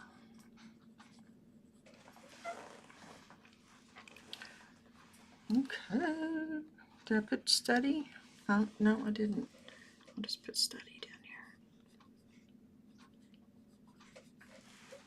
here. Okay. Okie dokie, Smokies. I think that's it. I'm going to take that image off of there. Boom. That's it. That's it for today. I need to set up my other ones for the rest of the year. There are 7 weeks left in the year, counting today. And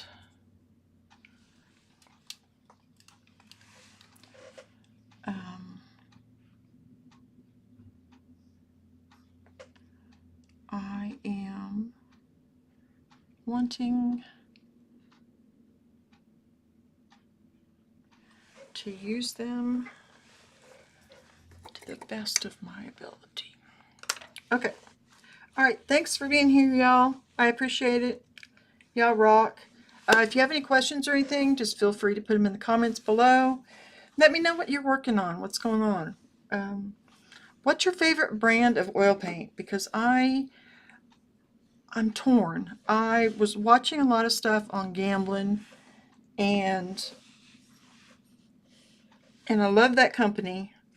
But initially, I was going to upgrade to Graham or Sennelier. But now I'm thinking just upgrade to the next gambling. Even though 1980 is good, I like the 1980. Morning Star. I'm going through editor comments. Fun. Sounds productive though.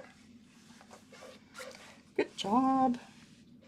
Oh, if you wonder why I had this on too, I took a shower before I started filming, and my hair, I was waiting for it to dry.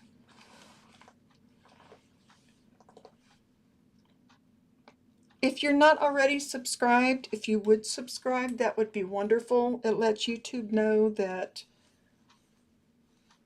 you're watching and you're getting something out of it.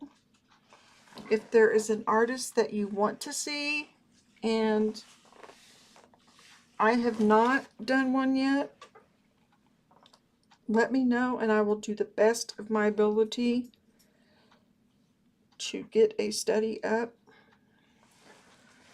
Also, what else? I think that's it. I think that's it for today. All right, I'll see y'all later. Thank you for being here again, and I will talk to you soon. Take care. Be safe. Bye, all.